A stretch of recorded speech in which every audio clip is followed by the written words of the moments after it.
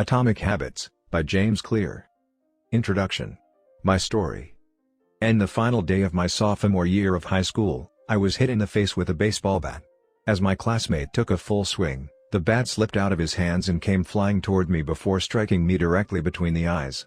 I have no memory of the moment of impact. The bat smashed into my face with such force that it crushed my nose into a distorted U shape. The collision sent the soft tissue of my brain slamming into the inside of my skull. Immediately, a wave of swelling surged throughout my head. In a fraction of a second, I had a broken nose, multiple skull fractures, and 2 shattered eye sockets. When I opened my eyes, I saw people staring at me and running over to help. I looked down and noticed spots of red on my clothes. One of my classmates took the shirt off his back and handed it to me. I used it to plug the stream of blood rushing from my broken nose. Shocked and confused, I was unaware of how seriously I had been injured. My teacher looped his arm around my shoulder and we began the long walk to the nurse's office, across the field, down the hill, and back into school. Random hands touched my sides, holding me upright. We took our time and walked slowly. Nobody realized that every minute mattered. When we arrived at the nurse's office, she asked me a series of questions. "What year is it?" 1998, I answered. "It was actually 2002. Who is the President of the United States?" "Bill Clinton," I said. The correct answer was George W. Bush. "What is your mom's name?" I stalled. 10 seconds passed. "Patty," I said casually, ignoring the fact that it had taken me 10 seconds to remember my own mother's name. That is the last question I remember. My body was unable to handle the rapid swelling in my brain and I lost consciousness before the ambulance arrived. Minutes later, I was carried out of school and taken to the local hospital. Shortly after arriving, my body began shutting down. I struggled with basic functions like swallowing and breathing. I had my first seizure of the day. Then I stopped breathing entirely. As the doctors hurried to supply me with oxygen, they also decided the local hospital was unequipped to handle the situation and ordered a helicopter to fly me to a larger hospital in Cincinnati. I was rolled out of the emergency room doors and toward the helipad across the street. The stretcher rattled on a bumpy sidewalk as one nurse pushed me along while another pumped each breath into me by hand. My mother, who had arrived at the hospital a few moments before, climbed into the helicopter beside me. I remained unconscious and unable to breathe on my own as she held my hand during the flight. While my mother rode with me in the helicopter, my father went home to check on my brother and sister and break the news to them. He choked back tears as he explained to my sister that he would miss her 8th grade graduation ceremony that night. After passing my siblings off to family and friends, he drove to Cincinnati to meet my mother. When my mom and I landed on the roof of the hospital, a team of nearly 20 doctors and nurses sprinted onto the helipad and wheeled me into the trauma unit. By this time, the swelling in my brain had become so severe that I was having repeated post-traumatic seizures. My broken bones needed to be fixed, but I was in no condition to undergo surgery. After yet another seizure, my third of the day, I was put into a medically induced coma and placed on a ventilator. My parents were no strangers to this hospital. 10 years earlier, they had entered the same building on the ground floor after my sister was diagnosed with leukemia at age 3. I was 5 at the time. My brother was just 6 months old. After 2.5 years of chemotherapy treatments, spinal taps, and bone marrow biopsies, my little sister finally walked out of the hospital happy, healthy, and cancer-free. And now, after 10 years of normal life, my parents found themselves back in the same place with a different child. While I slipped into a coma, the hospital sent a priest and a social worker to comfort my parents. It was the same priest who had met with them a decade earlier on the evening they found out my sister had cancer. As day faded into night, a series of machines kept me alive. My parents slept restlessly on a hospital mattress. One moment they would collapse from fatigue, the next they would be wide awake with worry. My mother would tell me later, "It was one of the worst nights I've ever had." My recovery. Mercifully, by the next morning my breathing had rebounded to the point where the doctors felt comfortable releasing me from the coma. When I finally regained consciousness, I discovered that I had lost my ability to smell. As a test, a nurse asked me to blow my nose and sniff an apple juice box. My sense of smell returned, but, to everyone's surprise, the act of blowing my nose forced air through the fractures in my eye socket and pushed my left eye outward. My eyeball bulged out of the socket, held precariously in place by my eyelid and the optic nerve attaching my eye to my brain. The ophthalmologist said my eye would gradually slide back into place as the air seeped out, But it was hard to tell how long this would take. I was scheduled for surgery 1 week later, which would allow me some additional time to heal. I looked like I had been on the wrong end of a boxing match, but I was cleared to leave the hospital. I returned home with a broken nose, half a dozen facial fractures, and a bulging left eye. The following months were hard. It felt like everything in my life was on pause. I had double vision for weeks, I literally couldn't see straight. It took more than a month, but my eyeball did eventually return to its normal location. Between the seizures and my vision problems, it was 8 months before I could drive a car again. At physical therapy, I practiced basic motor patterns like walking in a straight line. I was determined not to let my injury get me down, but there were more than a few moments when I felt depressed and overwhelmed. I became painfully aware of how far I had to go when I returned to the baseball field 1 year later. Baseball had always been a major part of my life. My dad had played minor league baseball for the St. Louis Cardinals, and I had a dream of playing professionally, too. After months of rehabilitation, what I wanted more than anything was to get back on the field. But my return to baseball was not smooth. When the season rolled around, I was the only junior to be cut from the varsity baseball team. I was sent down to play with the sophomores on junior varsity. I had been playing since age 4, and for someone who had spent so much time and effort on the sport, getting cut was humiliating. I vividly remember the day it happened. I sat in my car and cried as I flipped through the radio, desperately searching for a song that would make me feel better. After a year of self-doubt, I managed to make the varsity team as a senior, but I rarely made it on the field.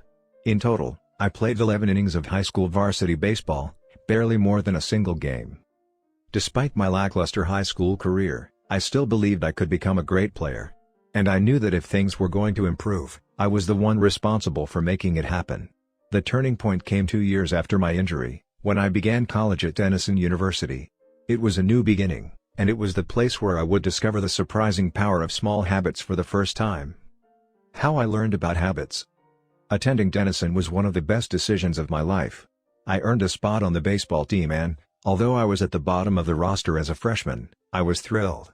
Despite the chaos of my high school years, I had managed to become a college athlete. I wasn't going to be starting on the baseball team anytime soon, so I focused on getting my life in order. While my peers stayed up late and played video games, I built good sleep habits and went to bed early each night. In the messy world of a college dorm, I made a point to keep my room neat and tidy. These improvements were minor, but they gave me a sense of control over my life. I started to feel confident again. And this growing belief in myself rippled into the classroom as I improved my study habits and managed to earn straight A's during my first year. A habit is a routine or behavior that is performed regularly, and, in many cases, automatically. As each semester passed, I accumulated small but consistent habits that ultimately led to results that were unimaginable to me when I started.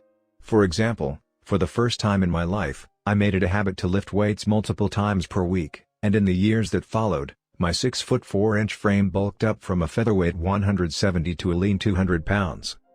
When my sophomore season arrived, I earned a starting role on the pitching staff. By my junior year, I was voted team captain, and at the end of the season, I was selected for the all-conference team.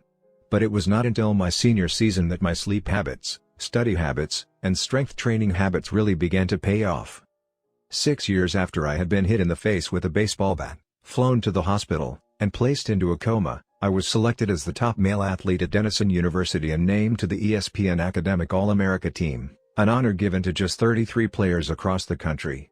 By the time I graduated, I was listed in the school record books in 8 different categories. That same year, I was awarded the university's highest academic honor, the President's Medal. I hope you'll forgive me if this sounds boastful. To be honest, there was nothing legendary or historic about my athletic career. I never ended up playing professionally. However, looking back on those years, I believe I accomplished something just as rare. I fulfilled my potential.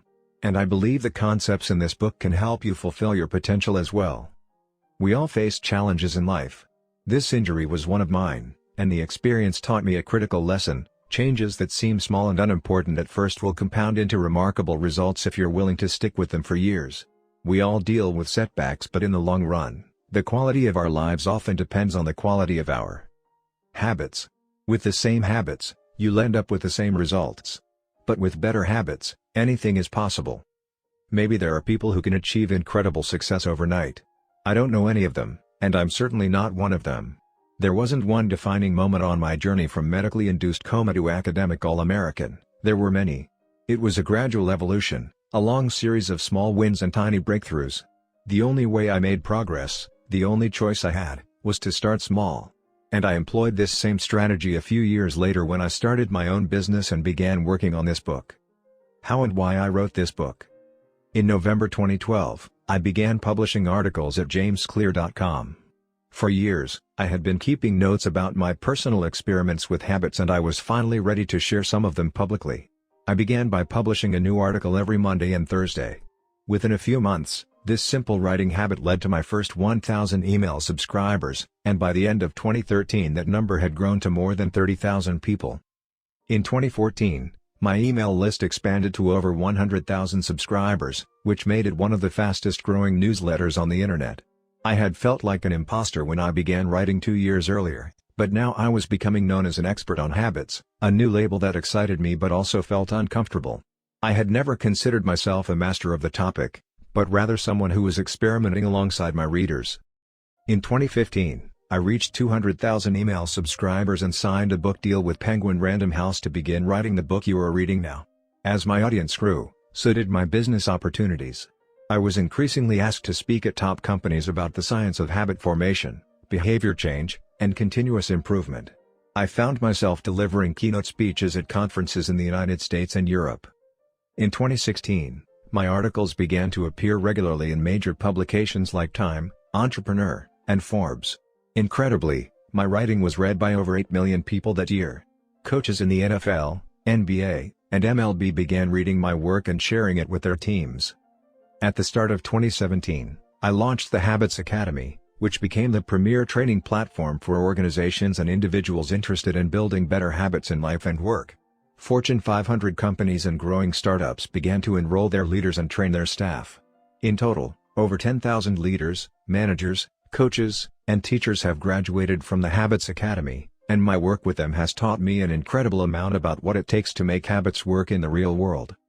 As I put the finishing touches on this book in 2018, jamesclear.com is receiving millions of visitors per month and nearly 500,000 people subscribe to my weekly email newsletter, a number that is so far beyond my expectations when I began that I'm not even sure what to think of it. How this book will benefit you. The entrepreneur and investor Naval Ravikant has said, "To write a great book, you must first become the book." I originally learned about the ideas mentioned here because I had to live them. I had to rely on small habits to rebound from my injury, to get stronger in the gym, to perform at a high level on the field, to become a writer, to build a successful business, and simply to develop into a responsible adult.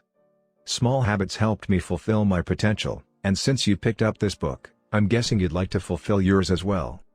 In the pages that follow, I will share a step-by-step plan for building better habits, not for days or weeks, but for a lifetime.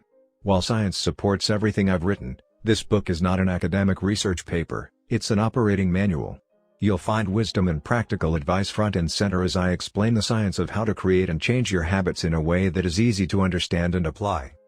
The fields I draw on: biology, neuroscience, philosophy, psychology, and more, have been around for many years.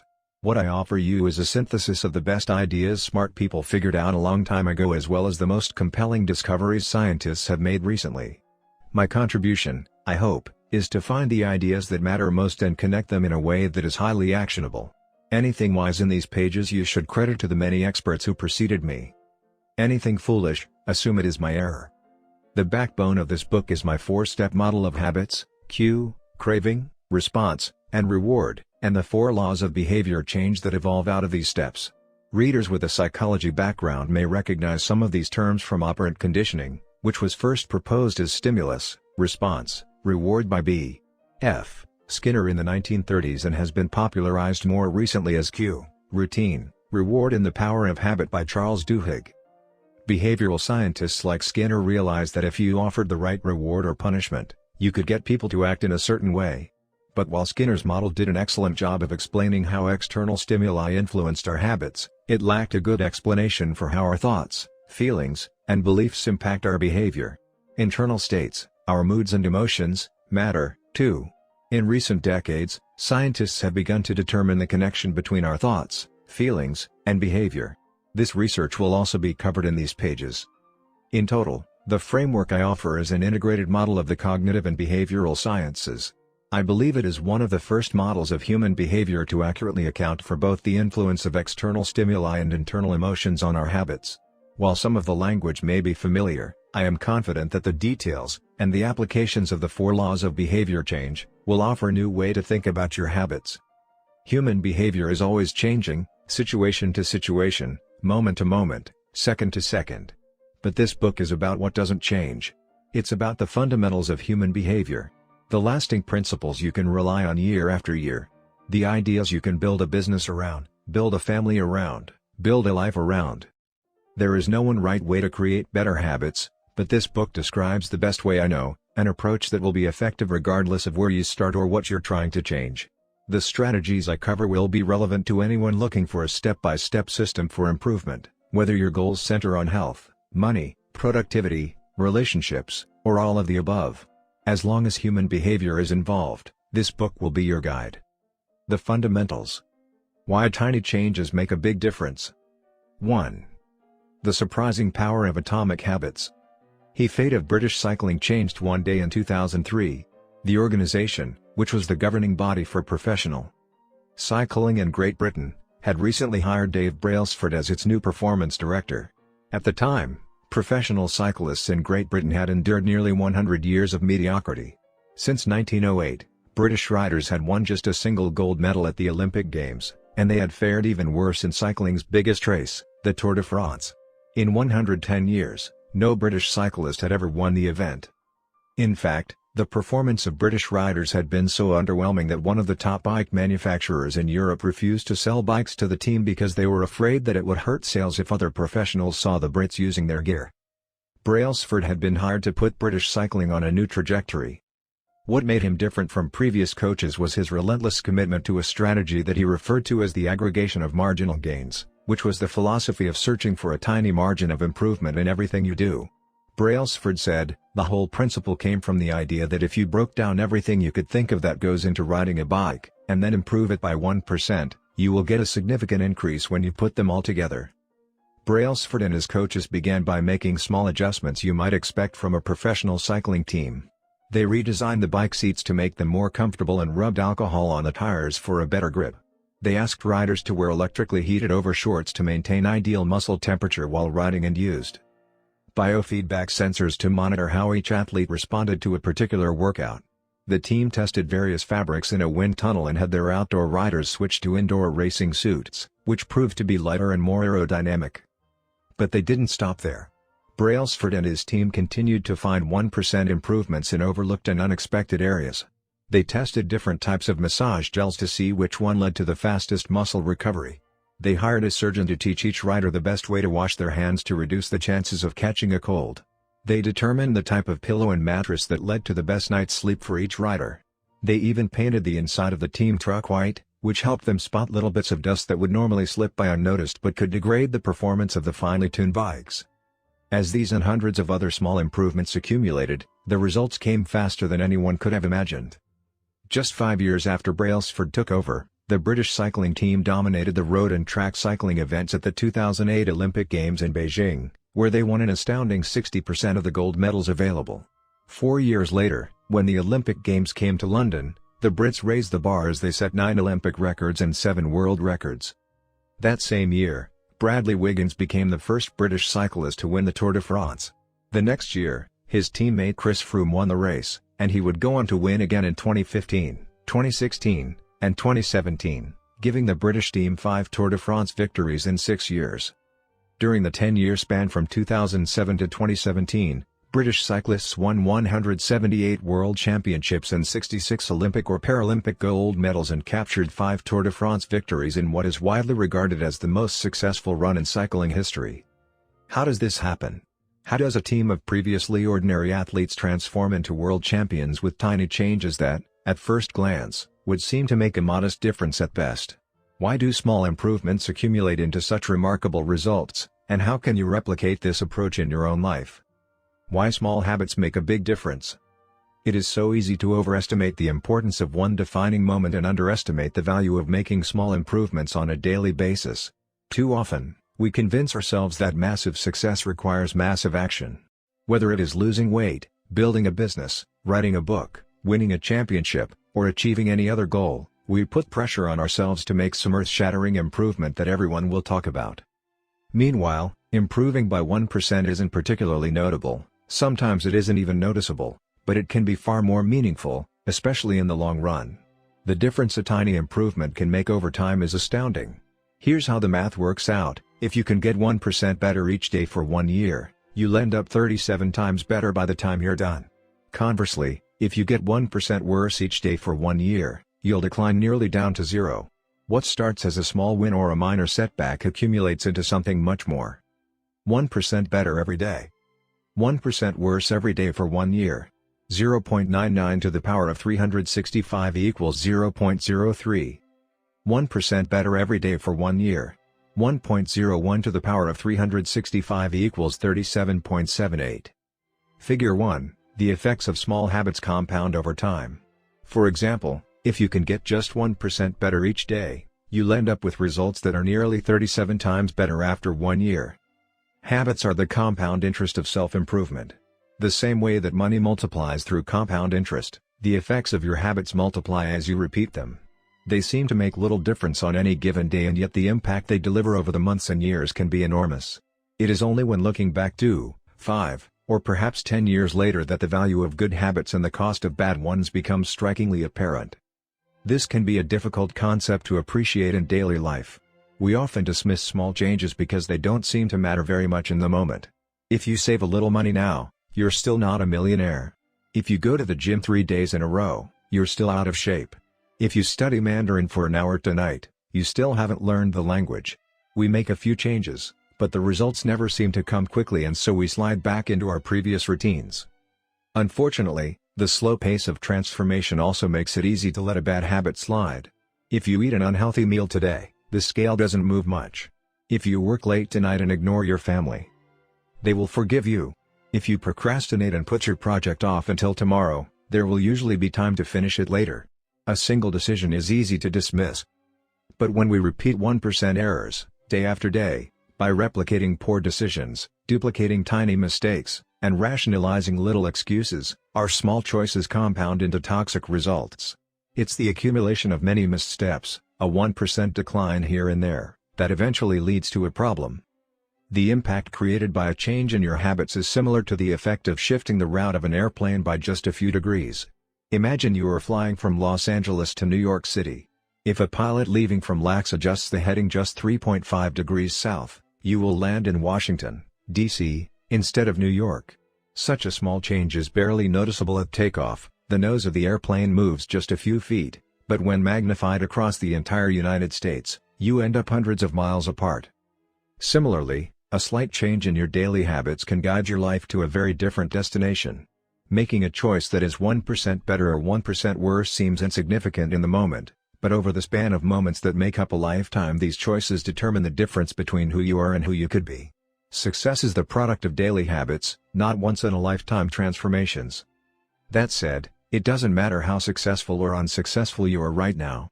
What matters is whether your habits are putting you on the path toward success. You should be far more concerned with your current trajectory than with your current results. If you're a millionaire but you spend more than you earn each month, then you're on a bad trajectory. If your spending habits don't change, it's not going to end well. Conversely, if you're broke, but you save a little bit every month, then you're on the path toward financial freedom, even if you're moving slower than you'd like. Your outcomes are a lagging measure of your habits. Your net worth is a lagging measure of your financial habits. Your weight is a lagging measure of your eating habits. Your knowledge is a lagging measure of your learning habits.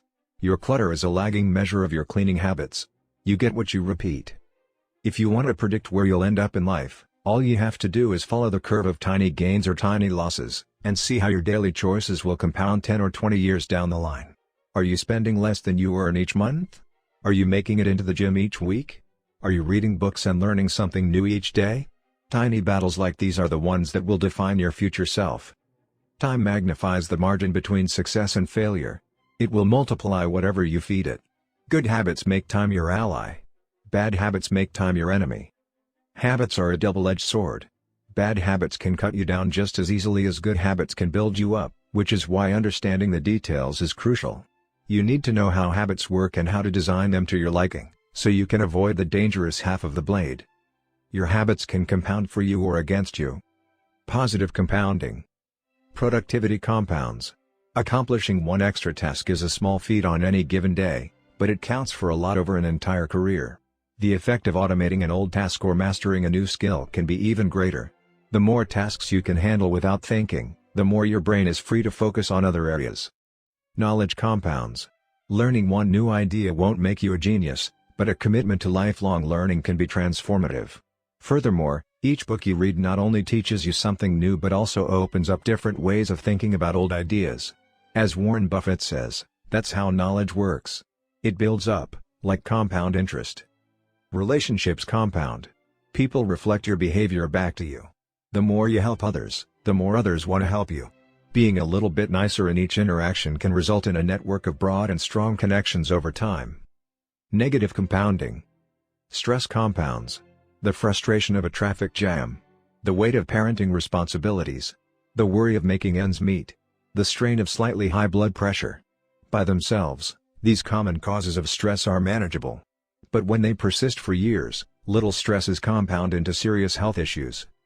Negative thoughts compound. The more you think of yourself as worthless, stupid, or ugly, the more you condition yourself to interpret life that way. You get trapped in a thought loop. The same is true for how you think about others. Once you fall into the habit of seeing people as angry, unjust, or selfish, you see those kind of people everywhere. Outrage compounds. Riots, protests, and mass movements are rarely the result of a single event. Instead, a long series of microaggressions and daily aggravations slowly multiply until one event tips the scales and outrage spreads like wildfire. What progress is really like? Imagine that you have an ice cube sitting on the table in front of you. The room is cold and you can see your breath. It is currently 25 degrees.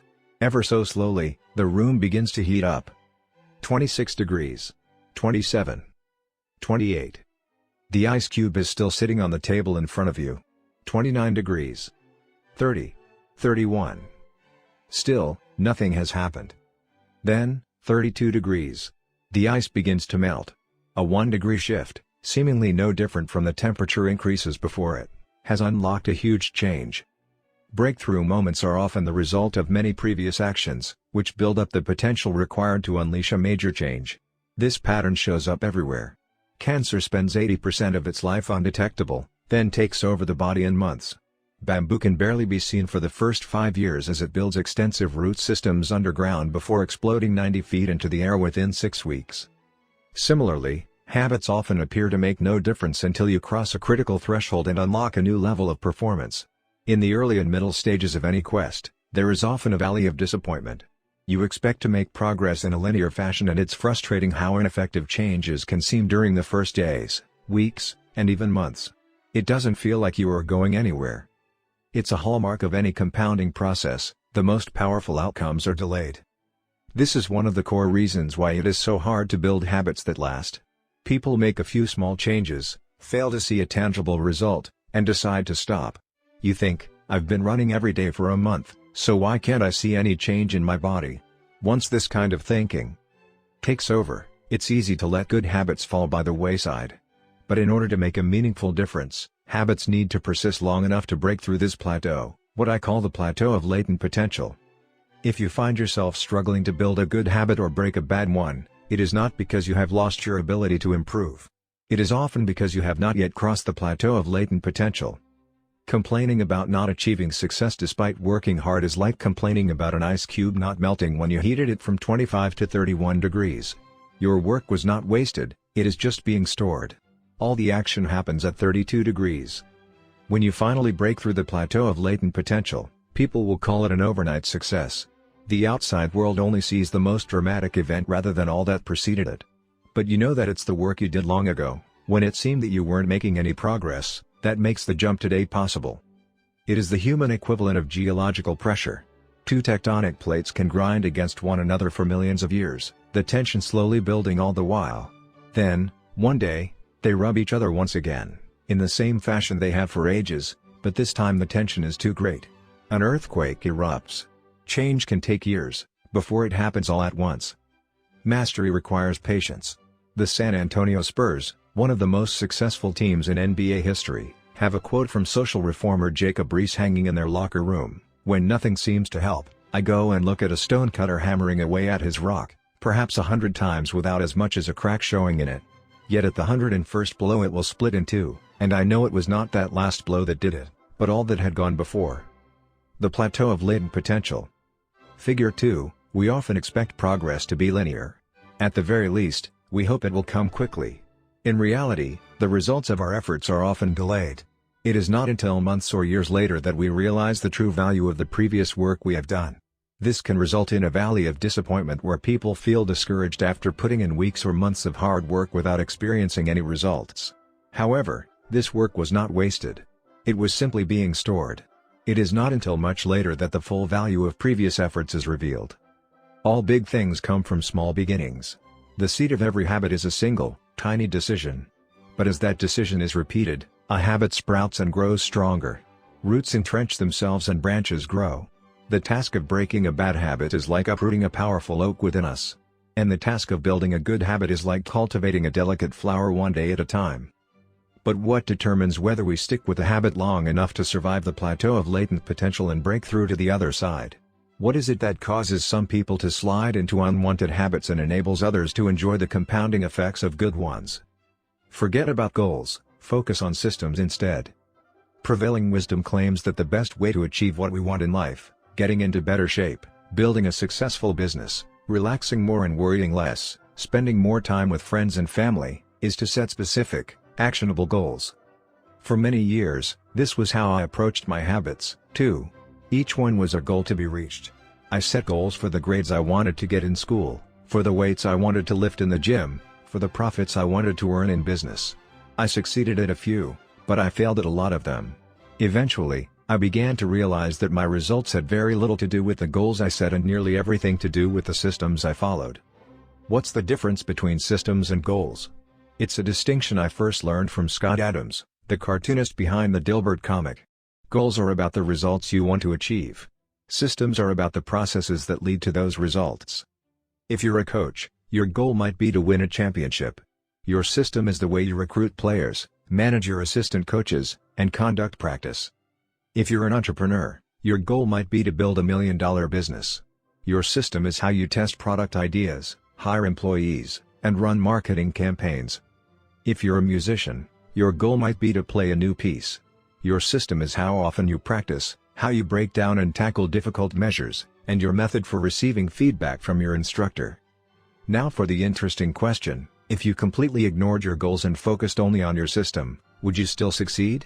For example, if you were a basketball coach and you ignored your goal to win a championship and focused only on what your team does at practice each day, would you still get results? I think you would. The goal in any sport is to finish with the best score, but it would be ridiculous to spend the whole game staring at the scoreboard. The only way to actually win is to get better each day. In the words of three-time Super Bowl winner Bill Walsh, the score takes care of itself. The same is true for other areas of life. If you want better results, then forget about setting goals. Focus on your system instead. What do I mean by this? Are goals completely useless? Of course not. Goals are good for setting a direction, but systems are best for making progress. A handful of problems arise when you spend too much time thinking about your goals and not enough time designing your systems. Problem number 1: winners and losers have the same goals. Goal setting suffers from a serious case of survivorship bias. We concentrate on the people who end up winning, the survivors, and mistakenly assume that ambitious goals led to their success while overlooking all of the people who had the same objective but didn't succeed. Every Olympian wants to win a gold medal. Every candidate wants to get the job. And if successful and unsuccessful people share the same goals, then the goal cannot be what differentiates the winners from the losers. It wasn't the goal of winning the Tour de France that propelled the British cyclists to the top of the sport. Presumably, they had wanted to win the race every year before, just like every other professional team. The goal had always been there. It was only when they implemented a system of continuous small improvements that they achieved a different outcome. Problem number 2: achieving a goal is only a momentary change. Imagine you have a messy room and you set a goal to clean it. If you summon the energy to tidy up, then you will have a clean room, for now. But if you maintain the same sloppy, Pack rat habits that led to a messy room in the first place. Soon you'll be looking at a new pile of clutter and hoping for another burst of motivation. You're left chasing the same outcome because you never changed the system behind it. You treated a symptom without addressing the cause. Achieving a goal only changes your life for the moment. That's the counterintuitive thing about improvement. We think we need to change our results, but the results are not the problem. What we really need to change are the systems that cause those results. When you solve problems at the results level, you only solve them temporarily. In order to improve for good, you need to solve problems at the systems level. Fix the inputs and the outputs will fix themselves. Problem number 3, goals restrict your happiness. The implicit assumption behind any goal is this: once I reach my goal, then I'll be happy. The problem with a goals-first mentality is that you're continually putting happiness off until the next milestone. I've slipped into this trap so many times I've lost count. For years, happiness was always something for my future self to enjoy. I promised myself that once I gained 20 pounds of muscle or after my business was featured in the New York Times, then I could finally relax. Furthermore, goals create an either-or conflict. Either you achieve your goal and are successful, or you fail and you are a disappointment. You mentally box yourself into a narrow version of happiness. This is misguided. It is unlikely that your actual path through life will match the exact journey you had in mind when you set out. It makes no sense to restrict your satisfaction to one scenario when there are many paths to success. A systems-first mentality provides the antidote. When you fall in love with the process rather than the product, you don't have to wait to give yourself permission to be happy. You can be satisfied anytime your system is running. And a system can be successful in many different forms, not just the one you first envision. Problem number 4, goals are at odds with long-term progress. Finally, a goal-oriented mindset can create a yo-yo effect. Many runners work hard for months, but as soon as they cross the finish line, they stop training. The race is no longer there to motivate them. When all of your hard work is focused on a particular goal, what is left to push you forward after you achieve it? This is why many people find themselves reverting to their old habits after accomplishing a goal. The purpose of setting goals is to win the game. The purpose of building systems is to continue playing the game. True long-term thinking is goalless thinking.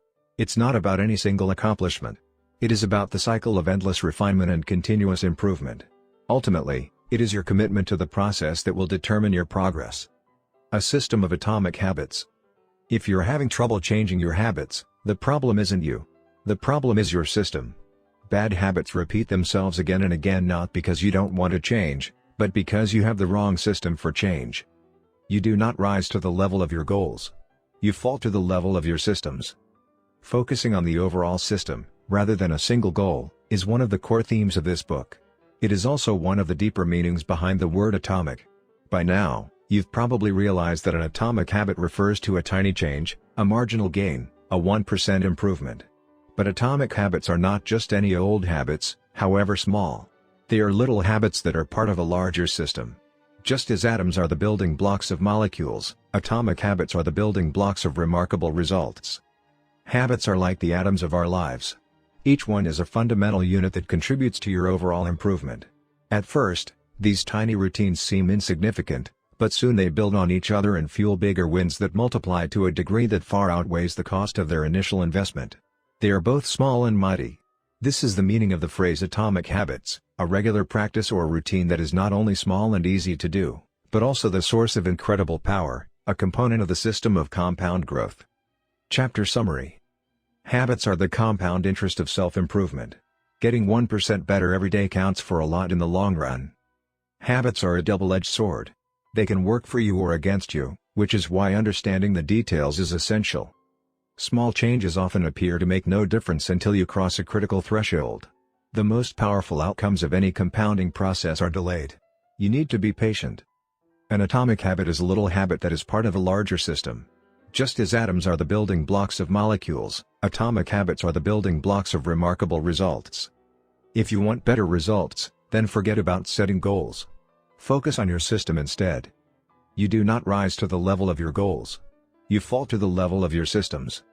2. How your habits shape your identity, and vice versa.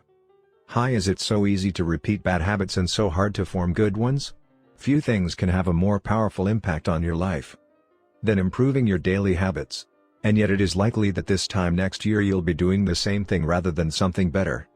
It often feels difficult to keep good habits going for more than a few days, even with sincere effort and the occasional burst of motivation. Habits like exercise, meditation, journaling, and cooking are reasonable for a day or two and then become a hassle. However, once your habits are established, they seem to stick around forever, especially the unwanted ones. Despite our best intentions, unhealthy habits like eating junk food, watching too much television, procrastinating, and smoking can feel impossible to break. Changing our habits is challenging for two reasons: 1, we try to change the wrong thing, and 2, we try to change our habits in the wrong way. In this chapter, I'll address the first point. In the chapters that follow, I'll answer the second. Our first mistake is that we try to change the wrong thing. To understand what I mean, consider that there are 3 levels at which change can occur. You can imagine them like the layers of an onion. 3 layers of behavior change. Figure 3, there are 3 layers of behavior change: a change in your outcomes, a change in your processes, or a change in your identity. The first layer is changing your outcomes.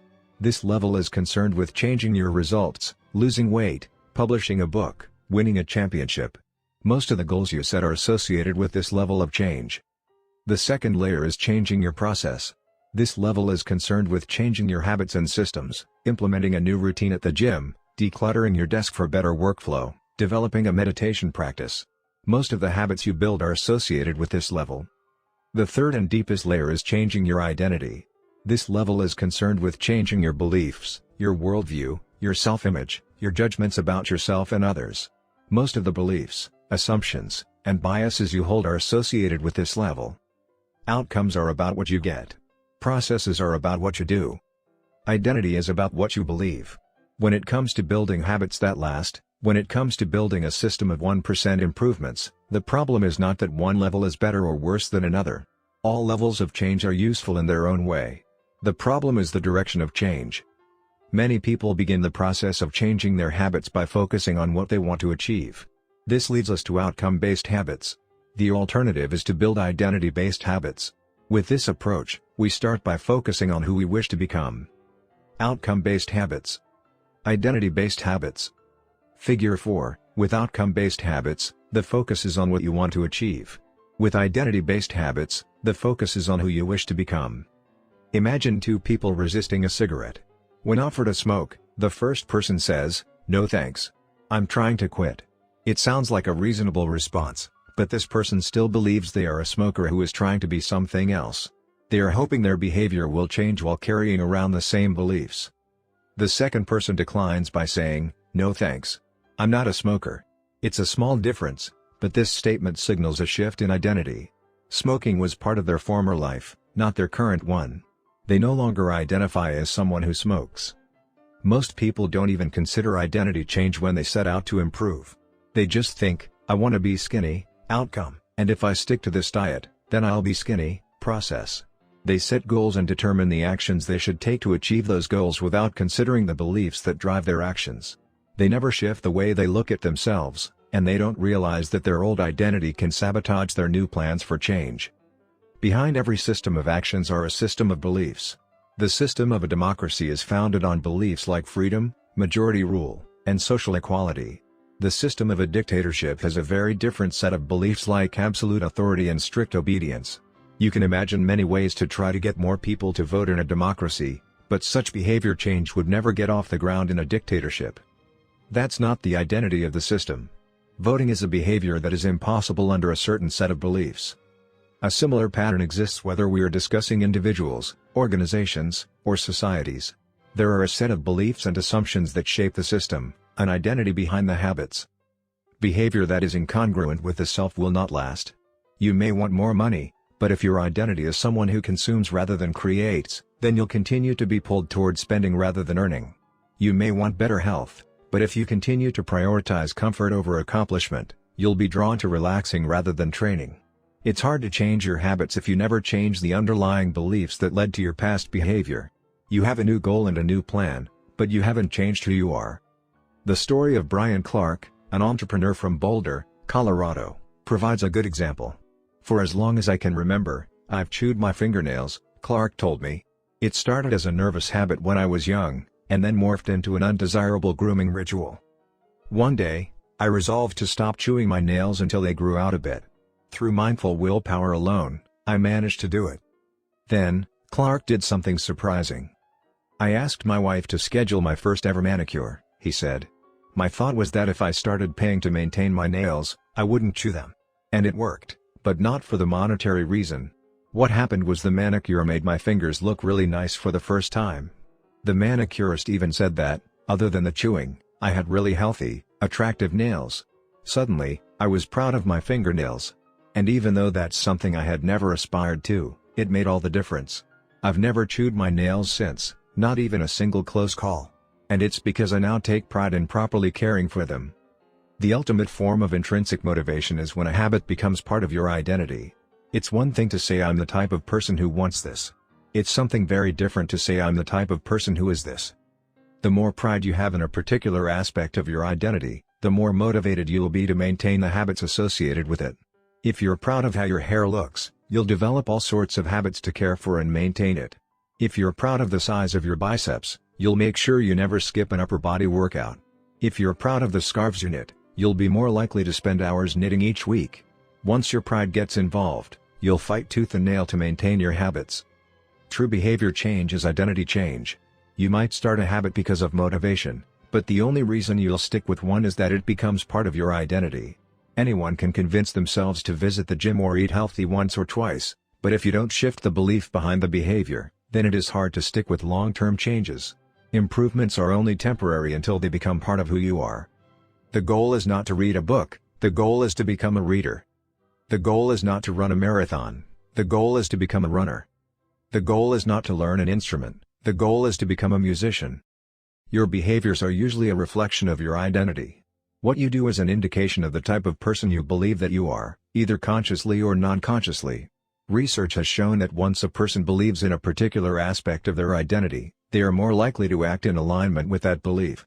For example, people who identified as being a voter were more likely to vote than those who simply claimed voting was an action they wanted to perform. Similarly, the person who incorporates exercise into their identity doesn't have to convince themselves to train. Doing the right thing is easy.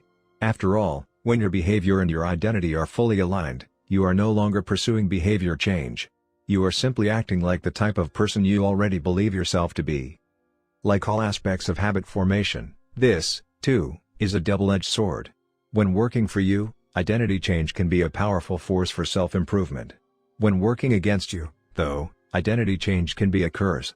Once you have adopted an identity, it can be easy to let your allegiance to it impact your ability to change. Many people walk through life in a cognitive slumber, blindly following the norms attached to their identity. I'm terrible with directions. I'm not a morning person.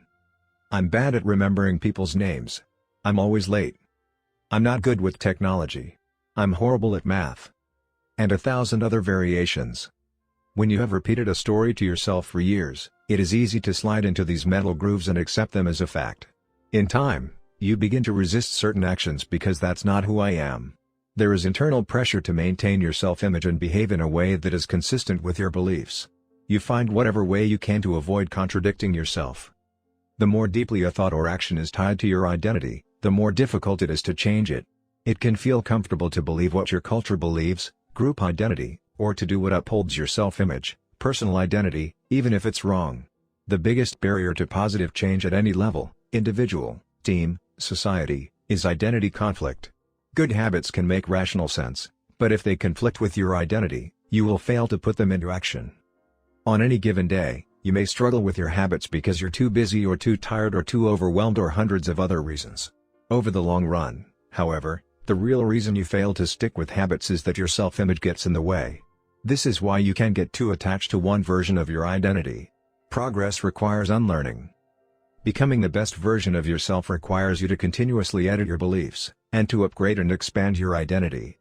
This brings us to an important question: if your beliefs and worldview play such an important role in your behavior, where do they come from in the first place? How, exactly, is your identity formed? And how can you emphasize new aspects of your identity that serve you and gradually erase the pieces that hinder you? The two-step process to changing your identity. Your identity emerges out of your habits. You are not born with preset beliefs.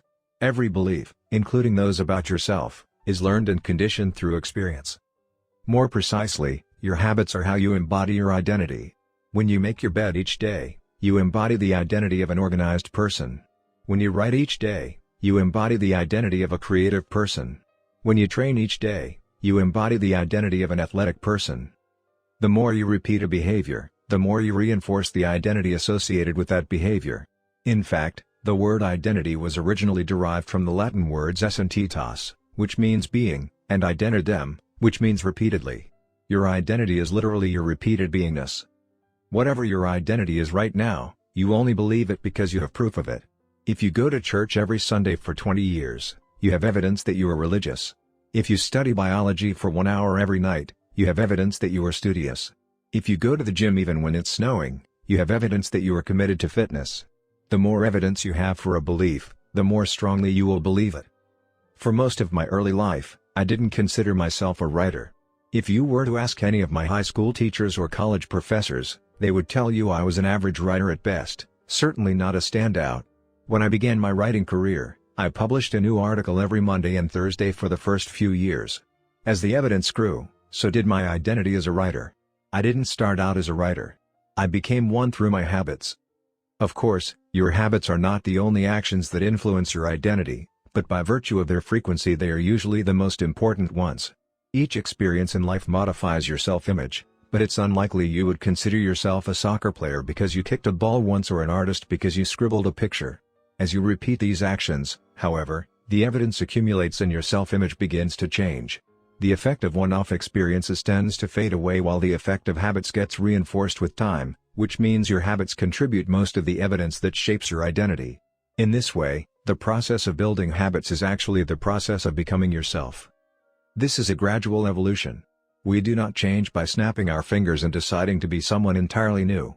We change bit by bit, day by day, habit by habit. We are continually undergoing microevolutions of the self. Each habit is like a suggestion. Hey, maybe this is who I am.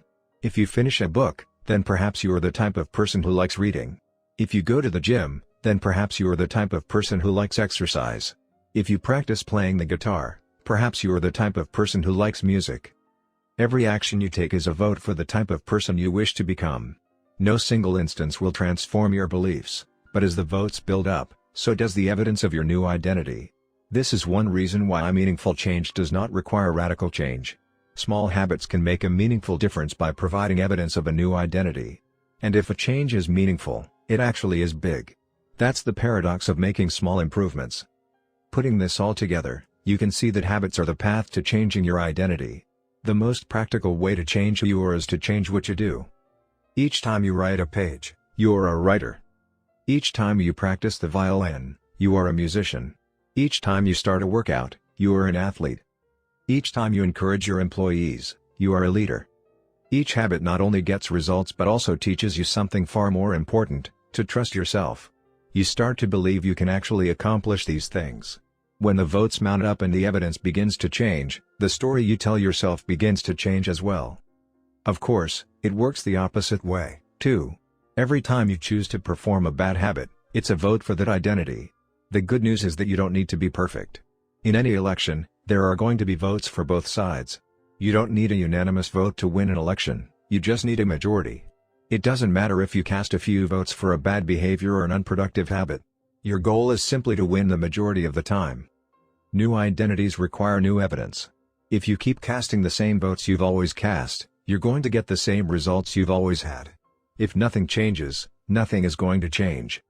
It is a simple two-step process. 1.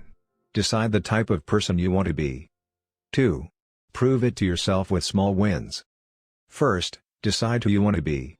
This holds at any level, as an individual, as a team, as a community, as a nation. What do you want to stand for? What are your principles and values? Who do you wish to become? These are big questions, and many people aren't sure where to begin. But they do know what kind of results they want, to get six-pack abs or to feel less anxious or to double their salary. That's fine. Start there and work backward from the results you want to the type of person who could get those results. Ask yourself, who is the type of person that could get the outcome I want? Who is the type of person that could lose 40 pounds? Who is the type of person that could learn a new language? Who is the type of person that could run a successful startup? For example, Who is the type of person who could write a book? It's probably someone who is consistent and reliable. Now your focus shifts from writing a book, outcome-based, to being the type of person who is consistent and reliable, identity-based. This process can lead to beliefs like, I'm the kind of teacher who stands up for her students. I'm the kind of doctor who gives each patient the time and empathy they need. I'm the kind of manager who advocates for her employees. Once you have a handle on the type of person you want to be, you can begin taking small steps to reinforce your desired identity. I have a friend who lost over 100 pounds by asking herself, what would a healthy person do? All day long, she would use this question as a guide. Would a healthy person walk or take a cab? Would a healthy person order a burrito or a salad? She figured if she acted like a healthy person long enough, eventually she would become that person. She was right. The concept of identity-based habits is our first introduction to another key theme in this book, feedback loops. Your habits shape your identity, and your identity shapes your habits. It's a two-way street. The formation of all habits is a feedback loop, a concept we will explore in depth in the next chapter, but it's important to let your values, principles, and identity drive the loop rather than your results. The focus should always be on becoming that type of person, not getting a particular outcome. The real reason habits matter. Identity change is the North Star of habit change. The remainder of this book will provide you with step-by-step instructions on how to build better habits in yourself, your family, your team, your company, and anywhere else you wish. But the true question is, are you becoming the type of person you want to become? The first step is not what or how, but who. You need to know who you want to be. Otherwise, your quest for change is like a boat without a rudder. And that's why we are starting here. You have the power to change your beliefs about yourself. Your identity is not set in stone. You have a choice in every moment. You can choose the identity you want to reinforce today with the habits you choose today. And this brings us to the deeper purpose of this book and the real reason habits matter. Building better habits isn't about littering your day with life hacks. It's not about flossing one tooth each night or taking a cold shower each morning or wearing the same outfit each day. It's not about achieving external measures of success like earning more money, losing weight, or reducing stress. Habits can help you achieve all of these things, but fundamentally they are not about having something. They are about becoming someone. Ultimately, your habits matter because they help you become the type of person you wish to be. They are the channel through which you develop your deepest beliefs about yourself. Quite literally, you become your habits. Chapter Summary. There are 3 levels of change: outcome change, process change, and identity change. The most effective way to change your habits is to focus not on what you want to achieve, but on who you wish to become. Your identity emerges out of your habits. Every action is a vote for the type of person you wish to become. Becoming the best version of yourself requires you to continuously edit your beliefs, and to upgrade and expand your identity. The real reason habits matter is not because they can get you better results, although they can do that, but because they can change your beliefs about yourself. 3. How to build better habits in 4 simple steps. In 1898, a psychologist named Edward Thorndike conducted an experiment that would lay the foundation for our understanding of how habits form and the rules that guide our behavior. Thorndike was interested in studying the behavior of animals, and he started by working with cats. He would place each cat inside a device known as a puzzle box. The box was designed so that the cat could escape through a door by some simple act, such as pulling at a loop of cord, pressing a lever, or stepping on a platform. For example, one box contained a lever that, when pressed, would open a door on the side of the box. Once the door had been opened, the cat could dart out and run over to a bowl of food. Most cats wanted to escape as soon as they were placed inside the box. They would poke their nose into the corners, stick their paws through openings, and claw at loose objects. After a few minutes of exploration, the cats would happen to press the magical lever, the door would open, and they would escape. Thorndike tracked the behavior of each cat across many trials. In the beginning, the animals moved around the box at random. But as soon as the lever had been pressed and the door opened, the process of learning began. Gradually, each cat learned to associate the action of pressing the lever with the reward of escaping the box and getting to the food. After 20 to 30 trials, this behavior became so automatic and habitual that the cat could escape within a few seconds. For example, Thorndike noted, Cat 12 took the following times to perform the act: 160 seconds, 30 seconds, 90 seconds, 60, 15, 28, 20, 30, 22, 11, 15, 20, 12, 10, 14, 10, 8, 8, 5, 10, 8, 6, 6, 7. During the first 3 trials, the cat escaped in an average of 1.5 minutes. During the last 3 trials, it escaped in an average of 6.3 seconds. With practice, each cat made fewer errors and their actions became quicker and more automatic. Rather than repeat the same mistakes, the cat began to cut straight to the solution.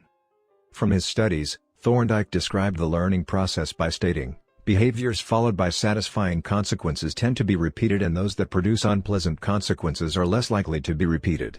His work provides the perfect starting point for discussing how habits form in our own lives. It also provides answers to some fundamental questions like, what are habits? And why does the brain bother building them at all? Why your brain builds habits. A habit is a behavior that has been repeated enough times to become automatic. The process of habit formation begins with trial and error. Whenever you encounter a new situation in life, your brain has to make a decision. How do I respond to this? The first time you come across a problem, you're not sure how to solve it. Like Thorndike's cat, you're just trying things out to see what works. Neurological activity in the brain is high during this period. You are carefully analyzing the situation and making conscious decisions about how to act. You're taking in tons of new information and trying to make sense of it all. The brain is busy learning the most effective course of action. Occasionally, like a cat pressing on a lever, you stumble across a solution. You're feeling anxious, and you discover that going for a run calms you down. You're mentally exhausted from a long day of work, and you learn that playing video games relaxes you. You're exploring, and then, bam, a reward. After you stumble upon an unexpected reward, you alter your strategy for next time. Your brain immediately begins to catalog the events that preceded the reward. Wait a minute, that felt good. What did I do right before that? This is the feedback loop behind all human behavior. Try, fail, learn, try differently. With practice, the useless movements fade away and the useful actions get reinforced. That's a habit forming. Whenever you face a problem repeatedly, your brain begins to automate the process of solving it. Your habits are just a series of automatic solutions that solve the problems and stresses you face regularly. As behavioral scientist Jason Creha writes, habits are, simply, reliable solutions to recurring problems in our environment. As habits are created, the level of activity in the brain decreases. You learn to lock in on the cues that predict success and tune out everything else. When a similar situation arises in the future, you know exactly what to look for. There is no longer a need to analyze every angle of a situation. Your brain skips the process of trial and error and creates a mental rule: if this, then that. These cognitive scripts can be followed automatically whenever the situation is appropriate. Now, whenever you feel stressed, you get the itch to run. As soon as you walk in the door from work, you grab the video game controller. A choice that once required effort is now automatic. A habit has been created. Habits are mental shortcuts learned from experience. In a sense, a habit is just a memory of the steps you previously followed to solve a problem in the past. Whenever the conditions are right, you can draw on this memory and automatically apply the same solution. The primary reason the brain remembers the past is to better predict what will work in the future. Habit formation is incredibly useful because the conscious mind is the bottleneck of the brain. It can only pay attention to one problem at a time. As a result, your brain is always working to preserve your conscious attention for whatever task is most essential. Whenever possible, the conscious mind likes to pawn off tasks to the non-conscious mind to do automatically. This is precisely what happens when a habit is formed. Habits reduce cognitive load and free up mental capacity, so you can allocate your attention to other tasks. Despite their efficiency, some people still wonder about the benefits of habits. The argument goes like this: will habits make my life dull? I don't want to pigeonhole myself into a lifestyle I don't enjoy. Doesn't so much routine take away the vibrancy and spontaneity of life? Hardly. Such questions set up a false dichotomy. They make you think that you have to choose between building habits and attaining freedom. In reality, the two complement each other. Habits do not restrict freedom. They create it. In fact, the people who don't have their habits handled are often the ones with the least amount of freedom. Without good financial habits, you will always be struggling for the next dollar. Without good health habits, you will always seem to be short on energy. Without good learning habits, you will always feel like you're behind the curve. If you're always being forced to make decisions about simple tasks, when should I work out, where do I go to write, when do I pay the bills, then you have less time for freedom. It's only by making the fundamentals of life easier that you can create the mental space needed for free thinking and creativity. Conversely, when you have your habits dialed in and the basics of life are handled and done, your mind is free to focus on new challenges and master the next set of problems. Building habits in the present allows you to do more of what you want in the future. The science of how habits work. The process of building a habit can be divided into 4 simple steps: cue, craving, response, and reward. Breaking it down into these fundamental parts can help us understand what a habit is, how it works, and how to improve it. Figure 5. All habits proceed through 4 stages in the same order: cue, craving, response, and reward.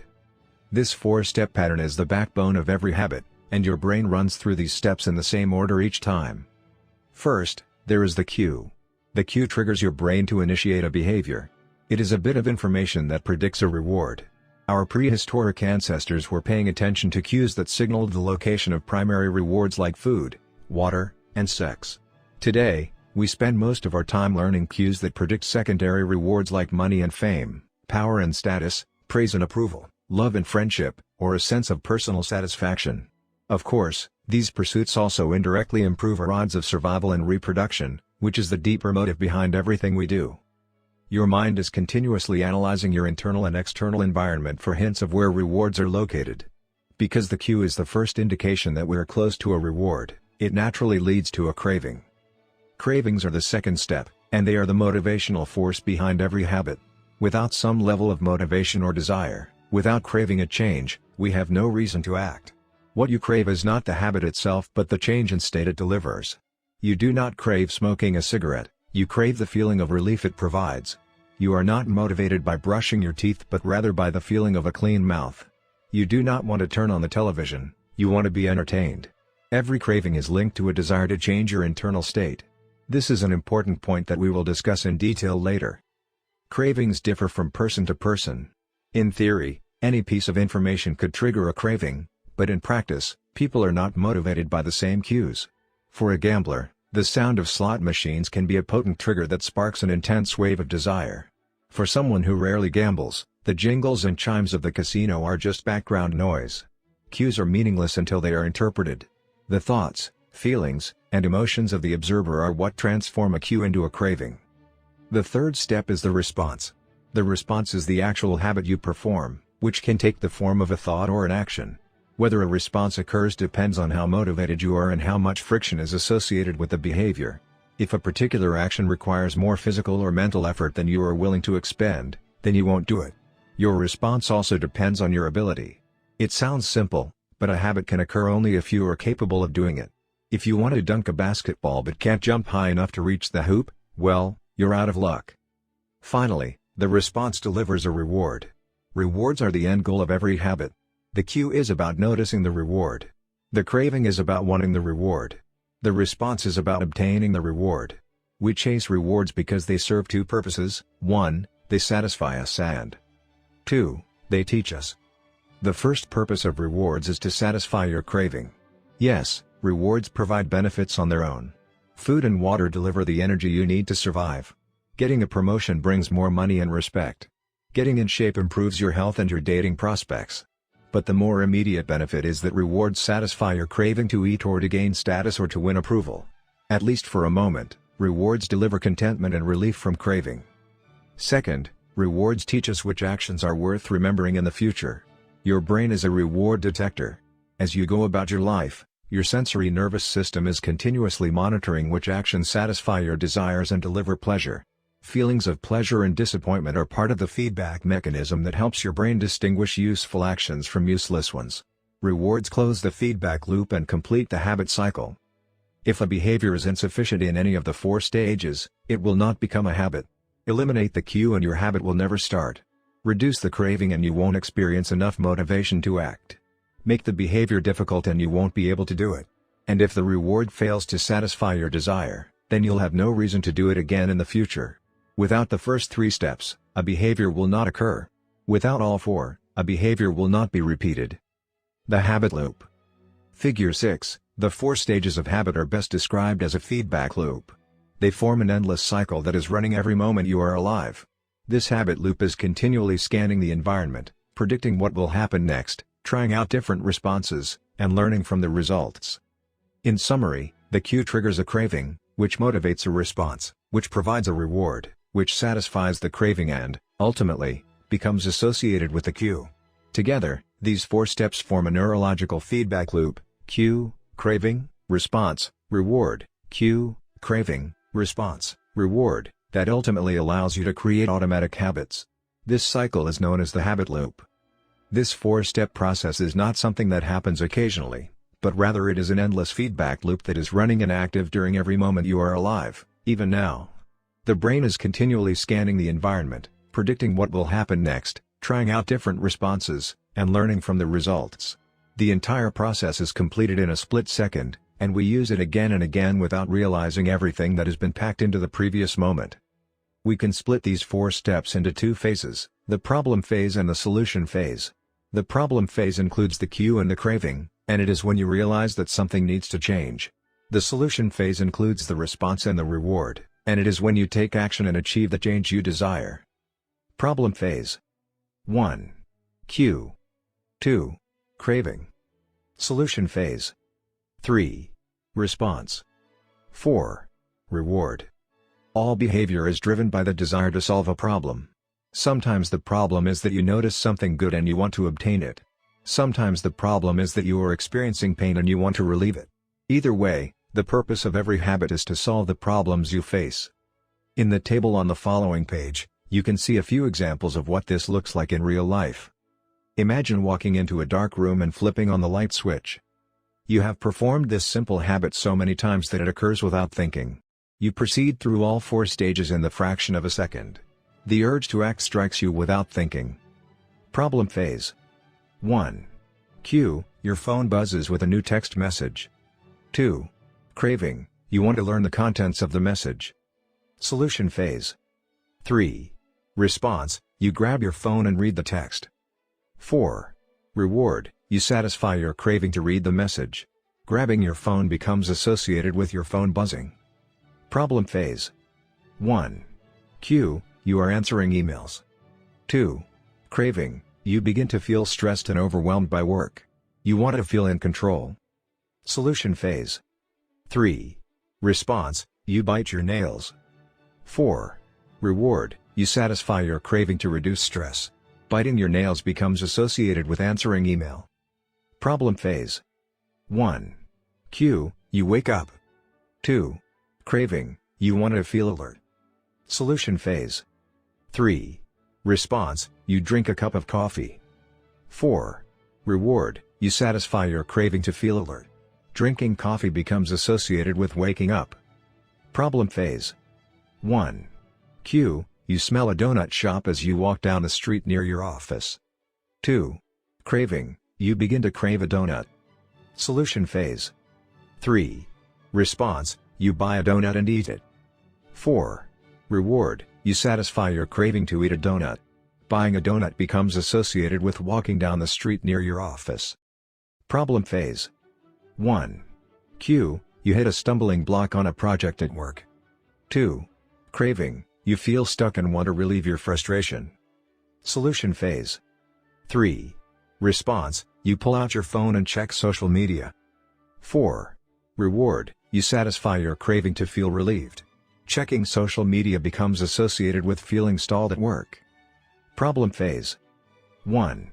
Cue, you walk into a dark room. 2. Craving, you want to be able to see. Solution phase. 3. Response, you flip the light switch. 4. Reward, you satisfy your craving to see. Turning on the light switch becomes associated with being in a dark room. By the time we become adults, we rarely notice the habits that are running our lives. Most of us never give a second thought to the fact that we tie the same shoe first each morning, or unplug the toaster after each use, or always change into comfortable clothes after getting home from work. After decades of mental programming, we automatically slip into these patterns of thinking and acting. The 4 laws of behavior change. In the following chapters, we will see time and again how the 4 stages of cue, craving, response, and reward influence nearly everything we do each day. But before we do that, we need to transform these 4 steps into a practical framework that we can use to design good habits and eliminate bad ones. I refer to this framework as the 4 laws of behavior change, and it provides a simple set of rules for creating good habits and breaking bad ones. You can think of each law as a lever that influences human behavior. When the levers are in the right positions, creating good habits is effortless. When they are in the wrong positions, it is nearly impossible. How to create a good habit. The first law, Q, make it obvious. The second law, craving, make it attractive. The third law, response, make it easy. The fourth law, reward, make it satisfying. We can invert these laws to learn how to break a bad habit. How to break a bad habit. Inversion of the first law, Q, make it invisible. Inversion of the second law, craving, make it unattractive. Inversion of the third law, response, make it difficult. Inversion of the fourth law, reward, make it unsatisfying. It would be irresponsible for me to claim that these 4 laws are an exhaustive framework for changing any human behavior, but I think they're close. As you will soon see, the 4 laws of behavior change apply to nearly every field, from sports to politics, art to medicine, comedy to management. These laws can be used no matter what challenge you are facing. There is no need for completely different strategies for each habit. Whenever you want to change your behavior, you can simply ask yourself: 1. How can I make it obvious? 2. How can I make it attractive? 3. How can I make it easy? 4. How can I make it satisfying? If you have ever wondered, why don't I do what I say I'm going to do? Why don't I lose the weight or stop smoking or save for retirement or start that side business? Why do I say something is important but never seem to make time for it? The answers to those questions can be found somewhere in these 4 laws. The key to creating good habits and breaking bad ones is to understand these fundamental laws and how to alter them to your specifications. Every goal is doomed to fail if it goes against the grain of human nature. Your habits are shaped by the systems in your life. In the chapters that follow, we will discuss these laws one by one and show how you can use them to create a system in which good habits emerge naturally and bad habits wither away. Chapter Summary. A habit is a behavior that has been repeated enough times to become automatic. The ultimate purpose of habits is to solve the problems of life with as little energy and effort as possible. Any habit can be broken down into a feedback loop that involves 4 steps: cue, craving, response, and reward. The 4 laws of behavior change are a simple set of rules we can use to build better habits. There are: 1. Make it obvious, 2. Make it attractive, 3. Make it easy, and 4. Make it satisfying. The first law. Make it obvious. 4. The man who didn't look right. The psychologist Gary Klein once told me a story about a woman who attended a family gathering. She had spent years working as a paramedic and, upon arriving at the event, took one look at her father-in-law and got very concerned. "I don't like the way you look," she said. Her father-in-law, who was feeling perfectly fine, jokingly replied, "Well, I don't like your looks, either." "No," she insisted. "You need to go to the hospital now." A few hours later, the man was undergoing life-saving surgery after an examination had revealed that he had a blockage to a major artery and was at immediate risk of a heart attack. Without his daughter-in-law's intuition, he could have died. What did the paramedic see? How did she predict his impending heart attack? When major arteries are obstructed, the body focuses on sending blood to critical organs and away from peripheral locations near the surface of the skin. The result is a change in the pattern of distribution of blood in the face. After many years of working with people with heart failure, the woman had unknowingly developed the ability to recognize this pattern on sight. She couldn't explain what it was that she noticed in her father-in-law's face, but she knew something was wrong. Similar stories exist in other fields. For example, military analysts can identify which blip on a radar screen is an enemy missile and which one is a plane from their own fleet, even though they are traveling at the same speed, flying at the same altitude, and look identical on radar in nearly every respect. During the Gulf War, Lieutenant Commander Michael Riley saved an entire battleship when he ordered a missile shot down, despite the fact that it looked exactly like the battleship's own planes on radar. He made the right call, but even his superior officers couldn't explain how he did it. Museum curators have been known to discern the difference between an authentic piece of art and an expertly produced counterfeit, even though they can't tell you precisely which details tipped them off. Experienced radiologists can look at a brain scan and predict the area where a stroke will develop before any obvious signs are visible to the untrained eye. I've even heard of hairdressers noticing whether a client is pregnant based only on the feel of her hair. The human brain is a prediction machine. It is continuously taking in your surroundings and analyzing the information it comes across. Whenever you experience something repeatedly, like a paramedic seeing the face of a heart attack patient or a military analyst seeing a missile on a radar screen, your brain begins noticing what is important, sorting through the details and highlighting the relevant cues, and cataloging that information for future use. With enough practice, you can pick up on the cues that predict certain outcomes without consciously thinking about it. Automatically, your brain encodes the lessons learned through experience. We can't always explain what it is we are learning, but learning is happening all along the way, and your ability to notice the relevant cues in a given situation is the foundation for every habit you have. We underestimate how much our brains and bodies can do without thinking. You do not tell your hair to grow, your heart to pump, your lungs to breathe, or your stomach to digest. And yet your body handles all this and more on autopilot. You are much more than your conscious self. Consider hunger. How do you know when you're hungry? You don't necessarily have to see a cookie on the counter to realize that it is time to eat. Appetite and hunger are governed non-consciously. Your body has a variety of feedback loops that gradually alert you when it is time to eat again and that track what is going on around you and within you. Cravings can arise thanks to hormones and chemicals circulating through your body. Suddenly, you're hungry even though you're not quite sure what tipped you off. This is one of the most surprising insights about our habits. You don't need to be aware of the cue for a habit to begin. You can notice an opportunity and take action without dedicating conscious attention to it. This is what makes habits useful. It's also what makes them dangerous. As habits form, your actions come under the direction of your automatic and non-conscious mind. You fall into old patterns before you realize what's happening. Unless someone points it out, you may not notice that you cover your mouth with your hand whenever you laugh, that you apologize before asking a question, or that you have a habit of finishing other people's sentences. And the more you repeat these patterns, the less likely you become to question what you're doing and why you're doing it. I once heard of a retail clerk who was instructed to cut up empty gift cards after customers had used up the balance on the card. One day, the clerk cashed out a few customers in a row who purchased with gift cards. When the next person walked up, the clerk swiped the customer's actual credit card, picked up the scissors, and then cut it in half, entirely on autopilot, before looking up at the stunned customer and realizing what had just happened. Another woman I came across in my research was a former preschool teacher who had switched to a corporate job. Even though she was now working with adults, her old habits would kick in and she kept asking co-workers if they had washed their hands after going to the bathroom. I also found the story of a man who had spent years working as a lifeguard and would occasionally yell "walk" whenever he saw a child running. Over time, the cues that spark our habits become so common that they are essentially invisible: the treats on the kitchen counter, the remote control next to the couch, the phone in our pocket. Our responses to these cues are so deeply encoded that it may feel like the urge to act comes from nowhere. For this reason, we must begin the process of behavior change with awareness. Before we can effectively build new habits, we need to get a handle on our current ones.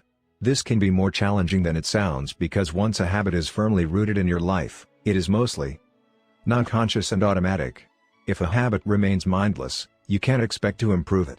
As the psychologist Carl Jung said, until you make the unconscious conscious, it will direct your life and you will call it fate.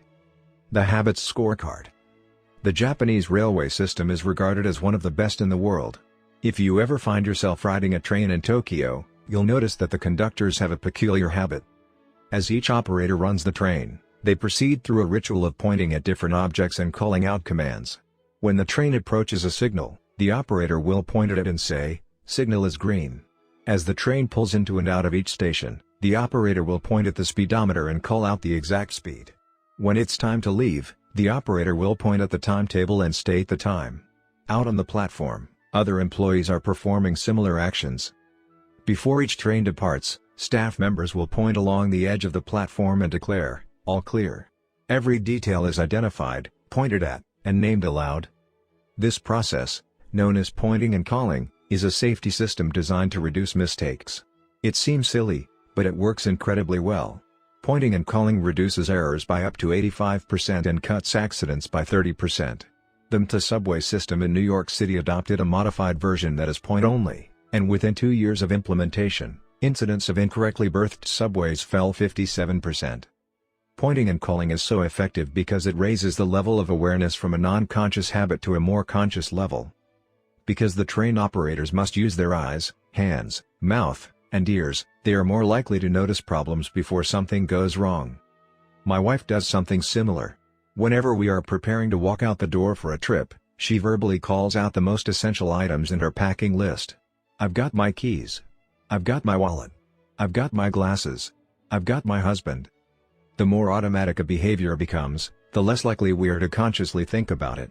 And when we've done something 1,000 times before, we begin to overlook things.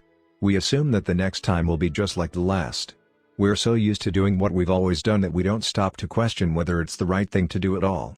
Many of our failures in performance are largely attributable to a lack of self-awareness. One of our greatest challenges in changing habits is maintaining awareness of what we are actually doing. This helps explain why the consequences of bad habits can sneak up on us. We need a point-and-call system for our personal lives. That's the origin of the Habits Scorecard, which is a simple exercise you can use to become more aware of your behavior. To create your own, make a list of your daily habits. Here's a sample of where your list might start.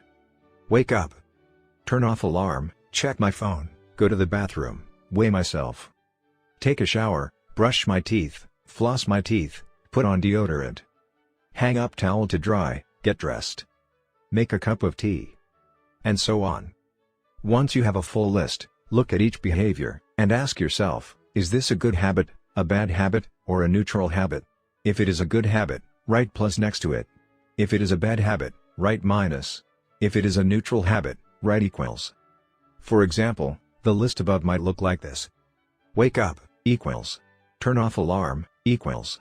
Check my phone, minus. Go to the bathroom, equals. Weigh myself, plus. Take a shower, plus. Brush my teeth, plus. Floss my teeth, plus. Put on deodorant, plus. Hang up towel to dry, equals. Get dressed, equals. Make a cup of tea, plus. The marks you give to a particular habit will depend on your situation and your goals. For someone who is trying to lose weight, eating a bagel with peanut butter every morning might be a bad habit. For someone who is trying to bulk up and add muscle, the same behavior might be a good habit. It all depends on what you're working toward. Scoring your habits can be a bit more complex for another reason as well. The labels good habit and bad habit are slightly inaccurate. There are no good habits or bad habits. There are only effective habits. That is, effective at solving problems. All habits serve you in some way. Even the bad ones, which is why you repeat them. For this exercise, categorize your habits by how they will benefit you in the long run. Generally speaking, good habits will have net positive outcomes. Bad habits have net negative outcomes. Smoking a cigarette may reduce stress right now, that's how it's serving you, but it's not a healthy long-term behavior. If you're still having trouble determining how to rate a particular habit, here's a question I like to use: does this behavior help me become the type of person I wish to be? Does this habit cast a vote for or against my desired identity? Habits that reinforce your desired identity are usually good. Habits that conflict with your desired identity are usually bad. As you create your habits scorecard, there is no need to change anything at first. The goal is to simply notice what is actually going on. Observe your thoughts and actions without judgment or internal criticism. Don't blame yourself for your faults. Don't praise yourself for your successes. If you eat a chocolate bar every morning, acknowledge it, almost as if you were watching someone else. Oh, how interesting that they would do such a thing. If you binge eat, simply notice that you are eating more calories than you should. If you waste time online, notice that you are spending your life in a way that you do not want to. The first step to changing bad habits is to be on the lookout for them. If you feel like you need extra help, then you can try pointing and calling in your own life. Say out loud the action that you are thinking of taking and what the outcome will be. If you want to cut back on your junk food habit but notice yourself grabbing another cookie, say out loud, I'm about to eat this cookie, but I don't need it. Eating it will cause me to gain weight and hurt my health. Hearing your bad habit spoken aloud makes the consequences seem more real. It adds weight to the action rather than letting yourself mindlessly slip into an old routine. This approach is useful even if you're simply trying to remember a task on your to-do list. Just saying out loud, tomorrow, I need to go to the post office after lunch, increases the odds that you will actually do it. You're getting yourself to acknowledge the need for action, and that can make all the difference. The process of behavior change always starts with awareness. Strategies like pointing and calling in the habits scorecard are focused on getting you to recognize your habits and acknowledge the cues that trigger them, which makes it possible to respond in a way that benefits you. Chapter Summary. With enough practice, Your brain will pick up on the cues that predict certain outcomes without consciously thinking about it. Once our habits become automatic, we stop paying attention to what we are doing. The process of behavior change always starts with awareness. You need to be aware of your habits before you can change them. Pointing and calling raises your level of awareness from a non-conscious habit to a more conscious level by verbalizing your actions. The Habits Scorecard is a simple exercise you can use to become more aware of your behavior. 5. The best way to start a new habit.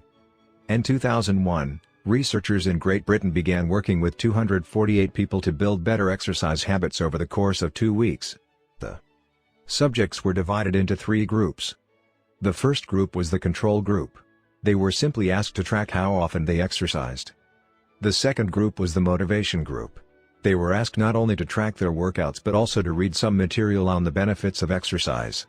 The researchers also explained to the group how exercise could reduce the risk of coronary heart disease and improve heart health. Finally, there was the third group. These subjects received the same presentation as the second group, which ensured that they had equal levels of motivation. However, they were also asked to formulate a plan for when and where they would exercise over the following week.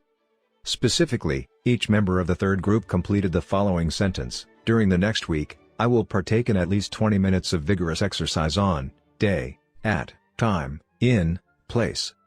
In the first and second groups, 35 to 38% of people exercised at least once per week.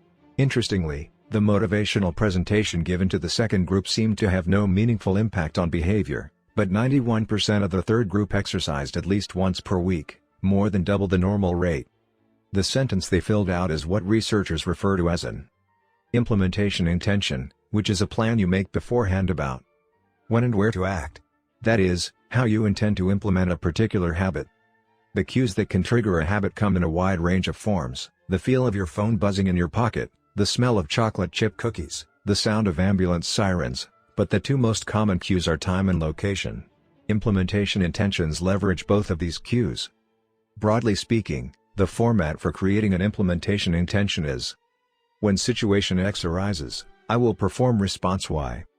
Hundreds of studies have shown that implementation intentions are effective for sticking to our goals, whether it's writing down the exact time and date of when you will get a flu shot or recording the time of your colonoscopy appointment.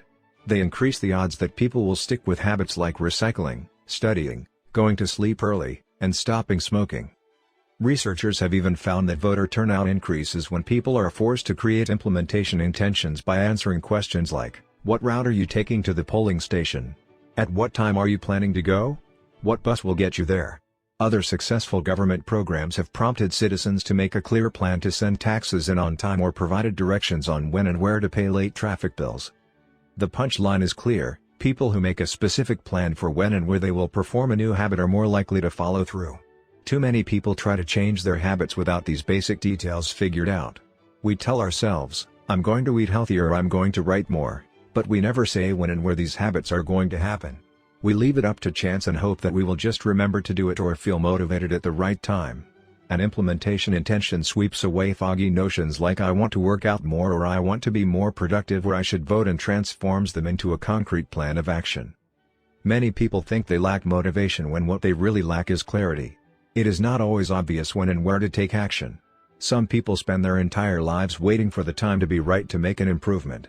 Once an implementation intention has been set, you don't have to wait for inspiration to strike.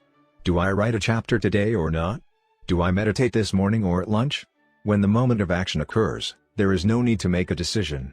Simply follow your predetermined plan. The simple way to apply this strategy to your habits is to fill out this sentence. I will, behavior, at, time, in, location. Meditation. I will meditate for 1 minute at 7 a.m. in my kitchen. Studying. I will study Spanish for 20 minutes at 6 p.m. in my bedroom. Exercise. I will exercise for 1 hour at 5 p.m. in my local gym. Marriage. I will make my partner a cup of tea at 8 a.m. in the kitchen. If you aren't sure when to start your habit, try the first day of the week, month, or year. People are more likely to take action at those times because hope is usually higher. If we have hope, we have a reason to take action. A fresh start feels motivating. There is another benefit to implementation intentions. Being specific about what you want and how you will achieve it helps you say no to things that derail progress, distract your attention, and pull you off course. We often say yes to little requests because we are not clear enough about what we need to be doing instead. When your dreams are vague, it's easy to rationalize little exceptions all day long and never get around to the specific things you need to do to succeed. Give your habits a time and a space to live in the world. The goal is to make the time and location so obvious that, with enough repetition, you get an urge to do the right thing at the right time, even if you can't say why. As the writer Jason Zweig noted, obviously you're never going to just work out without conscious thought. But like a dog salivating at a bell, maybe you start to get antsy around the time of day you normally work out. There are many ways to use implementation intentions in your life and work. My favorite approach is one I learned from Stanford professor B.J. Fogg, and it is a strategy I refer to as habit stacking. Habit stacking, a simple plan to overhaul your habits. The French philosopher Denis Diderot lived nearly his entire life in poverty, but that all changed one day in 1765. Diderot's daughter was about to be married and he could not afford to pay for the wedding. Despite his lack of wealth, Diderot was well known for his role as the co-founder and writer of Encyclopédie, one of the most comprehensive encyclopedias of the time. When Catherine the Great, the Empress of Russia, heard of Diderot's financial troubles, her heart went out to him. She was a book lover and greatly enjoyed his encyclopedia. She offered to buy Diderot's personal library for £1,000. More than $150,000 today. Suddenly, Diderot had money to spare. With his new wealth, he not only paid for the wedding but also acquired a scarlet robe for himself. Diderot's scarlet robe was beautiful. So beautiful, in fact, that he immediately noticed how out of place it seemed when surrounded by his more common possessions. He wrote that there was no more coordination, no more unity, no more beauty between his elegant robe and the rest of his stuff. Diderot soon felt the urge to upgrade his possessions. He replaced his rug with one from Damascus. He decorated his home with expensive sculptures. He bought a mirror to place above the mantel, and a better kitchen table. He tossed aside his old straw chair for a leather one. Like falling dominoes, one purchase led to the next. Diderot's behavior is not uncommon. In fact, the tendency for one purchase to lead to another one has a name: the Diderot effect. The Diderot effect states that obtaining a new possession often creates a spiral of consumption that leads to additional purchases. You can spot this pattern everywhere. You buy a dress and have to get new shoes and earrings to match. You buy a couch and suddenly question the layout of your entire living room. You buy a toy for your child and soon find yourself purchasing all of the accessories that go with it. It's a chain reaction of purchases. Many human behaviors follow this cycle. You often decide what to do next based on what you have just finished doing. Going to the bathroom leads to washing and drying your hands, which reminds you that you need to put the dirty towels in the laundry, so you add laundry detergent to the shopping list, and so on. No behavior happens in isolation. Each action becomes a cue that triggers the next behavior. Why is this important? When it comes to building new habits, you can use the connectedness of behavior to your advantage. One of the best ways to build a new habit is to identify a current habit you already do each day and then stack your new behavior on top. This is called habit stacking. Habit stacking is a special form of an implementation intention. Rather than pairing your new habit with a particular time and location, you pair it with a current habit. This method, which was created by B.J. Fogg as part of his Tiny Habits program, can be used to design an obvious cue for nearly any habit. The habit stacking formula is: after current habit, I will new habit. For example, meditation. After I pour my cup of coffee each morning, I will meditate for 1 minute. Exercise. After I take off my work shoes, I will immediately change into my workout clothes. Gratitude.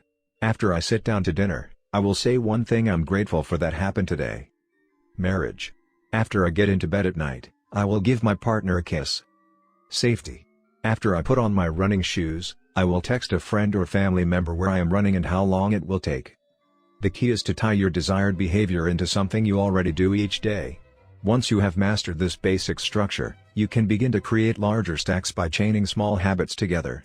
This allows you to take advantage of the natural momentum that comes from one behavior leading into the next, a positive version of the Diderot effect. Habit stacking.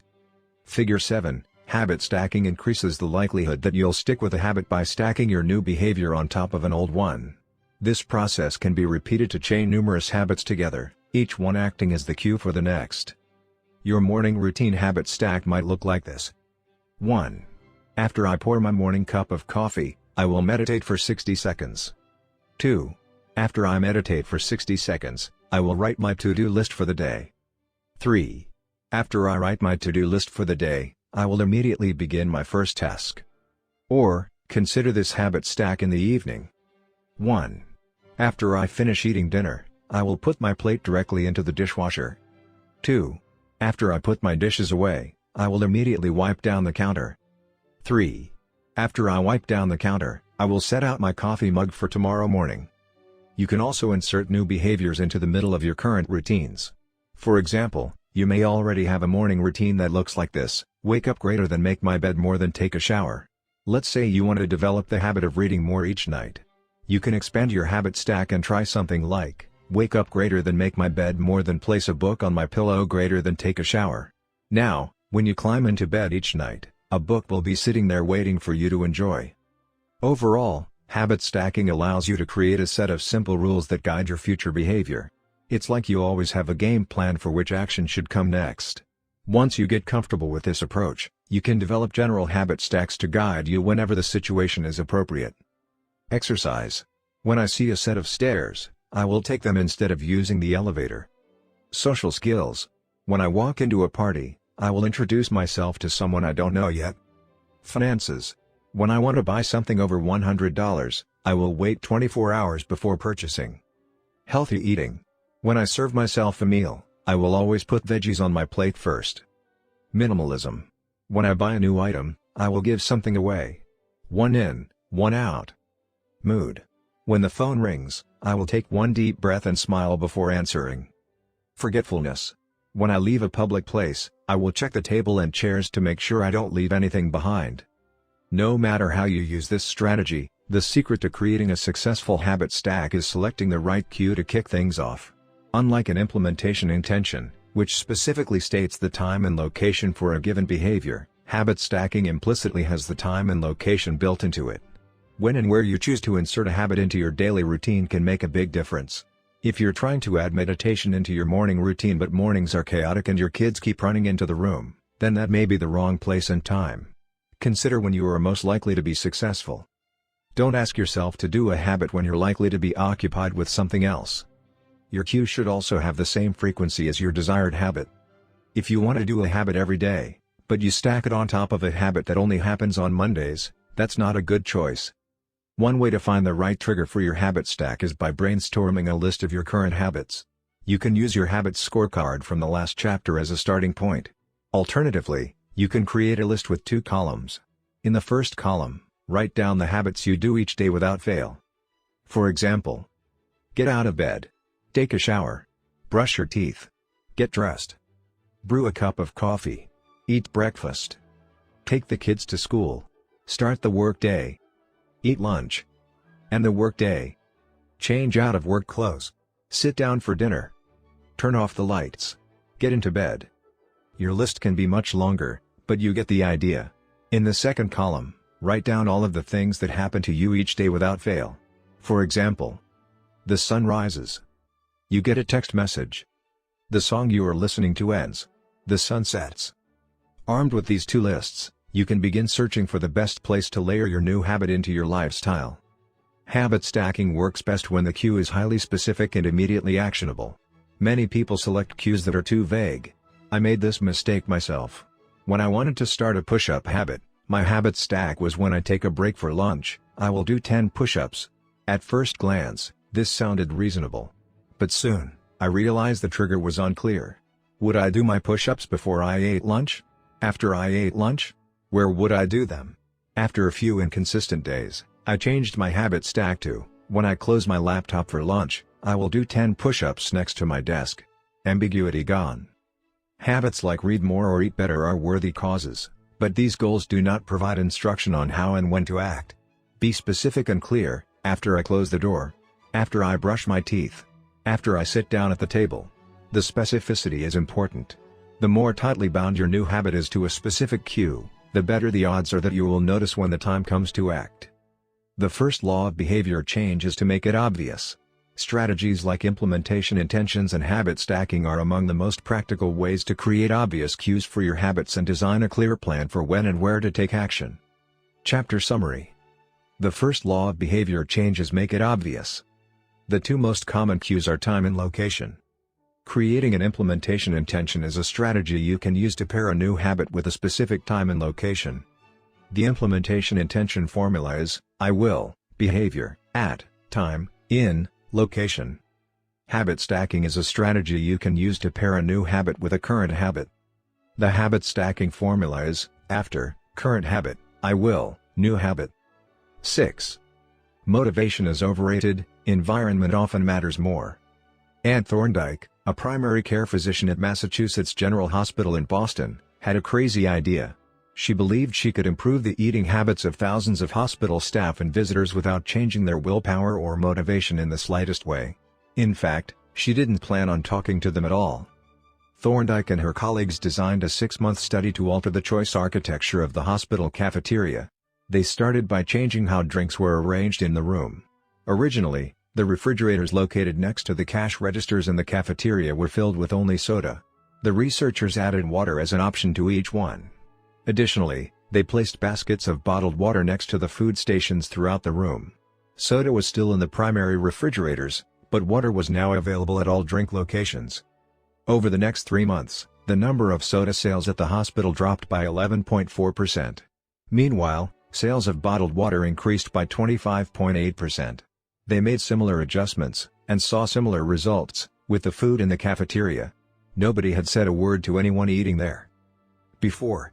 After. Figure 8, here is a representation of what the cafeteria looked like before the environment design changes were made, left, and after, right. The shaded boxes indicate areas where bottled water was available in each instance.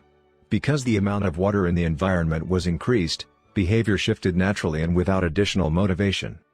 People often choose products not because of what they are, but because of where they are. If I walk into the kitchen and see a plate of cookies on the counter, I'll pick up half a dozen and start eating, even if I hadn't been thinking about them beforehand and didn't necessarily feel hungry. If the communal table at the office is always filled with donuts and bagels, it's going to be hard not to grab one every now and then. Your habits change depending on the room you are in and the cues in front of you. Environment is the invisible hand that shapes human behavior. Despite our unique personalities, certain behaviors tend to arise again and again under certain environmental conditions.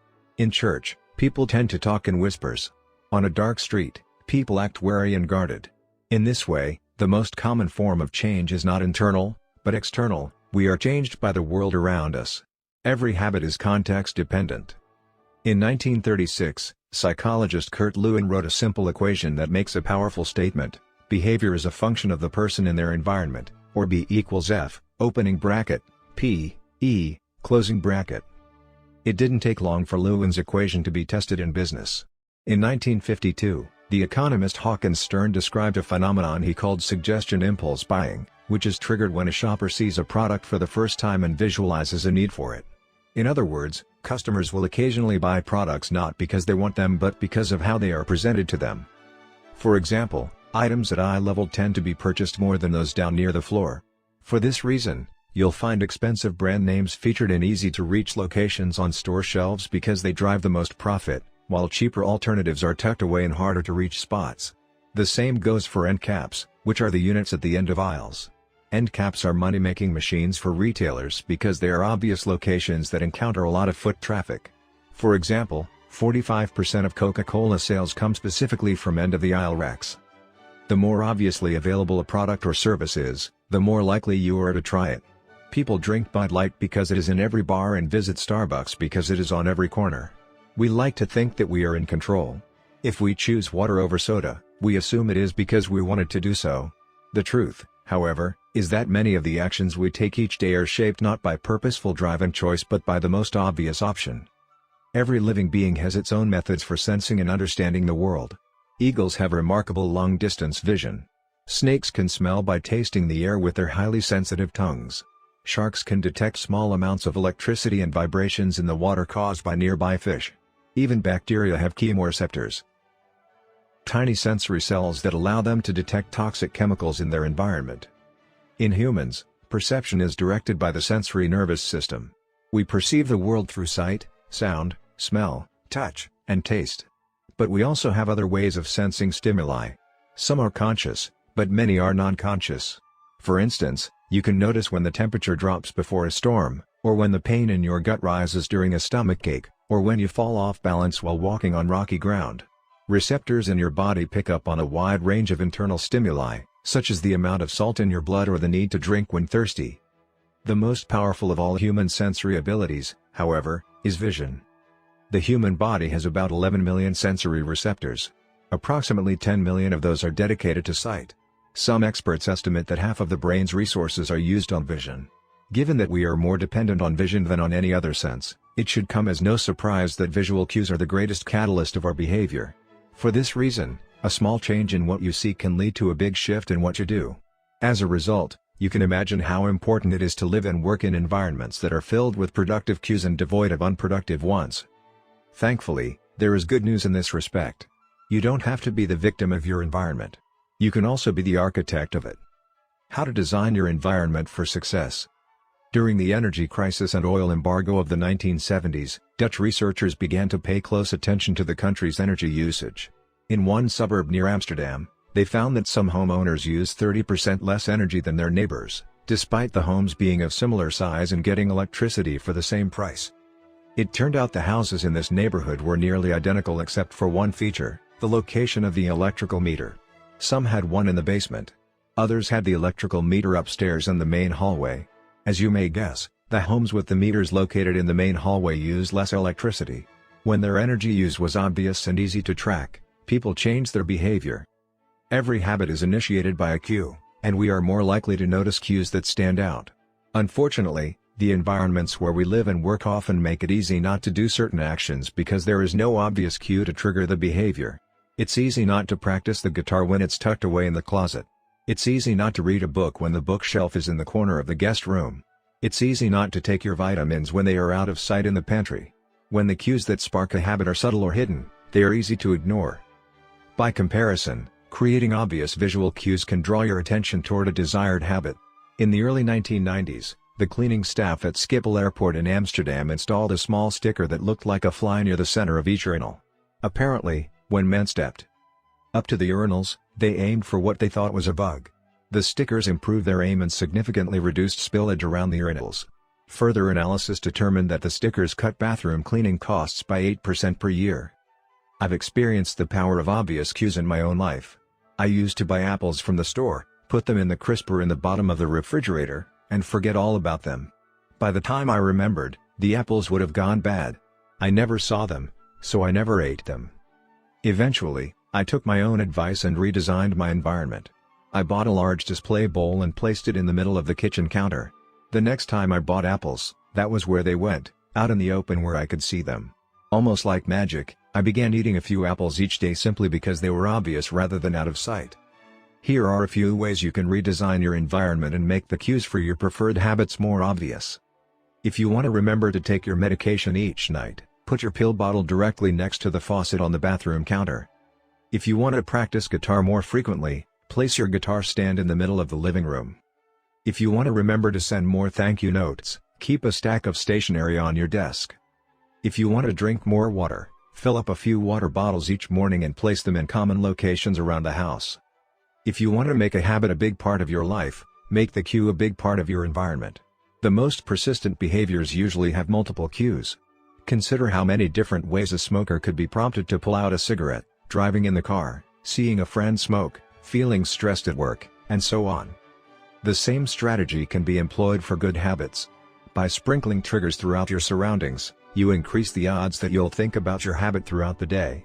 Make sure the best choice is the most obvious one. Making a better decision is easy and natural when the cues for good habits are right in front of you. Environment design is powerful not only because it influences how we engage with the world but also because we rarely do it. Most people live in a world others have created for them. But you can alter the spaces where you live and work to increase your exposure to positive cues and reduce your exposure to negative ones. Environment design allows you to take back control and become the architect of your life. Be the designer of your world and not merely the consumer of it. The context is the cue. The cues that trigger a habit can start out very specific, but over time your habits become associated not with a single trigger but with the entire context surrounding the behavior. For example, many people drink more in social situations than they would ever drink alone. The trigger is rarely a single cue, but rather the whole situation, watching your friends order drinks, hearing the music at the bar, seeing the beers on tap. We mentally assign our habits to the locations in which they occur: the home, the office, the gym. Each location develops a connection to certain habits and routines. You establish a particular relationship with the objects on your desk, the items on your kitchen counter, the things in your bedroom. Our behavior is not defined by the objects in the environment but by our relationship to them. In fact, this is a useful way to think about the influence of the environment on your behavior. Stop thinking about your environment as filled with objects. Start thinking about it as filled with relationships. Think in terms of how you interact with the spaces around you.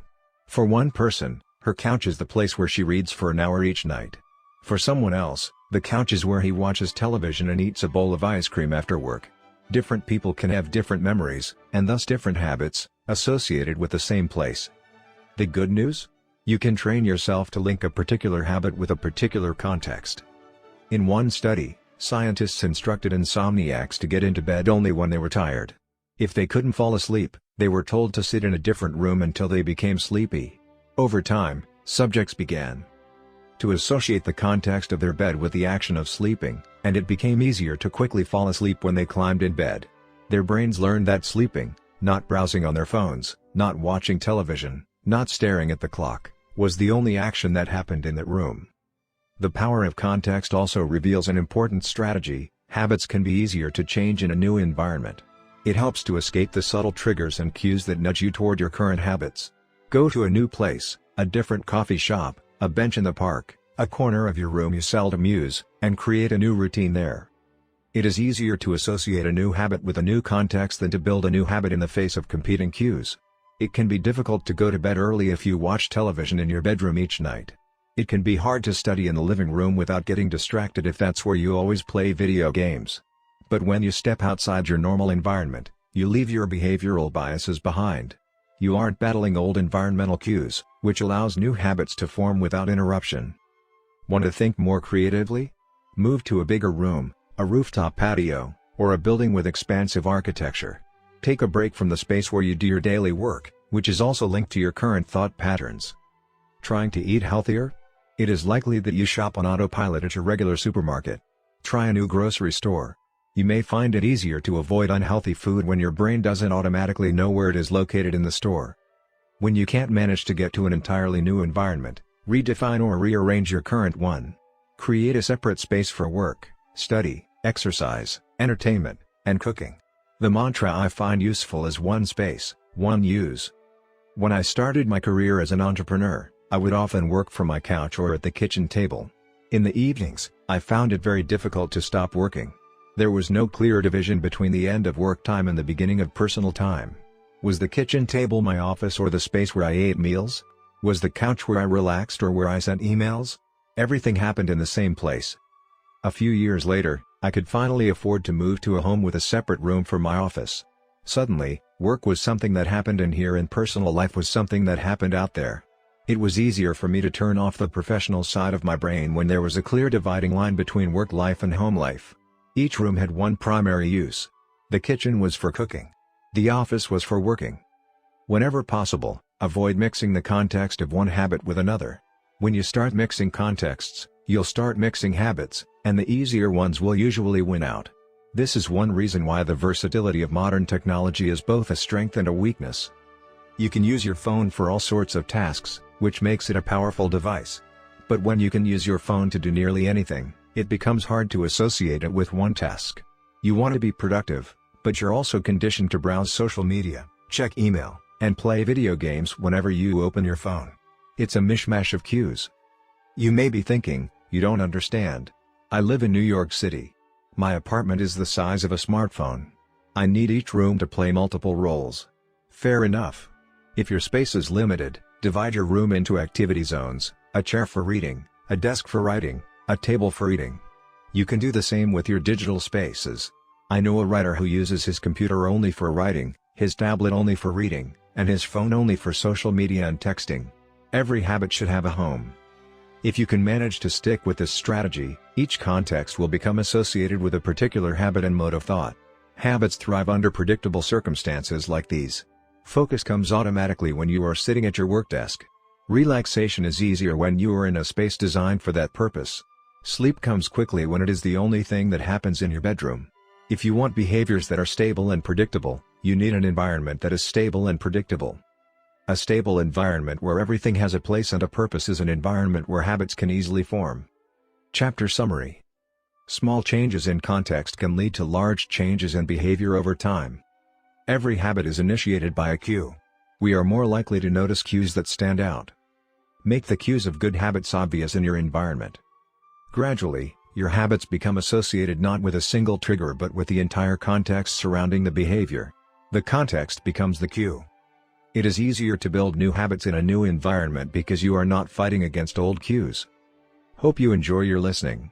I would greatly appreciate if you take a second, press that thumbs up button below and subscribe to the channel, so more people find this video and educate themselves, reading. It means a lot, thank you. The audiobook continues, thanks for your time. 7. The Secret to Self-Control. In 1971, as the Vietnam War was heading into its 16th year, Congressman Robert Steele from Connecticut and Morgan Murphy from Illinois made a discovery that stunned the American public. While visiting the troops, they had learned that over 15% of U.S. soldiers stationed there were heroin addicts. Follow-up research revealed that 35% of service members in Vietnam had tried heroin and as many as 20% were addicted. The problem was even worse than they had initially thought. The discovery led to a flurry of activity in Washington, including the creation of the Special Action Office of Drug Abuse Prevention under President Nixon to promote prevention and rehabilitation and to track addicted service members when they returned home. Lee Robbins was one of the researchers in charge. In a finding that completely upended the accepted beliefs about addiction, Robbins found that when soldiers who had been heroin users returned home, only 5% of them became re-addicted within a year, and just 12% relapsed within 3 years. In other words, approximately 9 out of 10 soldiers who used heroin in Vietnam eliminated their addiction nearly overnight. This finding contradicted the prevailing view at the time, which considered heroin addiction to be a permanent and irreversible condition. Instead, Robbins revealed that addictions could spontaneously dissolve if there was a radical change in the environment.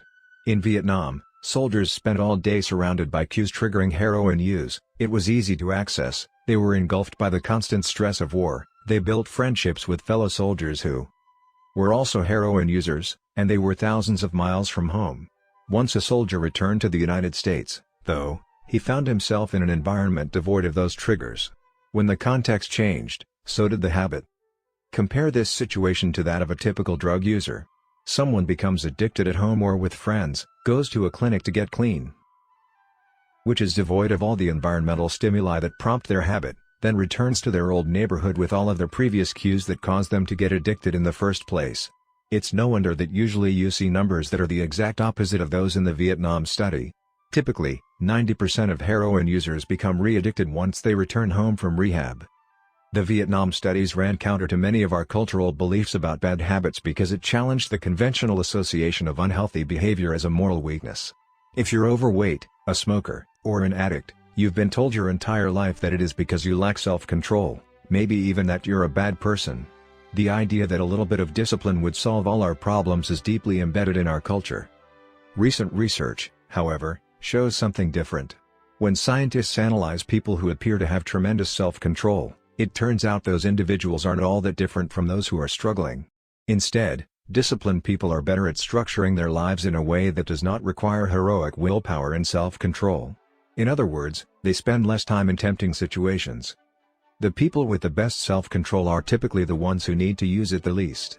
It's easier to practice self-restraint when you don't have to use it very often. So, yes, perseverance, grit, and willpower are essential to success. But the way to improve these qualities is not by wishing you were a more disciplined person, but by creating a more disciplined environment. This counterintuitive idea makes even more sense once you understand what happens when a habit is formed in the brain. A habit that has been encoded in the mind is ready to be used whenever the relevant situation arises. When Patty Alwell, a therapist from Austin, Texas, started smoking, she would often light up while riding horses with a friend. Eventually, she quit smoking and avoided it for years. She had also stopped riding. Decades later, she hopped on a horse again and found herself craving a cigarette for the first time in forever. The cues were still internalized, she just hadn't been exposed to them in a long time. Once a habit has been encoded, The urge to act follows whenever the environmental cues reappear. This is one reason behavior change techniques can backfire. Shaming obese people with weight loss presentations can make them feel stressed, and as a result many people return to their favorite coping strategy, overeating. Showing pictures of blackened lungs to smokers leads to higher levels of anxiety, which drives many people to reach for a cigarette. If you're not careful about cues, you can cause the very behavior you want to stop. Bad habits are autocatalytic, the process feeds itself. They foster the feelings they try to numb. You feel bad, so you eat junk food. Because you eat junk food, you feel bad. Watching television makes you feel sluggish, so you watch more television because you don't have the energy to do anything else. Worrying about your health makes you feel anxious, which causes you to smoke to ease your anxiety, which makes your health even worse, and soon you're feeling more anxious. It's a downward spiral, a runaway train of bad habits. Researchers refer to this phenomenon as cue-induced wanting. An external trigger causes a compulsive craving to repeat a bad habit. Once you notice something, you begin to want it. This process is happening all the time, often without us realizing it. Scientists have found that showing addicts a picture of cocaine for just 33 milliseconds stimulates the reward pathway in the brain and sparks desire.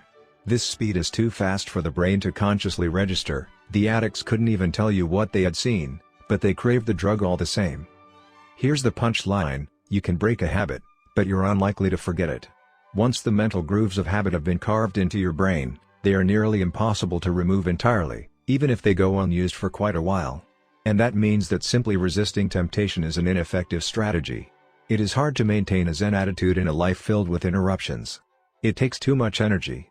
In the short run, you can choose to overpower temptation. In the long run, we become a product of the environment that we live in. To put it bluntly, I have never seen someone consistently stick to positive habits in a negative environment. A more reliable approach is to cut bad habits off at the source. One of the most practical ways to eliminate a bad habit is to reduce exposure to the cue that causes it. If you can't seem to get any work done, leave your phone in another room for a few hours. If you're continually feeling like you're not enough, stop following social media accounts that trigger jealousy and envy. If you're wasting too much time watching television, move the TV out of the bedroom. If you're spending too much money on electronics, quit reading reviews of the latest tech gear. If you're playing too many video games, unplug the console and put it in a closet after each use. This practice is an inversion of the first law of behavior change. Rather than make it obvious, you can make it invisible. I'm often surprised by how effective simple changes like these can be. Remove a single cue and the entire habit often fades away. Self-control is a short-term strategy, not a long-term one. You may be able to resist temptation once or twice, but it's unlikely you can muster the willpower to override your desires every time. Instead of summoning a new dose of willpower whenever you want to do the right thing, your energy would be better spent optimizing your environment. This is the secret to self-control. Make the cues of your good habits obvious and the cues of your bad habits invisible. Chapter Summary. The inversion of the first law of behavior change is make it invisible. Once a habit is formed, it is unlikely to be forgotten. People with high self-control tend to spend less time in tempting situations. It's easier to avoid temptation than resist it. One of the most practical ways to eliminate a bad habit is to reduce exposure to the cue that causes it. Self-control is a short-term strategy, not a long-term one. How to create a good habit. The first law: make it obvious. 1.1. Fill out the habits scorecard. Write down your current habits to become aware of them. 1.2. Use implementation intentions: I will, behavior, at, time, in, location. 1.3. Use habit stacking: after, current habit, I will, new habit. 1.4. Design your environment. Make the cues of good habits obvious and visible. The second law: make it attractive. The third law: make it easy. The fourth law: make it satisfying. How to break a bad habit. Inversion of the first law: make it invisible. 1.5. Reduce exposure. Remove the cues of your bad habits from your environment. Inversion of the second law: make it unattractive. Inversion of the third law: make it difficult. Inversion of the fourth law: make it unsatisfying. You can download a printable version of this habits cheat sheet at atomichabits.com/cheat sheet. The second law: make it attractive. 8. How to make a habit irresistible. In the 1940s, a Dutch scientist named Nico Tinbergen performed a series of experiments that transformed our understanding of what motivates us. Tinbergen, who eventually won a Nobel Prize for his work, was investigating herring gulls, the gray and white birds often seen flying along the seashores of North America. Adult herring gulls have a small red dot on their beak, and Tinbergen noticed that newly hatched chicks would peck this spot whenever they wanted food. To begin one experiment, he created a collection of fake cardboard beaks, just a head without a body. When the parents had flown away, he went over to the nest and offered these dummy beaks to the chicks. The beaks were obvious fakes, and he assumed the baby birds would reject them altogether. However, when the tiny gulls saw the red spot on the cardboard beak, they pecked away just as if it were attached to their own mother. They had a clear preference for those red spots, as if they had been genetically programmed at birth. Soon Tinbergen discovered that the bigger the red spot, the faster the chicks pecked. Eventually, he created a beak with 3 large red dots on it. When he placed it over the nest, the baby birds went crazy with delight. They pecked at the little red patches as if it was the greatest beak they had ever seen. Tinbergen and his colleagues discovered similar behavior in other animals. For example, the gray-lag goose is a ground nesting bird. Occasionally, as the mother moves around on the nest, one of the eggs will roll out and settle on the grass nearby. Whenever this happens, the goose will waddle over to the egg and use its beak and neck to pull it back into the nest. Tinbergen discovered that the goose will pull any nearby round object, such as a billiard ball or a light bulb, back into the nest. The bigger the object, the greater their response. One goose even made a tremendous effort to roll a volleyball back and sit on top.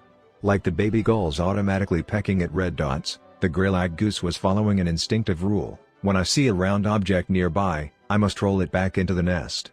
The bigger the round object, the harder I should try to get it.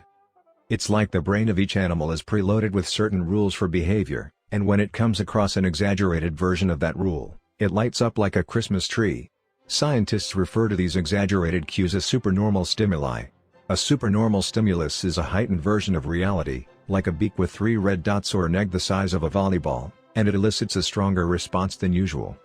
Humans are also prone to fall for exaggerated versions of reality. Junk food, for example, drives our reward systems into a frenzy.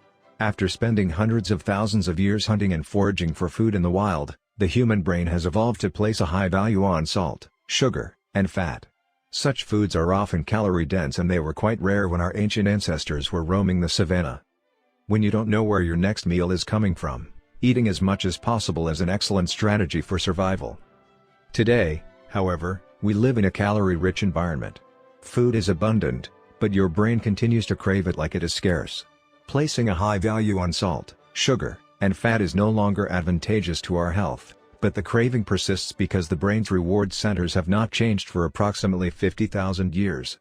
The modern food industry relies on stretching our Paleolithic instincts beyond their evolutionary purpose.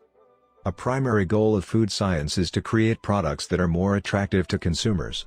Nearly every food in a bag, box, or jar has been enhanced in some way, if only with additional flavoring. Companies spend millions of dollars to discover the most satisfying level of crunch in a potato chip or the perfect amount of fizz in a soda. Entire departments are dedicated to optimizing how a product feels in your mouth, a quality known as aura sensation. French fries, for example, are a potent combination, golden brown and crunchy on the outside, light and smooth on the inside. Other processed foods enhance dynamic contrast, which refers to items with a combination of sensations, like crunchy and creamy.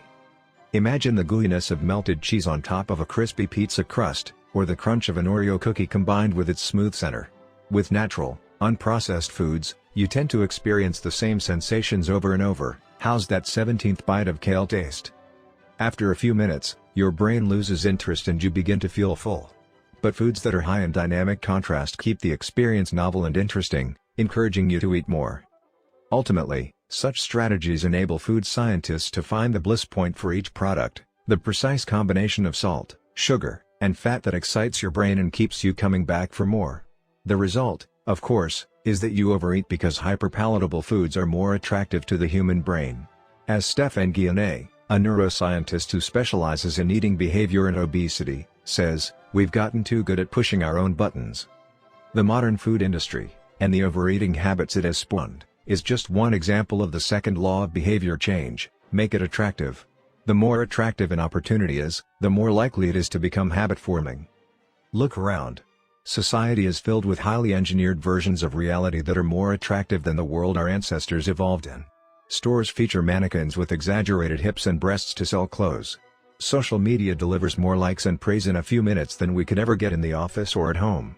Online porn splices together stimulating scenes at a rate that would be impossible to replicate in real life. Advertisements are created with a combination of ideal lighting, professional makeup, and photoshopped edits. Even the model doesn't look like the person in the final image. These are the supernormal stimuli of our modern world. They exaggerate features that are naturally attractive to us, and our instincts go wild as a result, driving us into excessive shopping habits, social media habits, porn habits, eating habits, and many others. If history serves as a guide, the opportunities of the future will be more attractive than those of today. The trend is for rewards to become more concentrated and stimuli to become more enticing. Junk food is a more concentrated form of calories than natural foods. Hard liquor is a more concentrated form of alcohol than beer. Video games are a more concentrated form of play than board games. Compared to nature, these pleasure-packed experiences are hard to resist. We have the brains of our ancestors but temptations they never had to face. If you want to increase the odds that a behavior will occur, then you need to make it attractive. Throughout our discussion of the second law, our goal is to learn how to make our habits irresistible. While it is not possible to transform every habit into a supernormal stimulus, we can make any habit more enticing. To do this, we must start by understanding what a craving is and how it works. We begin by examining a biological signature that all habits share, the dopamine spike. The dopamine-driven feedback loop.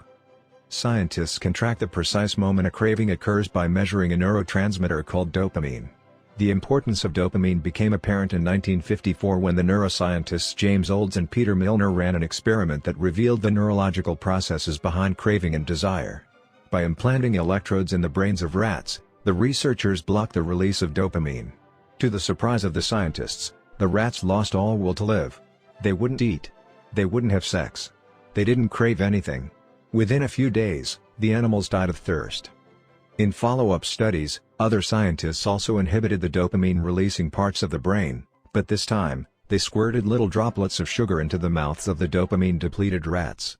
Their little rat faces lit up with pleasurable grins from the tasty substance.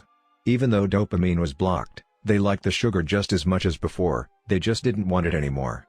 The ability to experience pleasure remained, but without dopamine, desire died. And without desire, action stopped.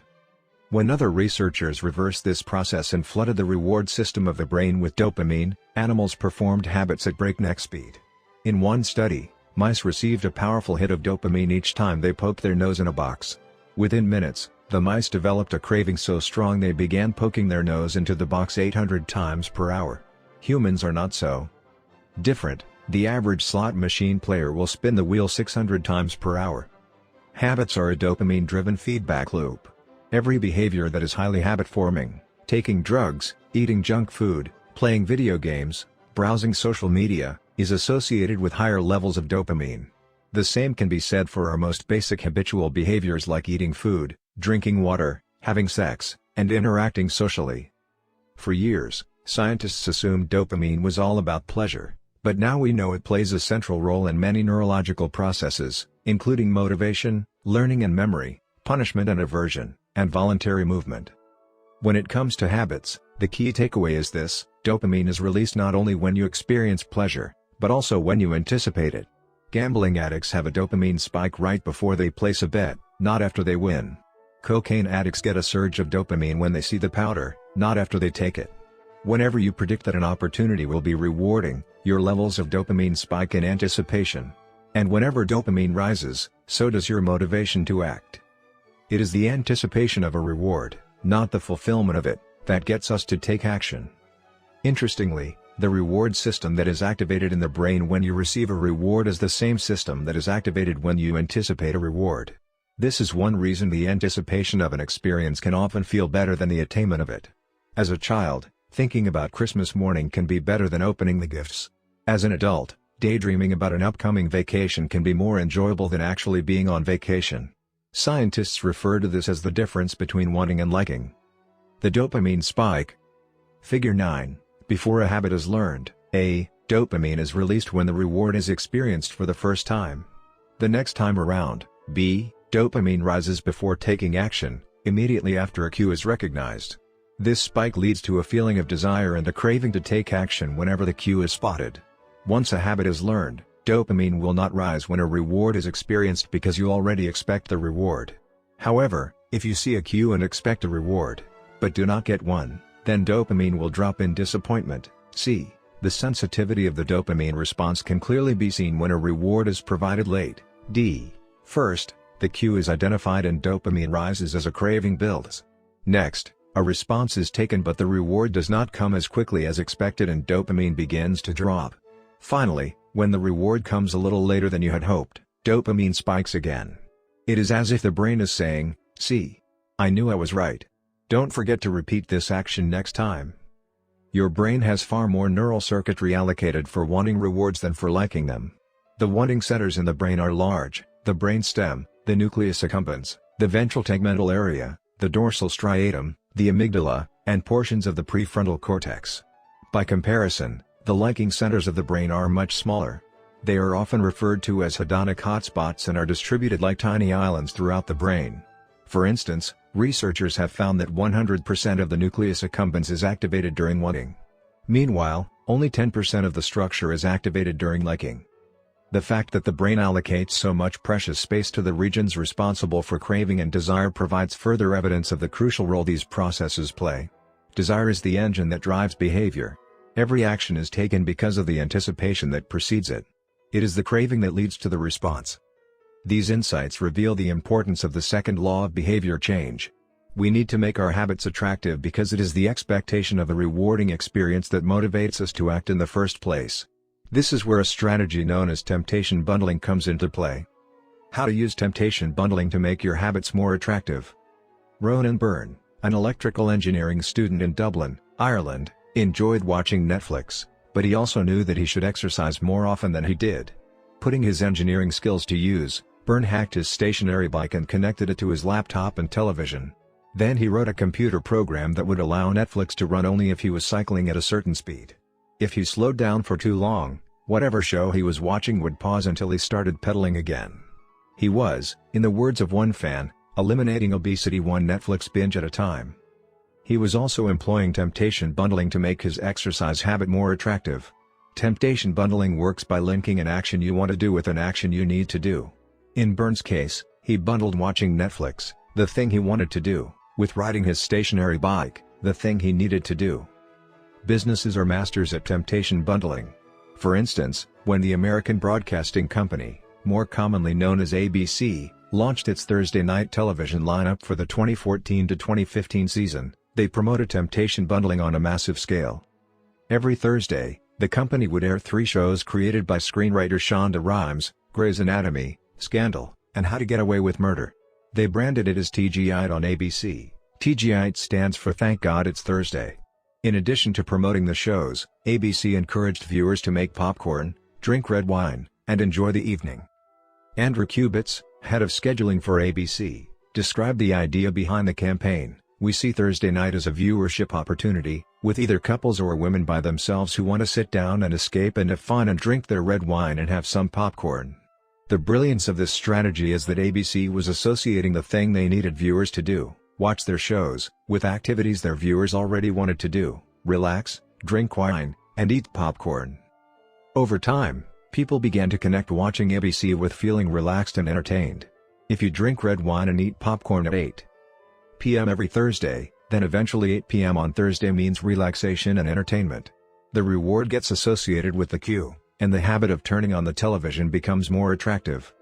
You're more likely to find a behavior attractive if you get to do one of your favorite things at the same time.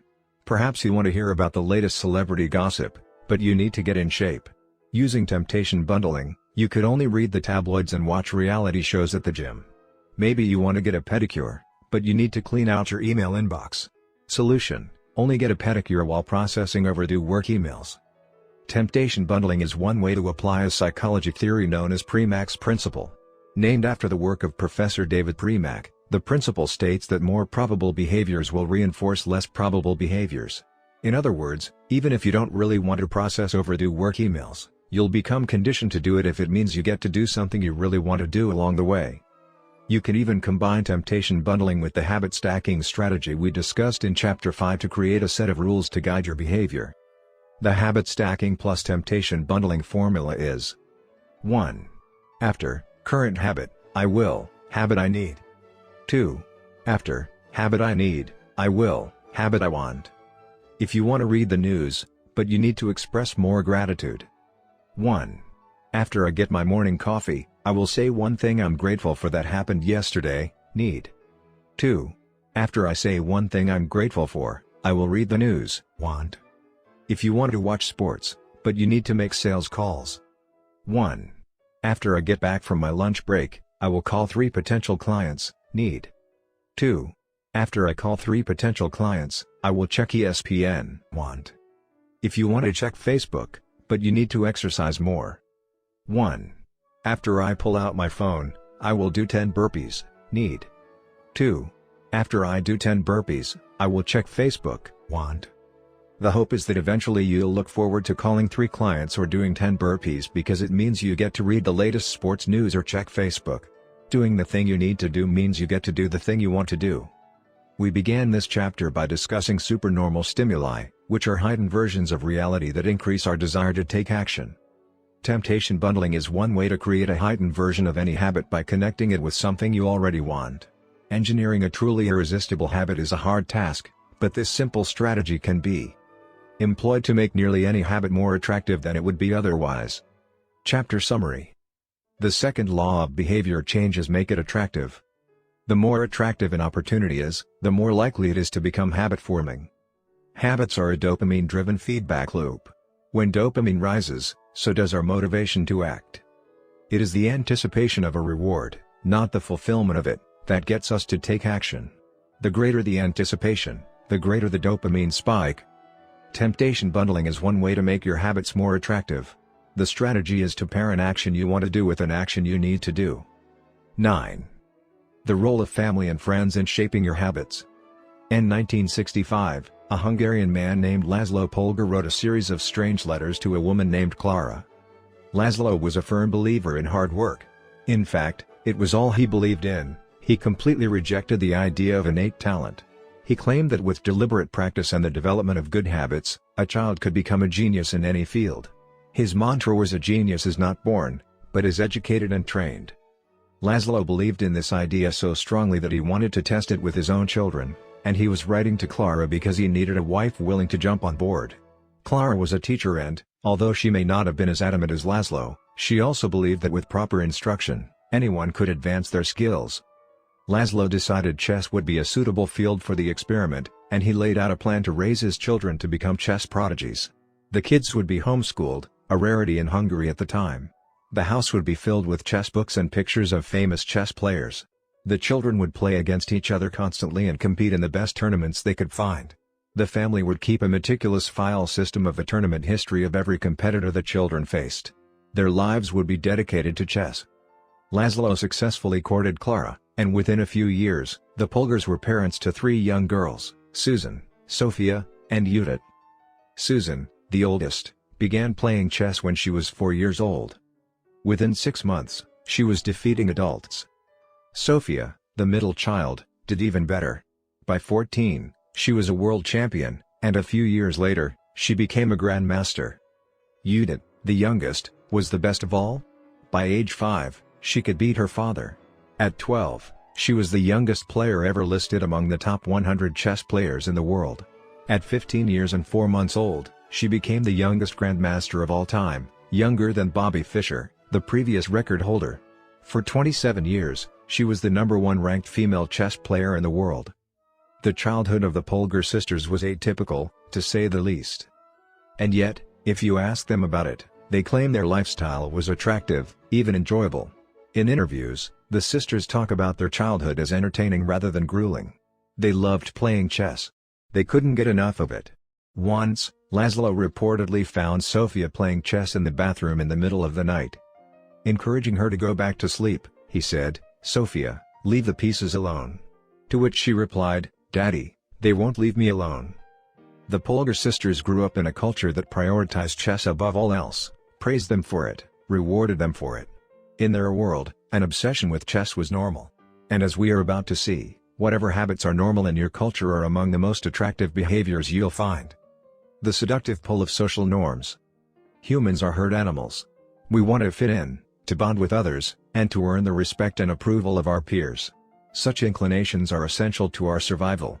For most of our evolutionary history, our ancestors lived in tribes. Becoming separated from the tribe, or worse, being cast out, was a death sentence. The lone wolf dies, but the pack survives. Meanwhile, those who collaborated and bonded with others enjoyed increased safety, mating opportunities, and access to resources. As Charles Darwin noted, in the long history of humankind, those who learn to collaborate and improvise most effectively have prevailed. As a result, one of the deepest human desires is to belong. And this ancient preference exerts a powerful influence on our modern behavior. We don't choose our earliest habits, we imitate them. We follow the script handed down by our friends and family, our church or school, our local community and society at large. Each of these cultures and groups comes with its own set of expectations and standards, when and whether to get married, how many children to have, which holidays to celebrate, how much money to spend on your child's birthday party. In many ways, these social norms are the invisible rules that guide your behavior each day. You're always keeping them in mind, even if they are at the not top of your mind. Often, you follow the habits of your culture without thinking, without questioning, and sometimes without remembering. As the French philosopher Michel de Montaigne wrote, the customs and practices of life and society sweep us along. Most of the time, going along with the group does not feel like a burden. Everyone wants to belong. If you grow up in a family that rewards you for your chess skills, playing chess will seem like a very attractive thing to do. If you work in a job where everyone wears expensive suits, then you'll be inclined to splurge on one as well. If all of your friends are sharing an inside joke or using a new phrase, you'll want to do it, too, so they know that you get it. Behaviors are attractive when they help us fit in. We imitate the habits of three groups in particular. 1. The close. 2. The many. 3. The powerful. Each group offers an opportunity to leverage the second law of behavior change and make our habits more attractive. 1. Imitating the close. Proximity has a powerful effect on our behavior. This is true of the physical environment, as we discussed in Chapter 6, but it is also true of the social environment. We pick up habits from the people around us. We copy the way our parents handle arguments, the way our peers flirt with one another, the way our coworkers get results. When your friends smoke pot, you give it a try, too. When your wife has a habit of double-checking that the door is locked before going to bed, you pick it up as well. I find that I often imitate the behavior of those around me without realizing it. In conversation, I'll automatically assume the body posture of the other person. In college, I began to talk like my roommates. When traveling to other countries, I unconsciously imitate the local accent despite reminding myself to stop. As a general rule, the closer we are to someone, the more likely we are to imitate some of their habits. One groundbreaking study tracked 12,000 people for 32 years and found that a person's chances of becoming obese increased by 57% if he or she had a friend who became obese. It works the other way, too. Another study found that if one person in a relationship lost weight, the other partner would also slim down about 1/3 of the time. Our friends and family provide a sort of invisible peer pressure that pulls us in their direction. Of course, peer pressure is bad only if you're surrounded by bad influences. When astronaut Mike Massimino was a graduate student at MIT, he took a small robotics class. Of the 10 people in the class, 4 became astronauts. If your goal was to make it into space, then that room was about the best culture you could ask for. Similarly, one study found that the higher your best friend's IQ at age 11 or 12, the higher your IQ would be at age 15, even after controlling for natural levels of intelligence. We soak up the qualities and practices of those around us. One of the most effective things you can do to build better habits is to join a culture where your desired behavior is the normal behavior. New habits seem achievable when you see others doing them every day. If you are surrounded by fit people, you're more likely to consider working out to be a common habit. If you're surrounded by jazz lovers, you're more likely to believe it's reasonable to play jazz every day. Your culture sets your expectation for what is normal. Surround yourself with people who have the habits you want to have yourself. You'll rise together. To make your habits even more attractive, you can take this strategy one step further. Join a culture where, 1. Your desired behavior is the normal behavior and, 2. You already have something in common with the group. Steve Kam, an entrepreneur in New York City, runs a company called Nerd Fitness, which helps nerds, misfits, and mutants lose weight, get strong, and get healthy. His clients include video game lovers, movie fanatics, and average Joes who want to get in shape. Many people feel out of place the first time they go to the gym or try to change their diet, but if you are already similar to the other members of the group in some way, say, your mutual love of Star Wars, change becomes more appealing because it feels like something people like you already do. Nothing sustains motivation better than belonging to the tribe. It transforms a personal quest into a shared one. Previously, you were on your own. Your identity was singular. You are a reader. You are a musician. You are an athlete. When you join a book club or a band or a cycling group, your identity becomes linked to those around you. Growth and change is no longer an individual pursuit. We are readers. We are musicians. We are cyclists. The shared identity begins to reinforce your personal identity. This is why remaining part of a group after achieving a goal is crucial to maintaining your habits. It's friendship and community that embed a new identity and help behaviors last over the long run. 2. Imitating the many. In the 1950s, psychologist Solomon Asch conducted a series of experiments that are now taught to legions of undergrads each year. To begin each experiment, the subject entered the room with a group of strangers. Unbeknownst to them, the other participants were actors planted by the researcher and instructed to deliver scripted answers to certain questions. The group would be shown one card with a line on it and then a second card with a series of lines. Each person was asked to select the line on the second card that was similar in length to the line on the first card. It was a very simple task. Here is an example of two cards used in the experiment. Conforming to social norms. Figure 10. This is a representation of two cards used by Solomon Asch in his famous social conformity experiments. The length of the line on the first card, left, is obviously the same as line C, but when a group of actors claimed it was a different length, the research subjects would often change their minds and go with the crowd rather than believe their own eyes. The experiment always began the same. First, there would be some easy trials where everyone agreed on the correct line. After a few rounds, the participants were shown a test that was just as obvious as the previous ones, except the actors in the room would select an intentionally incorrect answer. For example, they would respond A to the comparison shown in Figure 10. Everyone would agree that the lines were the same even though they were clearly different. The subject, who was unaware of the ruse, would immediately become bewildered. Their eyes would open wide. They would laugh nervously to themselves. They would double-check the reactions of other participants. Their agitation would grow as one person after another delivered the same incorrect response. Soon, the subject began to doubt their own eyes. Eventually, they delivered the answer they knew in their heart to be incorrect. Asch ran this experiment many times and in many different ways.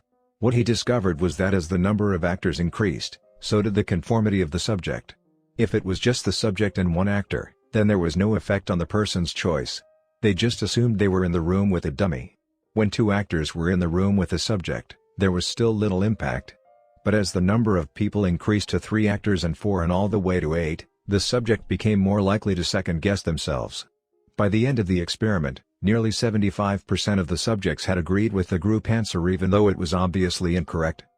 Whenever we are unsure how to act, we look to the group to guide our behavior.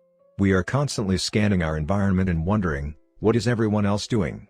We check reviews on Amazon or Yelp or TripAdvisor because we want to imitate the best buying, eating, and travel habits.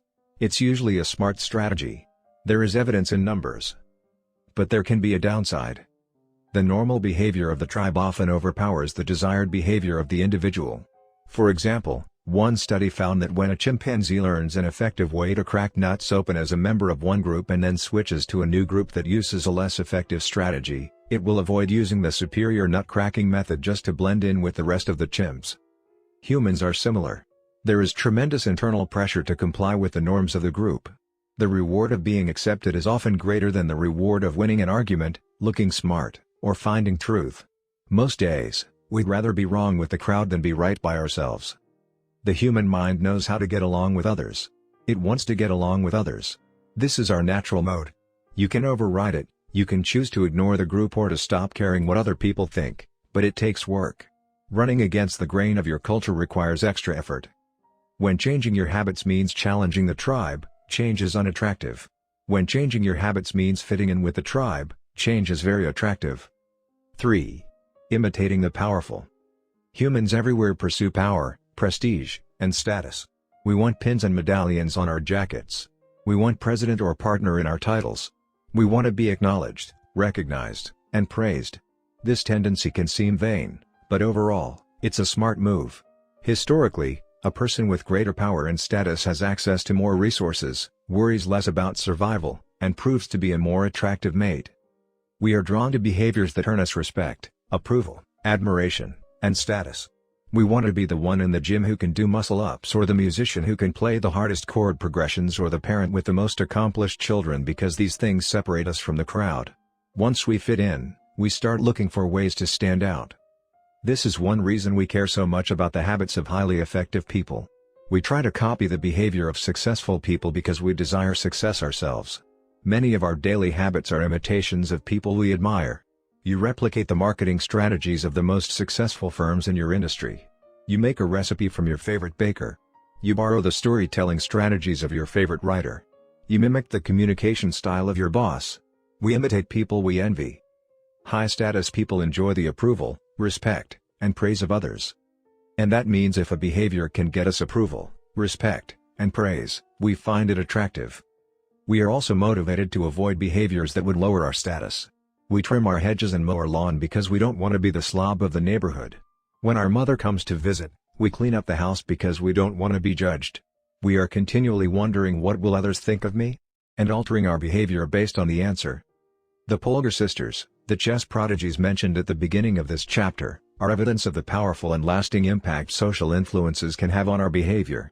The sisters practiced chess for many hours each day and continued this remarkable effort for decades. But these habits and behaviors maintained their attractiveness, in part, because they were valued by their culture. From the praise of their parents to the achievement of different status markers like becoming a grandmaster, they had many reasons to continue their effort. Chapter Summary. The culture we live in determines which behaviors are attractive to us. We tend to adopt habits that are praised and approved of by our culture because we have a strong desire to fit in and belong to the tribe. We tend to imitate the habits of three social groups: the close, family and friends; the many, the tribe; and the powerful, those with status and prestige. One of the most effective things you can do to build better habits is to join a culture where, 1. Your desired behavior is the normal behavior, and 2. You already have something in common with the group. The normal behavior of the tribe often overpowers the desired behavior of the individual. Most days, we'd rather be wrong with the crowd than be right by ourselves. If a behavior can get us approval, respect, and praise, we find it attractive. 10. How to find and fix the causes of your bad habits. In late 2012, I was sitting in an old apartment just a few blocks from Istanbul's most famous street, İstiklal Caddesi. I was in the middle of a 4-day trip to Turkey and my guide, Mike, was relaxing in a worn-out armchair a few feet away.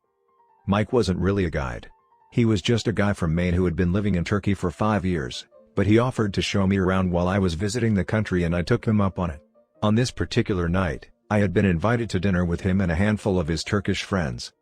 There were 7 of us, and I was the only one who hadn't, at some point, smoked at least 1 pack of cigarettes per day. I asked one of the Turks how he got started. "Friends," he said. "It always starts with your friends. One friend smokes, then you try it."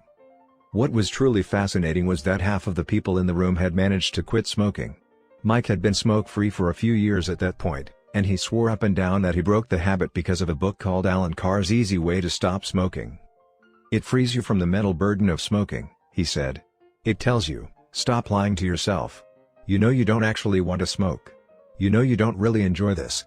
It helps you feel like you're not the victim anymore. You start to realize that you don't need to smoke." I had never tried a cigarette, but I took a look at the book afterward out of curiosity. The author employs an interesting strategy to help smokers eliminate their cravings. He systematically reframes each cue associated with smoking and gives it a new meaning. He says things like, "You think you are quitting something, but you're not quitting anything because cigarettes do nothing for you. You think smoking is something you need to do to be social, but it's not. You can be social without smoking at all. You think smoking is about relieving stress, but it's not. Smoking does not relieve your nerves, it destroys them." Over and over, he repeats these phrases and others like them. "Get it clearly into your mind," he says. "You are losing nothing and you are making marvelous positive gains not only in health, energy and money, but also in confidence, self-respect, freedom and, most important of all, in the length and quality of your future life. By the time you get to the end of the book, smoking seems like the most ridiculous thing in the world to do. And if you no longer expect smoking to bring you any benefits, you have no reason to smoke. It is an inversion of the second law of behavior change: make it unattractive. Now, I know this idea might sound overly simplistic.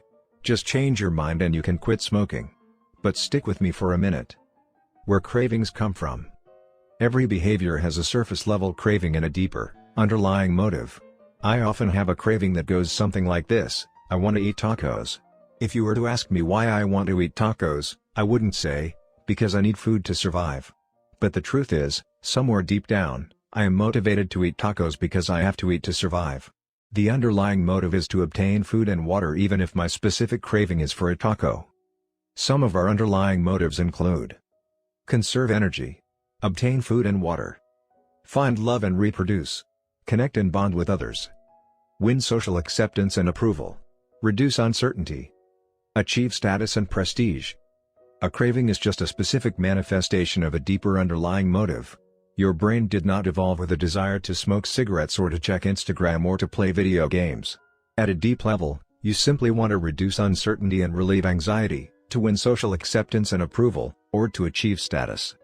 Look at nearly any product that is habit-forming and you'll see that it does not create a new motivation, but rather latches onto the underlying motives of human nature. Find love and reproduce equals using Tinder. Connect and bond with others equals browsing Facebook. Win social acceptance and approval equals posting on Instagram. Reduce uncertainty equals searching on Google. Achieve status and prestige equals playing video games. Your habits are modern-day solutions to ancient desires. New versions of old vices. The underlying motives behind human behavior remain the same. The specific habits we perform differ based on the period of history. Here's the powerful part: there are many different ways to address the same underlying motive. One person might learn to reduce stress by smoking a cigarette. Another person learns to ease their anxiety by going for a run. Your current habits are not necessarily the best way to solve the problems you face, they are just the methods you learn to use. Once you associate a solution with the problem you need to solve, you keep coming back to it. Habits are all about associations. These associations determine whether we predict a habit to be worth repeating or not. As we covered in our discussion of the first law, your brain is continually absorbing information and noticing cues in the environment. Every time you perceive a cue, your brain runs a simulation and makes a prediction about what to do in the next moment. Cue: you notice that the stove is hot. Prediction: if I touch it I'll get burned, so I should avoid touching it. Cue: you see that the traffic light turned green. Prediction: if I step on the gas, I'll make it safely through the intersection and get closer to my destination, so I should step on the gas. You see a cue, categorize it based on past experience, and determine the appropriate response. This all happens in an instant, but it plays a crucial role in your habits because every action is preceded by a prediction. Life feels reactive, but it is actually predictive. All day long, you are making your best guess of how to act given what you've just seen and what has worked for you in the past. You are endlessly predicting what will happen in the next moment. Our behavior is heavily dependent on these predictions.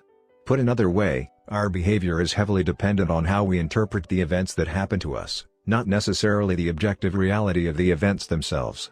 Two people can look at the same cigarette, and one feels the urge to smoke while the other is repulsed by the smell. The same cue can spark a good habit or a bad habit depending on your prediction. The cause of your habits is actually the prediction that precedes them. These predictions lead to feelings, which is how we typically describe a craving, a feeling, a desire, an urge. Feelings and emotions transform the cues we perceive and the predictions we make into a signal that we can apply. They help explain what we are currently sensing. For instance, whether or not you realize it, you are noticing how warm or cold you feel right now. If the temperature drops by 1 degree, you probably won't do anything. If the temperature drops 10 degrees, however, you'll feel cold and put on another layer of clothing. Feeling cold was the signal that prompted you to act. You have been sensing the cues the entire time, but it is only when you predict that you would be better off in a different state that you take action. A craving is the sense that something is missing. It is the desire to change your internal state. When the temperature falls, there is a gap between what your body is currently sensing and what it wants to be sensing. This gap between your current state and your desired state provides a reason to act. Desire is the difference between where you are now and where you want to be in the future. Even the tiniest action is tinged with the motivation to feel differently than you do in the moment. When you binge eat or light up or browse social media, what you really want is not a potato chip or a cigarette or a bunch of likes. What you really want is to feel different. Our feelings and emotions tell us whether to hold steady in our current state or to make a change. They help us decide the best course of action. Neurologists have discovered that when emotions and feelings are impaired, we actually lose the ability to make decisions. We have no signal of what to pursue and what to avoid. As the neuroscientist Antonio Damasio explains, it is emotion that allows you to mark things as good, bad, or indifferent. To summarize, the specific cravings you feel and habits you perform are really an attempt to address your fundamental underlying motives. Whenever a habit successfully addresses a motive, you develop a craving to do it again. In time, you learn to predict that checking social media will help you feel loved or that watching YouTube will allow you to forget your fears. Habits are attractive when we associate them with positive feelings, and we can use this insight to our advantage rather than to our detriment. How to reprogram your brain to enjoy hard habits. You can make hard habits more attractive if you can learn to associate them with a positive experience. Sometimes, all you need is a slight mindset shift. For instance, we often talk about everything we have to do in a given day. You have to wake up early for work. You have to make another sales call for your business. You have to cook dinner for your family. Now, imagine changing just one word. You don't have to. You get to. You get to wake up early for work. You get to make another sales call for your business. You get to cook dinner for your family. By simply changing one word, you shift the way you view each event. You transition from seeing these behaviors as burdens and turn them into opportunities. The key point is that both versions of reality are true. You have to do those things, and you also get to do them. We can find evidence for whatever mindset we choose. I once heard a story about a man who uses a wheelchair. When asked if it was difficult being confined, he responded, "I'm not confined to my wheelchair, I am liberated by it. If it wasn't for my wheelchair, I would be bedbound and never able to leave my house." This shift in perspective completely transformed how he lived each day. Reframing your habits to highlight their benefits rather than their drawbacks is a fast and lightweight way to reprogram your mind and make a habit seem more attractive. Exercise. Many people associate exercise with being a challenging task that drains energy and wears you down. You can just as easily view it as a way to develop skills and build you up. Instead of telling yourself "I need to go run in the morning," say it's time to build endurance and get fast. Finance. Saving money is often associated with sacrifice. However, you can associate it with freedom rather than limitation if you realize one simple truth: living below your current means increases your future means. The money you save this month increases your purchasing power next month. Meditation. Anyone who has tried meditation for more than 3 seconds knows how frustrating it can be when the next distraction inevitably pops into your mind. You can transform frustration into delight when you realize that each interruption gives you a chance to practice returning to your breath. Distraction is a good thing because you need distractions to practice meditation. Pre-game jitters. Many people feel anxious before delivering a big presentation or competing in an important event. They experience quicker breathing, a faster heart rate, heightened arousal. If we interpret these feelings negatively, then we feel threatened and tense up. If we interpret these feelings positively, then we can respond with fluidity and grace. You can reframe "I am nervous" to "I am excited and I'm getting an adrenaline rush to help me concentrate." These little mindset shifts aren't magic, but they can help change the feelings you associate with a particular habit or situation. If you want to take it a step further, you can create a motivation ritual. You simply practice associating your habits with something you enjoy, then you can use that cue whenever you need a bit of motivation.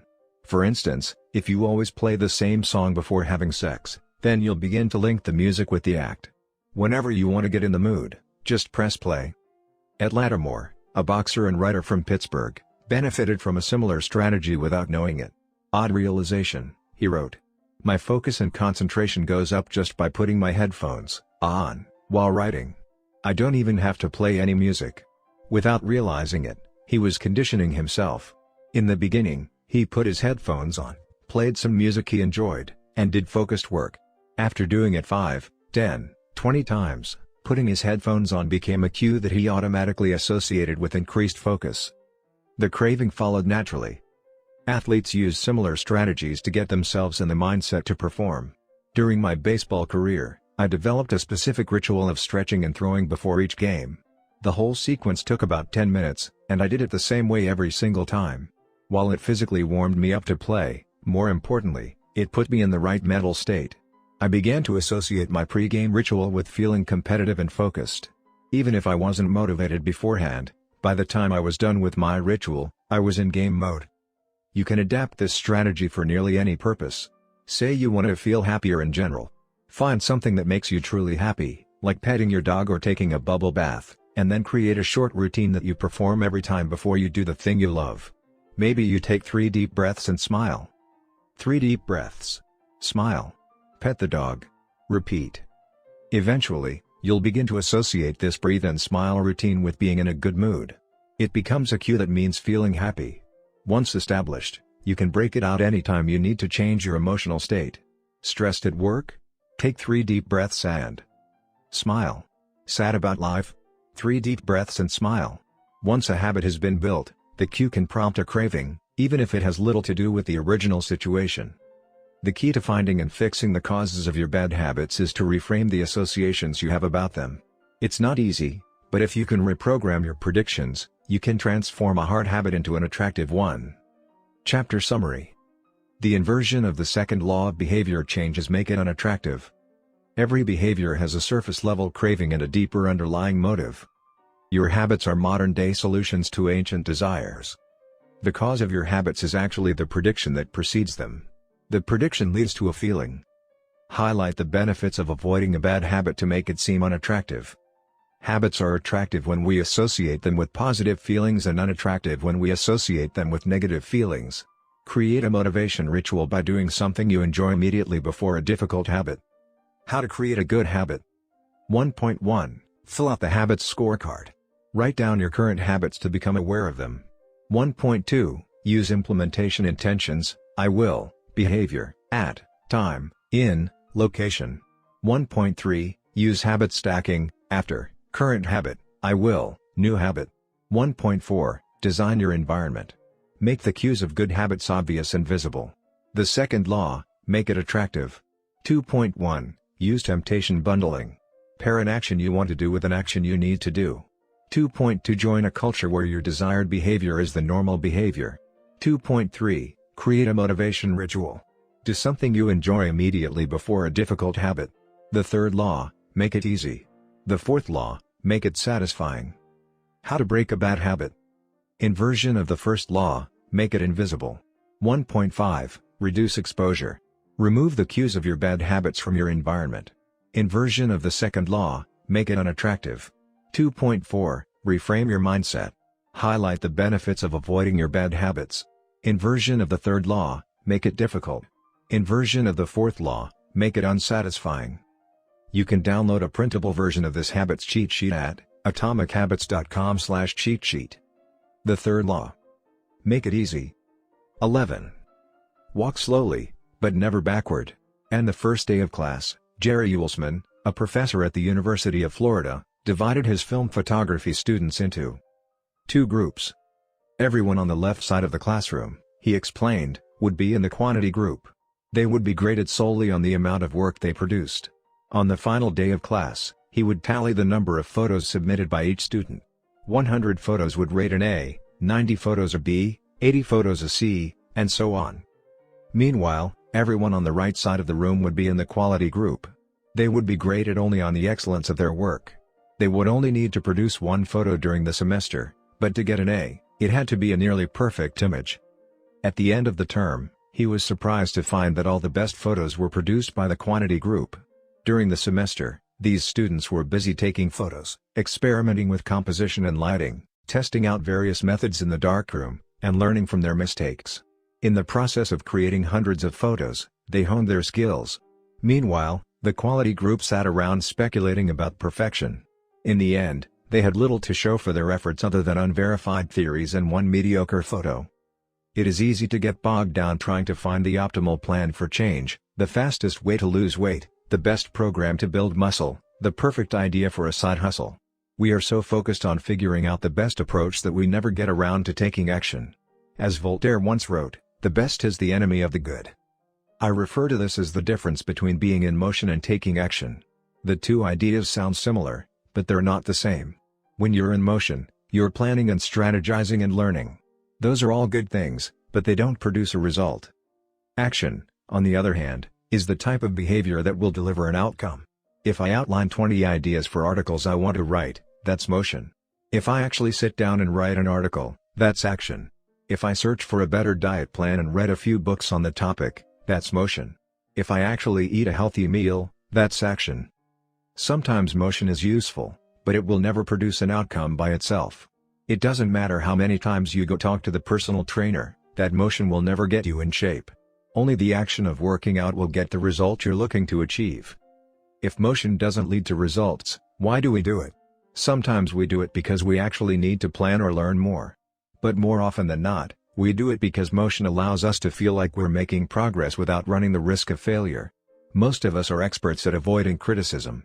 It doesn't feel good to fail or to be judged publicly, so we tend to avoid situations where that might happen. And that's the biggest reason why you slip into motion rather than taking action. You want to delay failure. It's easy to be in motion and convince yourself that you're still making progress. You think, I've got conversations going with 4 potential clients right now. This is good. We're moving in the right direction. Or, I brainstormed some ideas for that book I want to write. This is coming together. Motion makes you feel like you're getting things done. But really, you're just preparing to get something done. When preparation becomes a form of procrastination, you need to change something. You don't want to merely be planning. You want to be practicing. If you want to master a habit, the key is to start with repetition, not perfection. You don't need to map out every feature of a new habit. You just need to practice it. This is the first takeaway of the third law: you just need to get your reps in. How long does it actually take to form a new habit? Habit formation is the process by which a behavior becomes progressively more automatic through repetition. The more you repeat an activity, the more the structure of your brain changes to become efficient at that activity. Neuroscientists call this long-term potentiation, which refers to the strengthening of connections between neurons in the brain based on recent patterns of activity. With each repetition, cell-to-cell signaling improves and the neural connections tighten. First described by neuropsychologist Donald Hebb in 1949, this phenomenon is commonly known as Hebb's law: neurons that fire together wire together. Repeating a habit leads to clear physical changes in the brain. In musicians, the cerebellum, critical for physical movements like plucking a guitar string or pulling a violin bow, is larger than it is in non-musicians. Mathematicians, meanwhile, have increased gray matter in the inferior parietal lobule, which plays a key role in computation and calculation. Its size is directly correlated with the amount of time spent in the field. The older and more experienced the mathematician, the greater the increase in gray matter. When scientists analyzed the brains of taxi drivers in London, they found that the hippocampus, a region of the brain involved in spatial memory, was significantly larger in their subjects than in non-taxi drivers. Even more fascinating, the hippocampus decreased in size when a driver retired. Like the muscles of the body responding to regular weight training, particular regions of the brain adapt as they are used and atrophy as they are abandoned. Of course, the importance of repetition in establishing habits was recognized long before neuroscientists began poking around. In 1860, the English philosopher George H. Lewis noted, in learning to speak a new language, to play on a musical instrument, or to perform unaccustomed movements, great difficulty is felt, because the channels through which each sensation has to pass have not become established. But no sooner has frequent repetition cut a pathway, than this difficulty vanishes. The actions become so automatic that they can be performed while the mind is otherwise engaged. Both common sense and scientific evidence agree, repetition is a form of change. Each time you repeat an action, you are activating a particular neural circuit associated with that habit. This means that simply putting in your reps is one of the most critical steps you can take to encoding a new habit. It is why the students who took tons of photos improved their skills while those who merely theorized about perfect photos did not. One group engaged in active practice, the other in passive learning. One in action, the other in motion. All habits follow a similar trajectory from effortful practice to automatic behavior, a process known as automaticity. Automaticity is the ability to perform a behavior without thinking about each step, which occurs when the non-conscious mind takes over. It looks something like this. The habit line. Figure 11, in the beginning, point A, a habit requires a good deal of effort and concentration to perform. After a few repetitions, point B, it gets easier, but still requires some conscious attention. With enough practice, point C, the habit becomes more automatic than conscious. Beyond this threshold, the habit line, the behavior can be done more or less without thinking. A new habit has been formed. On the following page, you'll see what it looks like when researchers track the level of automaticity for an actual habit like walking for 10 minutes each day.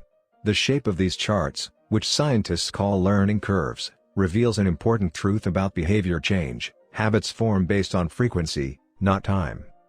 Walking 10 minutes per day. Figure 12, this graph shows someone who built the habit of walking for 10 minutes after breakfast each day.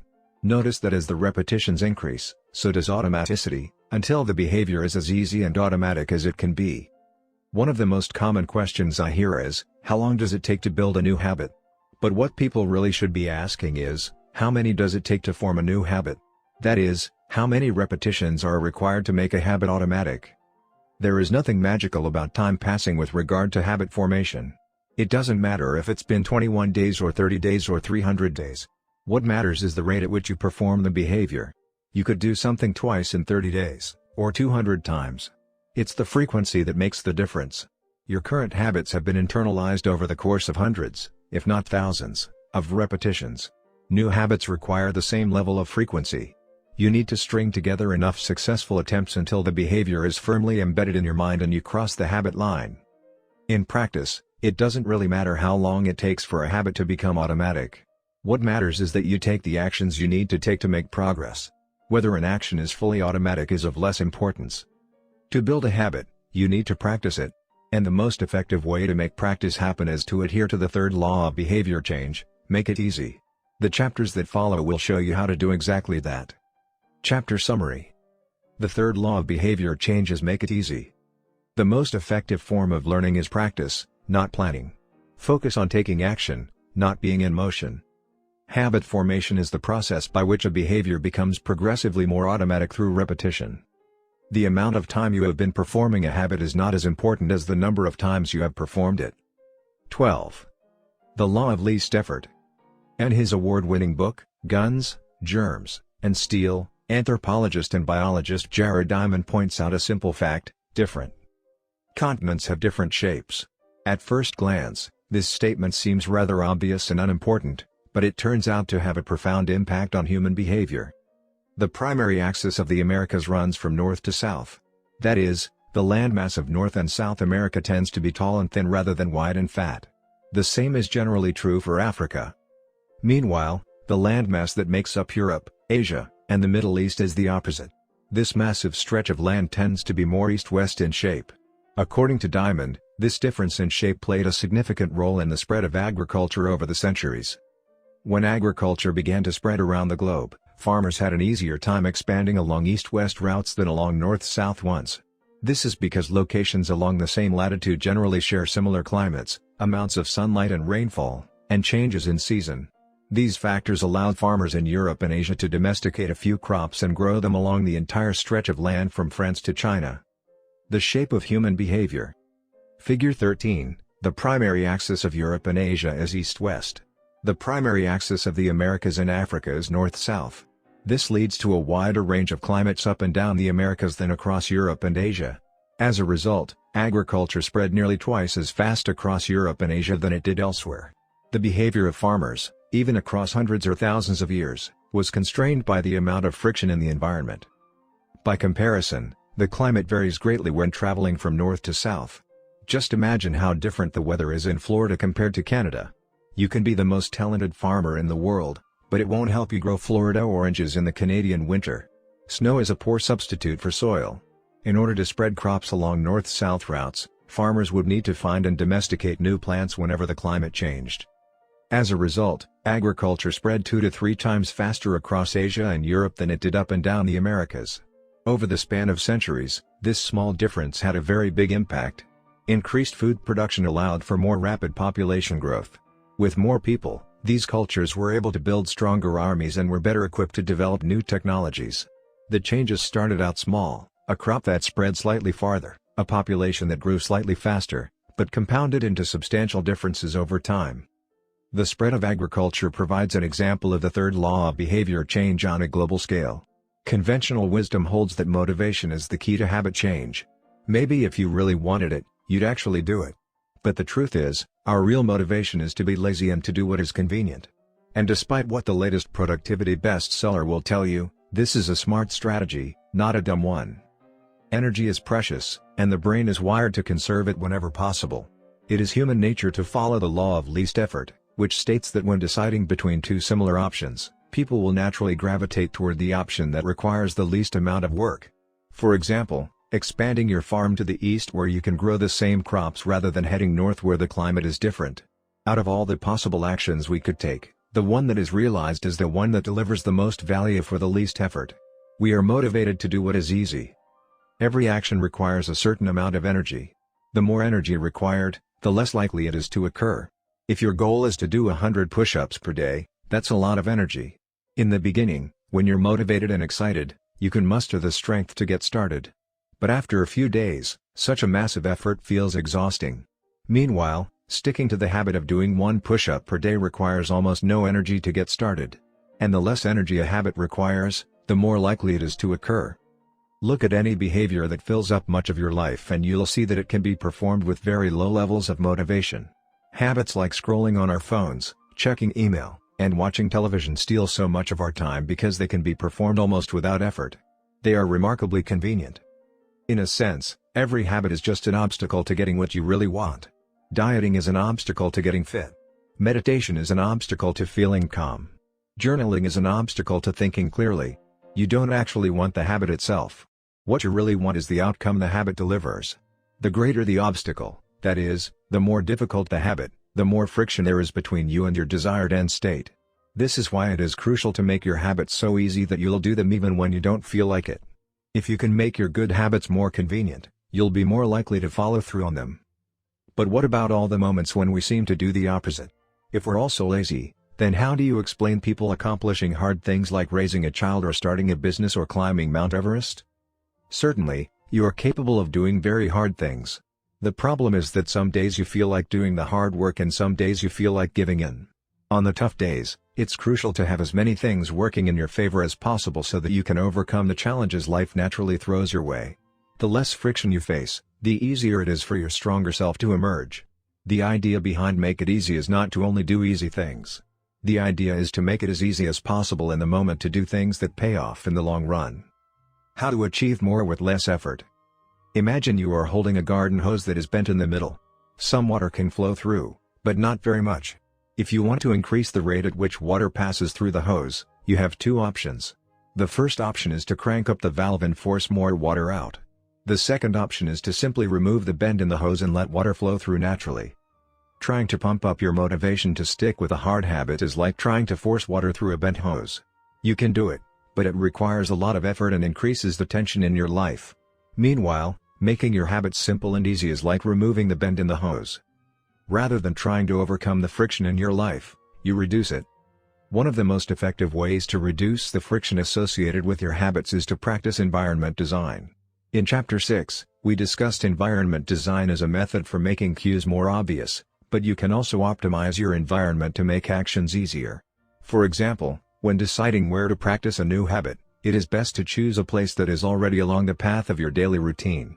Habits are easier to build when they fit into the flow of your life. You are more likely to go to the gym if it is on your way to work because stopping doesn't add much friction to your lifestyle. By comparison, if the gym is off the path of your normal commute, even by just a few blocks, now you're going out of your way to get there. Perhaps even more effective is reducing the friction within your home or office. Too often, we try to start habits in high-friction environments. We try to follow a strict diet while we are out to dinner with friends. We try to write a book in a chaotic household. We try to concentrate while using a smartphone filled with distractions. It doesn't have to be this way. We can remove the points of friction that hold us back. This is precisely what electronics manufacturers in Japan began to do in the 1970s. In an article published in The New Yorker titled Better All the Time, James Surowiecki writes, Japanese firms emphasized what came to be known as lean production, relentlessly looking to remove waste of all kinds from the production process, down to redesigning workspaces, so workers didn't have to waste time twisting and turning to reach their tools. The result was that Japanese factories were more efficient and Japanese products were more reliable than American ones. In 1974, service calls for American-made color televisions were 5 times as common as for Japanese televisions. By 1979, it took American workers 3 times as long to assemble their sets. I like to refer to this strategy as addition by subtraction. The Japanese companies looked for every point of friction in the manufacturing process and eliminated it. As they subtracted wasted effort, they added customers and revenue. Similarly, when we remove the points of friction that sap our time and energy, we can achieve more with less effort. This is one reason tidying up can feel so good. We are simultaneously moving forward and lightening the cognitive load our environment places on us. If you look at the most habit-forming products, you'll notice that one of the things these goods and services do best is remove little bits of friction from your life. Meal delivery services reduce the friction of shopping for groceries. Dating apps reduce the friction of making social introductions. Ride-sharing services reduce the friction of getting across town. Text messaging reduces the friction of sending a letter in the mail. Like a Japanese television manufacturer redesigning their workspace to reduce wasted motion, successful companies design their products to automate, eliminate, or simplify as many steps as possible. They reduce the number of fields on each form. They pare down the number of clicks required to create an account. They deliver their products with easy-to-understand directions or ask their customers to make fewer choices. When the first voice-activated speakers were released, products like Google Home, Amazon Echo, and Apple HomePod, I asked a friend what he liked about the product he had purchased. He said it was just easier to say play some country music than to pull out his phone, open the music app, and pick a playlist. Of course, just a few years earlier, having unlimited access to music in your pocket was a remarkably frictionless behavior compared to driving to the store and buying a CD. Business is a never-ending quest to deliver the same result in an easier fashion. Similar strategies have been used effectively by governments. When the British government wanted to increase tax collection rates, they switched from sending citizens to a web page where the tax form could be downloaded to linking directly to the form. Reducing that one step in the process increased the response rate from 19.2% to 23.4%. For a country like the United Kingdom, those percentage points represent millions in tax revenue. The central idea is to create an environment where doing the right thing is as easy as possible. Much of the battle of building better habits comes down to finding ways to reduce the friction associated with our good habits and increase the friction associated with our bad ones. Prime the environment for future use. Oswald Knuckles is an IT developer from Natchez, Mississippi. He is also someone who understands the power of priming his environment. Knuckles dialed in his cleaning habits by following a strategy he refers to as resetting the room. For instance, when he finishes watching television, he places the remote back on the TV stand, arranges the pillows on the couch, and folds the blanket. When he leaves his car, he throws any trash away. Whenever he takes a shower, he wipes down the toilet while the shower is warming up.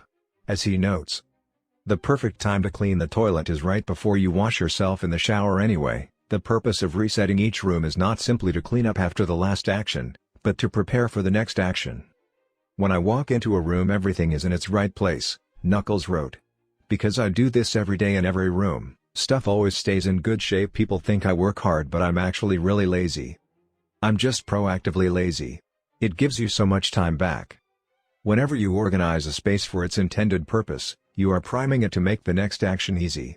For instance, my wife keeps a box of greeting cards that are pre-sorted by occasion, birthday, sympathy, wedding, graduation, and more. Whenever necessary, she grabs an appropriate card and sends it off. She is incredibly good at remembering to send cards because she has reduced the friction of doing so. For years, I was the opposite. Someone would have a baby and I would think, I should send a card. But then weeks would pass and by the time I remembered to pick one up at the store, it was too late. The habit wasn't easy. There are many ways to prime your environment so it's ready for immediate use. If you want to cook a healthy breakfast, place the skillet on the stove, set the cooking spray on the counter, and lay out any plates and utensils you'll need the night before. When you wake up, making breakfast will be easy. Want to draw more? Put your pencils, pens, notebooks, and drawing tools on top of your desk, within easy reach. Want to exercise? Set out your workout clothes, shoes, gym bag, and water bottle ahead of time. Want to improve your diet? Chop up a ton of fruits and vegetables on weekends and pack them in containers, so you have easy access to healthy, ready-to-eat options during the week. These are simple ways to make the good habit the path of least resistance. You can also invert this principle and prime the environment to make bad behaviors difficult. If you find yourself watching too much television, for example, then unplug it after each use. Only plug it back. And if you can say out loud the name of the show you want to watch. This setup creates just enough friction to prevent mindless viewing. If that doesn't do it, you can take it a step further. Unplug the television and take the batteries out of the remote after each use, so it takes an extra 10 seconds to turn it back on. And if you're really hardcore, move the television out of the living room and into a closet after each use. You can be sure you'll only take it out when you really want to watch something. The greater the friction, the less likely the habit. Whenever possible, I leave my phone in a different room until lunch. When it's right next to me, I'll check it all morning for no reason at all. But when it is in another room, I rarely think about it. And the friction is high enough that I won't go get it without a reason. As a result, I get 3 to 4 hours each morning when I can work without interruption. If sticking your phone in another room doesn't seem like enough, tell a friend or family member to hide it from you for a few hours. Ask a coworker to keep it at their desk in the morning and give it back to you at lunch. It is remarkable how little friction is required to prevent unwanted behavior. When I hide beer in the back of the fridge where I can't see it, I drink less. When I delete social media apps from my phone, it can be weeks before I download them again and log in. These tricks are unlikely to curb a true addiction, but for many of us, a little bit of friction can be the difference between sticking with a good habit or sliding into a bad one. Imagine the cumulative impact of making dozens of these changes and living in an environment designed to make the good behaviors easier and the bad behaviors harder. Whether we are approaching behavior change as an individual, a parent, a coach, or a leader, we should ask ourselves the same question: how can we design a world where it's easy to do what's right? Redesign your life so the actions that matter most are also the actions that are easiest to do. Chapter Summary. Human behavior follows the law of least effort. We will naturally gravitate toward the option that requires the least amount of work. Create an environment where doing the right thing is as easy as possible. Reduce the friction associated with good behaviors. When friction is low, habits are easy. Increase the friction associated with bad behaviors. When friction is high, habits are difficult. Prime your environment to make future actions easier. 13. How to stop procrastinating by using the 2-minute rule. Willa Tharp is widely regarded as one of the greatest dancers and choreographers of the modern era. In 1992, she was awarded a MacArthur Fellowship, often referred to as the Genius Grant, and she has spent the bulk of her career touring the globe to perform her original works. She also credits much of her success to simple daily habits. I begin each day of my life with a ritual, she writes. I wake up at 5:30 a.m., put on my workout clothes, my leg warmers, my sweatshirt, and my hat. I walk outside my Manhattan home, hail a taxi, and tell the driver to take me to the Pumping Iron Gym at 91st Street and 1st Avenue, where I work out for 2 hours. The ritual is not the stretching and weight training I put my body through each morning at the gym, the ritual is the cab. The moment I tell the driver where to go, I have completed the ritual. It's a simple act, but doing it the same way each morning habitualizes it, makes it repeatable, easy to do. It reduces the chance that I would skip it or do it differently. It is one more item in my arsenal of routines, and one less thing to think about. Hailing a cab each morning may be a tiny action, but it is a splendid example of the third law of behavior change. Researchers estimate that 40 to 50% of our actions on any given day are done out of habit. This is already a substantial percentage, but the true influence of your habits is even greater than these numbers suggest. Habits are automatic choices that influence the conscious decisions that follow. Yes, a habit can be completed in just a few seconds, but it can also shape the actions that you take for minutes or hours afterward. Habits are like the entrance ramp to a highway. They lead you down a path and, before you know it, you're speeding toward the next behavior. It seems to be easier to continue what you are already doing than to start doing something different. You sit through a bad movie for 2 hours. You keep snacking even when you're already full. You check your phone for just a second and soon you have spent 20 minutes staring at the screen. In this way, the habits you follow without thinking often determine the choices you make when you are thinking. Each evening, there is a tiny moment, usually around 5:15 p.m., that shapes the rest of my night. My wife walks in the door from work and either we change into our workout clothes and head to the gym or we crash onto the couch, order Indian food, and watch The Office. Similar to Willa Tharp hailing the cab, the ritual is changing into my workout clothes. If I change clothes, I know the workout will happen. Everything that follows, driving to the gym, deciding which exercises to do, stepping under the bar, is easy once I've taken the first step. Every day, there are a handful of moments that deliver an outsized impact. I refer to these little choices as decisive moments. The moment you decide between ordering takeout or cooking dinner. The moment you choose between driving your car or riding your bike. The moment you decide between starting your homework or grabbing the video game controller. These choices are a fork in the road. Decisive moments. Figure 14. The difference between a good day and a bad day is often a few productive and healthy choices made at decisive moments. Each one is like a fork in the road, and these choices stack up throughout the day and can ultimately lead to very different outcomes. Decisive moments set the options available to your future self. For instance, walking into a restaurant is a decisive moment because it determines what you'll be eating for lunch. Technically, you are in control of what you order, but in a larger sense, you can only order an item if it is on the menu. If you walk into a steakhouse, you can get a sirloin or a ribeye, but not sushi. Your options are constrained by what's available. They are shaped by the first choice. We are limited by where our habits lead us. This is why mastering the decisive moments throughout your day is so important. Each day is made up of many moments, but it is really a few habitual choices that determine the path you take. These little choices stack up, each one setting the trajectory for how you spend the next chunk of time. Habits are the entry point, not the end point. They are the cab, not the gym. The 2-minute rule. Even when you know you should start small, it's easy to start too big. When you dream about making a change, excitement inevitably takes over and you end up trying to do too much too soon. The most effective way I know to counteract this tendency is to use the 2-minute rule, which states, when you start a new habit, it should take less than 2 minutes to do. You'll find that nearly any habit can be scaled down into a 2-minute version. Read before bed each night becomes read one page. Do 30 minutes of yoga becomes take out my yoga mat. Study for class becomes open my notes. Fold the laundry becomes fold one pair of socks. Run 3 miles becomes tie my running shoes. The idea is to make your habits as easy as possible to start. Anyone can meditate for 1 minute, read one page, or put one item of clothing away. And, as we have just discussed, this is a powerful strategy because once you've started doing the right thing, it is much easier to continue doing it. A new habit should not feel like a challenge. The actions that follow can be challenging, but the first 2 minutes should be easy.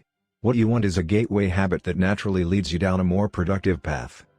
You can usually figure out the gateway habits that will lead to your desired outcome by mapping out your goals on a scale from very easy to very hard. For instance, running a marathon is very hard. Running a 5K is hard. Walking 10,000 steps is moderately difficult. Walking 10 minutes is easy. And putting on your running shoes is very easy. Your goal might be to run a marathon, but your gateway habit is to put on your running shoes. That's how you follow the 2-minute rule. Very easy, easy, moderate, hard, very hard. Put on your running shoes, walk 10 minutes, walk 10,000 steps. Run a 5K, run a marathon. Write one sentence, write one paragraph, write 1,000 words, write a 5,000-word article, write a book. Open your notes, study for 10 minutes, study for 3 hours. Get straight A's. Earn a PhD. People often think it's weird to get hyped about reading one page or meditating for 1 minute or making one sales call. But the point is not to do one thing. The point is to master the habit of showing up. The truth is, a habit must be established before it can be improved. If you can't learn the basic skill of showing up, then you have little hope of mastering the finer details. Instead of trying to engineer a perfect habit from the start, do the easy thing on a more consistent basis. You have to standardize before you can optimize. As you master the art of showing up, the first 2 minutes simply become a ritual at the beginning of a larger routine. This is not merely a hack to make habits easier but actually the ideal way to master a difficult skill. The more you ritualize the beginning of a process, the more likely it becomes that you can slip into the state of deep focus that is required to do great things. By doing the same warm-up before every workout, you make it easier to get into a state of peak performance. By following the same creative ritual, you make it easier to get into the hard work of creating. By developing a consistent power-down habit, you make it easier to get to bed at a reasonable time each night. You may not be able to automate the whole process, but you can make the first action mindless. Make it easy to start and the rest will follow. The 2-minute rule can seem like a trick to some people. You know that the real goal is to do more than just 2 minutes, so it may feel like you're trying to fool yourself. Nobody is actually aspiring to read one page or do one push-up or open their notes. And if you know it's a mental trick, why would you fall for it? If the 2-minute rule feels forced, try this, do it for 2 minutes and then stop. Go for a run, but you must stop after 2 minutes. Start meditating, but you must stop after 2 minutes. Study Arabic, but you must stop after 2 minutes. It's not a strategy for starting, it's the whole thing. Your habit can only last 120 seconds. One of my readers used this strategy to lose over 100 pounds. In the beginning, he went to the gym each day, but he told himself he wasn't allowed to stay for more than 5 minutes. He would go to the gym, exercise for 5 minutes, and leave as soon as his time was up. After a few weeks, he looked around and thought, well, I'm always coming here anyway. I might as well start staying a little longer. A few years later, the weight was gone. Journaling provides another example. Nearly everyone can benefit from getting their thoughts out of their head and onto paper, but most people give up after a few days or avoid it entirely because journaling feels like a chore. The secret is to always stay below the point where it feels like work. Greg McEwen, a leadership consultant from the United Kingdom, built a daily journaling habit by specifically writing less than he felt like. He always stopped journaling before it seemed like a hassle. Ernest Hemingway believed in similar advice for any kind of writing. The best way is to always stop when you are going good, he said. Strategies like this work for another reason, too. They reinforce the identity you want to build. If you show up at the gym 5 days in a row, even if it's just for 2 minutes, you are casting votes for your new identity. You're not worried about getting in shape. You're focused on becoming the type of person who doesn't miss workouts. You're taking the smallest action that confirms the type of person you want to be. We rarely think about change this way because everyone is consumed by the end goal. But one push-up is better than not exercising. 1 minute of guitar practice is better than none at all. 1 minute of reading is better than never picking up a book. It's better to do less than you hoped than to do nothing at all. At some point, once you've established the habit and you're showing up each day, you can combine the 2-minute rule with a technique we call habit shaping to scale your habit back up toward your ultimate goal. Start by mastering the first 2 minutes of the smallest version of the behavior. Then, advance to an intermediate step and repeat the process, focusing on just the first 2 minutes and mastering that stage before moving on to the next level.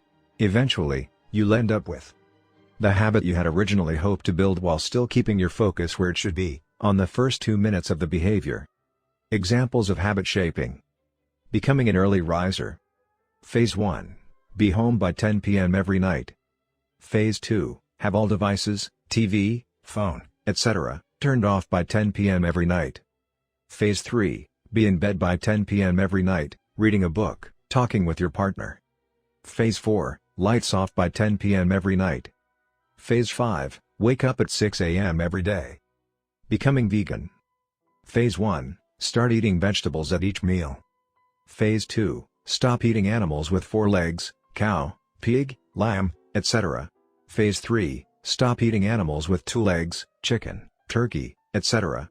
Phase 4. Stop eating animals with no legs, fish, clams, scallops, etc. Phase 5. Stop eating all animal products, eggs, milk, cheese. Starting to exercise. Phase 1. Change into workout clothes. Phase 2. Step out the door, try taking a walk. Phase 3. Drive to the gym, exercise for 5 minutes, and leave. Phase 4. Exercise for 15 minutes at least once per week. Phase 5. Exercise 3 times per week. Nearly any larger life goal can be transformed into a 2-minute behavior. I want to live a healthy and long life greater than I need to stay in shape. Greater than I need to exercise, greater than I need to change into my workout clothes. I want to have a happy marriage, greater than I need to be a good partner, greater than I should do something each day to make my partner's life easier, greater than I should meal plan for next week. Whenever you are struggling to stick with a habit, you can employ the 2-minute rule. It's a simple way to make your habits easy. Chapter summary. Habits can be completed in a few seconds but continue to impact your behavior for minutes or hours afterward. Many habits occur at decisive moments, choices that are like a fork in the road, and either send you in the direction of a productive day or an unproductive one. The 2-minute rule states, when you start a new habit, it should take less than 2 minutes to do. The more you ritualize the beginning of a process, the more likely it becomes that you can slip into the state of deep focus that is required to do great things. Standardize before you optimize. You can't improve a habit that doesn't exist. 14. How to make good habits inevitable and bad habits impossible. In the summer of 1830, Victor Hugo was facing an impossible deadline. 12 months earlier, the French author had promised his publisher a new book. But instead of writing, he spent that year pursuing other projects, entertaining guests, and delaying his work. Frustrated, Hugo's publisher responded by setting a deadline less than 6 months away. The book had to be finished by February 1831. Hugo concocted a strange plan to beat his procrastination. He collected all of his clothes and asked an assistant to lock them away in a large chest. He was left with nothing to wear except a large shawl. Lacking any suitable clothing to go outdoors, he remained in his study and wrote furiously during the fall and winter of 1830. The Hunchback of Notre Dame was published 2 weeks early on January 14, 1831. Sometimes success is less about making good habits easy and more about making bad habits hard. This is an inversion of the third law of behavior change: make it difficult. If you find yourself continually struggling to follow through on your plans, then you can take a page from Victor Hugo and make your bad habits more difficult by creating what psychologists call a commitment device. A commitment device is a choice you make in the present that controls your actions in the future. It is a way to lock in future behavior, bind you to good habits, and restrict you from bad ones. When Victor Hugo shut his clothes away so he could focus on writing, he was creating a commitment device. There are many ways to create a commitment device. You can reduce overeating by purchasing food in individual packages rather than in bulk size. You can voluntarily ask to be added to the ban list at casinos and online poker sites to prevent future gambling sprees. I've even heard of athletes who have to make weight for a competition choosing to leave their wallets at home during the week before weigh-in so they won't be tempted to buy fast food. As another example, my friend and fellow habits expert Nirial purchased an outlet timer, which is an adapter that he plugged in between his internet router and the power outlet. At 10 p.m. each night, the outlet timer cuts off the power to the router. When the internet goes off, everyone knows it is time to go to bed. Commitment devices are useful because they enable you to take advantage of good intentions before you can fall victim to temptation. Whenever I'm looking to cut calories, for example, I will ask the waiter to split my meal and box half of it to go before the meal is served. If I waited until the meal came out and told myself I'll just eat half, it would never work. The key is to change the task such that it requires more work to get out of the good habit than to get started on it. If you're feeling motivated to get in shape, schedule a yoga session and pay ahead of time. If you're excited about the business you want to start, email an entrepreneur you respect and set up a consulting call. When the time comes to act, the only way to bail is to cancel the meeting, which requires effort and may cost money.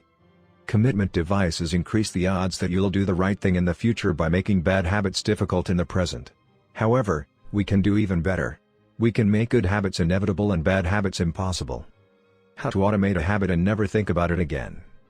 John Henry Patterson was born in Dayton, Ohio, in 1844. He spent his childhood doing chores on the family farm and working shifts at his father's sawmill. After attending college at Dartmouth, Patterson returned to Ohio and opened a small supply store for coal miners. It seemed like a good opportunity. The store faced little competition and enjoyed a steady stream of customers, but still struggled to make money. That was when Patterson discovered his employees were stealing from him. In the mid-1800s, employee theft was a common problem. Receipts were kept in an open drawer and could easily be altered or discarded. There were no video cameras to review behavior and no software to track transactions. Unless you were willing to hover over your employees every minute of the day, or to manage all transactions yourself, it was difficult to prevent theft. As Patterson mulled over his predicament, he came across an advertisement for a new invention called Ritty's Incorruptible Cashier. Designed by fellow Dayton resident James Ritty, it was the first cash register. The machine automatically locked the cash and receipts inside after each transaction. Patterson bought 2 for $50 each. Employee theft at his store vanished overnight. In the next 6 months, Patterson's business went from losing money to making $5,000 in profit, the equivalent of more than $100,000 today.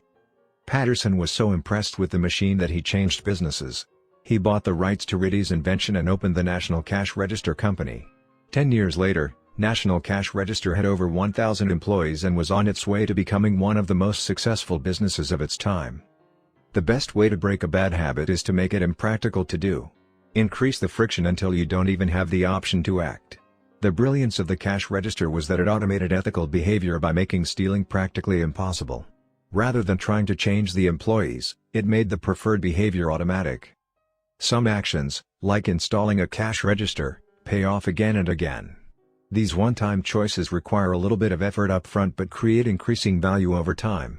I'm fascinated by the idea that a single choice can deliver returns again and again, and I surveyed my readers on their favorite one-time actions that lead to better long-term habits.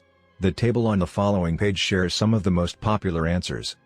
I'd wager that if the average person were to simply do half of the one-time actions on this list, even if they didn't give another thought to their habits, most would find themselves living a better life a year from now.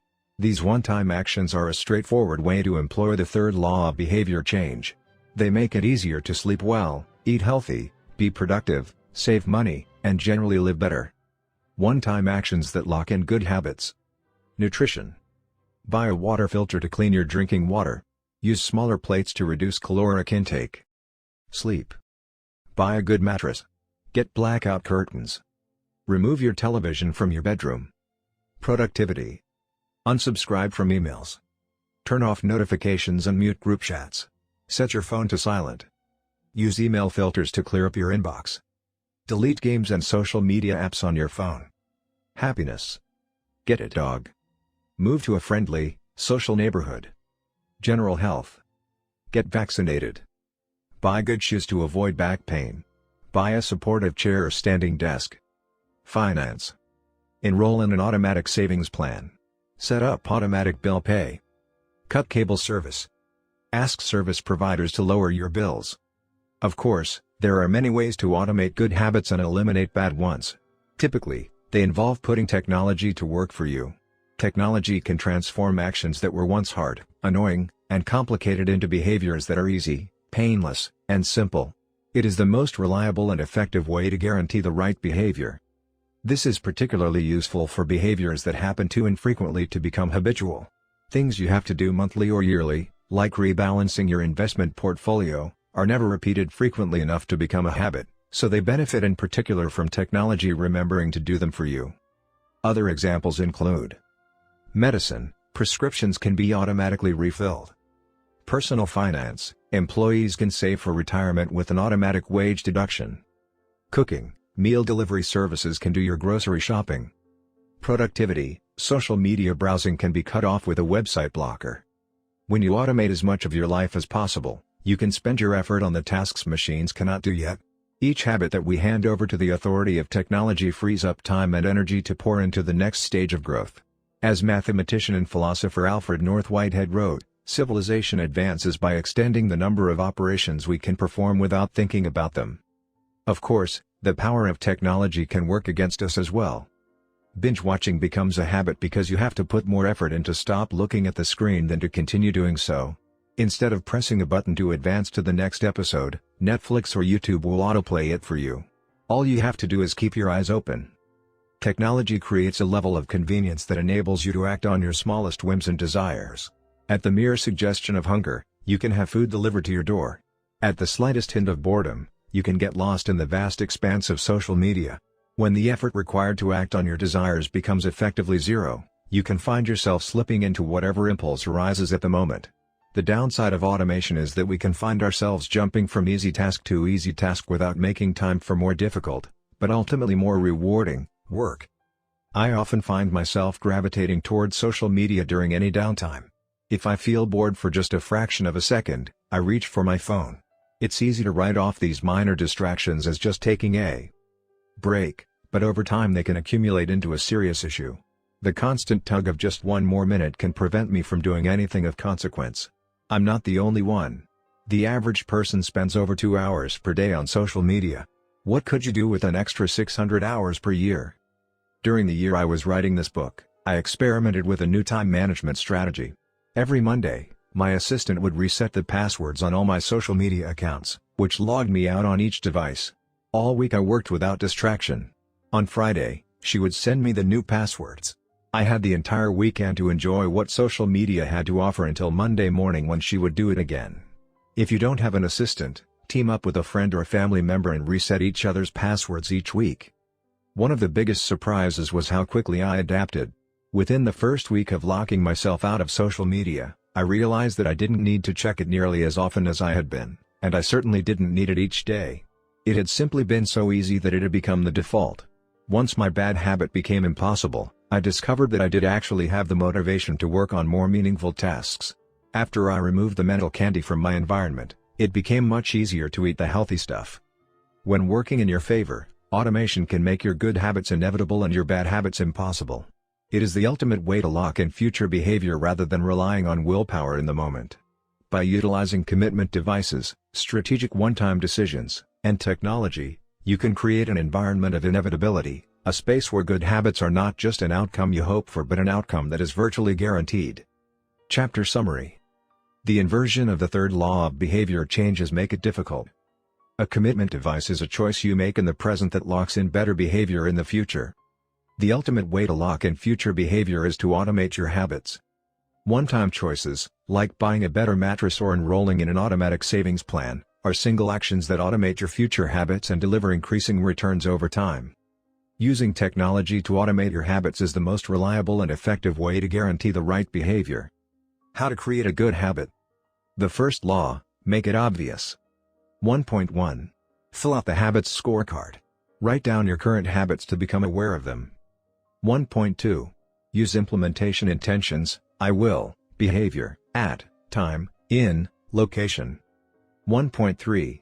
Use habit stacking, after, current habit, I will, new habit. 1.4. Design your environment. Make the cues of good habits obvious and visible. The second law, make it attractive. 2.1. Use temptation bundling. Pair an action you want to do with an action you need to do. 2.2. Join a culture where your desired behavior is the normal behavior. 2.3. Create a motivation ritual. Do something you enjoy immediately before a difficult habit. The third law, make it easy. 3.1. Reduce friction. Decrease the number of steps between you and your good habits. 3.2. Prime the environment. Prepare your environment to make future actions easier. 3.3. Master the decisive moment. Optimize the small choices that deliver outsized impact. 3.4. Use the 2-minute rule. Downscale your habits until they can be done in 2 minutes or less. 3.5. Automate your habits. Invest in technology and one-time purchases that lock in future behavior. The fourth law, make it satisfying. How to break a bad habit. Inversion of the first law, make it invisible. 1.5. Reduce exposure. Remove the cues of your bad habits from your environment. Inversion of the second law, make it unattractive. 2.4. Reframe your mindset. Highlight the benefits of avoiding your bad habits. Inversion of the third law, make it difficult. 3.6. Increase friction. Increase the number of steps between you and your bad habits. 3.7. Use a commitment device. Restrict your future choices to the ones that benefit you. Inversion of the fourth law, make it unsatisfying. You can download a printable version of this habits cheat sheet at atomichabits.com/cheat sheet. The fourth law. Make it satisfying. 15. The cardinal rule of behavior change. In the late 1990s, a public health worker named Stephen Luby left his hometown of Omaha, Nebraska, and bought a one-way ticket to Karachi, Pakistan. Karachi was one of the most populous cities in the world. By 1998, over 9 million people called it home. It was the economic center of Pakistan and a transportation hub, with some of the most active airports and seaports in the region. In the commercial parts of town, you could find all of the standard urban amenities and bustling downtown streets. But Karachi was also one of the least livable cities in the world. Over 60% of Karachi's residents lived in squatter settlements and slums. These densely packed neighborhoods were filled with makeshift houses cobbled together from old boards, cinder blocks, and other discarded materials. There was no waste removal system, no electricity grid, no clean water supply. When dry, the streets were a combination of dust and trash. When wet, they became a muddy pit of sewage. Mosquito colonies thrived in pools of stagnant water, and children played among the garbage. The unsanitary conditions lead to widespread illness and disease. Contaminated water sources caused epidemics of diarrhea, vomiting, and abdominal pain. Nearly 1/3 of the children living there were malnourished. With so many people crammed into such a small space, viruses and bacterial infections spread rapidly. It was this public health crisis that had brought Stephen Luby to Pakistan. Luby and his team realized that in an environment with poor sanitation, the simple habit of washing your hands could make a real difference in the health of the residents. But they soon discovered that many people were already aware that hand washing was important. And yet, despite this knowledge, many residents were washing their hands in a haphazard fashion. Some people would just run their hands under the water quickly. Others would only wash one hand. Many would simply forget to wash their hands before preparing food. Everyone said hand washing was important, but few people made a habit out of it. The problem wasn't knowledge. The problem was consistency. That was when Luby and his team partnered with Procter & Gamble to supply the neighborhood with Safeguard soap. Compared to your standard bar of soap, using Safeguard was a more enjoyable experience. In Pakistan, Safeguard was a premium soap, Luby told me. The study participants commonly mentioned how much they liked it. The soap foamed easily, and people were able to lather their hands with suds. It smelled great. Instantly, hand washing became slightly more pleasurable. I see the goal of hand washing promotion not as behavior change but as habit adoption, Luby said. It is a lot easier for people to adopt a product that provides a strong positive sensory signal, for example the mint taste of toothpaste, than it is to adopt a habit that does not provide pleasurable sensory feedback, like flossing one's teeth. The marketing team at Procter & Gamble talked about trying to create a positive hand-washing experience. Within months, the researchers saw a rapid shift in the health of children in the neighborhood. The rate of diarrhea fell by 52%, pneumonia by 48%, and impetigo, a bacterial skin infection, by 35%. The long-term effects were even better. We went back to some of the households in Karachi 6 years after, Luby told me. Over 95% of households who had been given the soap for free and encouraged to wash their hands had a hand-washing station with soap and water available when our study team visited. We had not given any soap to the intervention group for over 5 years, but during the trial they had become so habituated to wash their hands, that they had maintained the practice. It was a powerful example of the fourth and final law of behavior change: make it satisfying. We are more likely to repeat a behavior when the experience is satisfying. This is entirely logical. Feelings of pleasure, even minor ones like washing your hands with soap that smells nice and lathers well, are signals that tell the brain, "This feels good. Do this again, next time." Pleasure teaches your brain that a behavior is worth remembering and repeating. Take the story of chewing gum. Chewing gum had been sold commercially throughout the 1800s, but it wasn't until Wrigley launched in 1891 that it became a worldwide habit. Early versions were made from relatively bland resins, chewy, but not tasty. Wrigley revolutionized the industry by adding flavors like spearmint and juicy fruit, which made the product flavorful and fun to use. Then they went a step further and began pushing chewing gum as a pathway to a clean mouth. Advertisements told readers to refresh your taste. Tasty flavors and the feeling of a fresh mouth provided little bits of immediate reinforcement and made the product satisfying to use. Consumption skyrocketed, and Wrigley became the largest chewing gum company in the world. Toothpaste had a similar trajectory. Manufacturers enjoyed great success when they added flavors like spearmint, peppermint, and cinnamon to their products. These flavors don't improve the effectiveness of toothpaste. They simply create a clean mouth feel and make the experience of brushing your teeth more pleasurable. My wife actually stopped using Sensodyne because she didn't like the aftertaste. She switched to a brand with a stronger mint flavor, which proved to be more satisfying. Conversely, if an experience is not satisfying, we have little reason to repeat it. In my research, I came across the story of a woman who had a narcissistic relative who drove her nuts. In an attempt to spend less time with this egomaniac, she acted as dull and as boring as possible whenever he was around. Within a few encounters, he started avoiding her because he found her so uninteresting. Stories like these are evidence of the cardinal rule of behavior change: what is rewarded is repeated. What is punished is avoided. You learn what to do in the future based on what you were rewarded for doing, or punished for doing, in the past. Positive emotions cultivate habits. Negative emotions destroy them. The first 3 laws of behavior change: make it obvious, make it attractive, and make it easy, increase the odds that a behavior will be performed this time.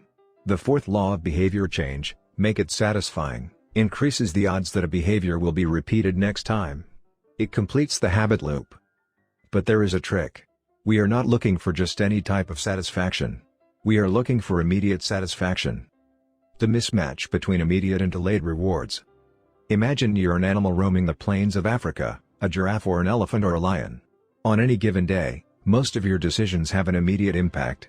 You are always thinking about what to eat or where to sleep or how to avoid a predator. You are constantly focused on the present or the very near future. You live in what scientists call an immediate return environment because your actions instantly deliver clear and immediate outcomes. Now switch back to your human self. In modern society, many of the choices you make today will not benefit you immediately. If you do a good job at work, you'll get a paycheck in a few weeks. If you exercise today, perhaps you won't be overweight next year. If you save money now, maybe you'll have enough for retirement decades from now. You live in what scientists call a delayed return environment because you can work for years before your actions deliver the intended payoff. The human brain did not evolve for life in a delayed return environment. The earliest remains of modern humans, known as Homo sapiens sapiens, are approximately 200,000 years old. These were the first humans to have a brain relatively similar to ours. In particular, the neocortex, the newest part of the brain and the region responsible for higher functions like language, was roughly the same size 200,000 years ago as today. You are walking around with the same hardware as your Paleolithic ancestors. It is only recently, during the last 500 years or so, that society has shifted to a predominantly delayed return environment. Compared to the age of the brain, modern society is brand new. In the last 100 years, we have seen the rise of the car, the airplane, the television, the personal computer, the internet, the smartphone, and Beyoncé. The world has changed much in recent years, but human nature has changed little. Similar to other animals on the African savanna, our ancestors spent their days responding to grave threats, securing the next meal, and taking shelter from a storm. It made sense to place a high value on instant gratification. The distant future was less of a concern. And after thousands of generations in an immediate return environment, our brains evolved to prefer quick payoffs to long-term ones. Behavioral economists refer to this tendency as time inconsistency. That is, the way your brain evaluates rewards is inconsistent across time. You value the present more than the future. Usually, this tendency serves us well. A reward that is certain right now is typically worth more than one that is merely possible in the future. But occasionally, our bias toward instant gratification causes problems. Why would someone smoke if they know it increases the risk of lung cancer? Why would someone overeat when they know it increases their risk of obesity? Why would someone have unsafe sex if they know it can result in sexually transmitted disease? Once you understand how the brain prioritizes rewards, the answers become clear. The consequences of bad habits are delayed while the rewards are immediate. Smoking might kill you in 10 years, but it reduces stress and eases your nicotine cravings now. Overeating is harmful in the long run but appetizing in the moment. Sex, safe or not, provides pleasure right away. Disease and infection won't show up for days or weeks, even years. Every habit produces multiple outcomes across time. Unfortunately, these outcomes are often misaligned. With our bad habits, the immediate outcome usually feels good, but the ultimate outcome feels bad. With good habits, it is the reverse, the immediate outcome is unenjoyable, but the ultimate outcome feels good. The French economist Frédéric Bastiat explained the problem clearly when he wrote, "It almost always happens that when the immediate consequence is favorable, the later consequences are disastrous, and vice versa often. The sweeter the first fruit of a habit, the more bitter are its later fruits." Put another way, the costs of your good habits are in the present. The costs of your bad habits are in the future. The brain's tendency to prioritize the present moment means you can't rely on good intentions. When you make a plan, to lose weight, write a book, or learn a language, you are actually making plans for your future self. And when you envision what you want your life to be like, it is easy to see the value in taking actions with long-term benefits. We all want better lives for our future selves. However, when the moment of decision arrives, instant gratification usually wins. You are no longer making a choice for future you, who dreams of being fitter or wealthier or happier. You are choosing for present you, who wants to be full, pampered, and entertained. As a general rule, the more immediate pleasure you get from an action, the more strongly you should question whether it aligns with your long-term goals. With a fuller understanding of what causes our brain to repeat some behaviors and avoid others, let's update the cardinal rule of behavior change: what is immediately rewarded is repeated. What is immediately punished is avoided. Our preference for instant gratification reveals an important truth about success. Because of how we are wired, most people will spend all day chasing quick hits of satisfaction.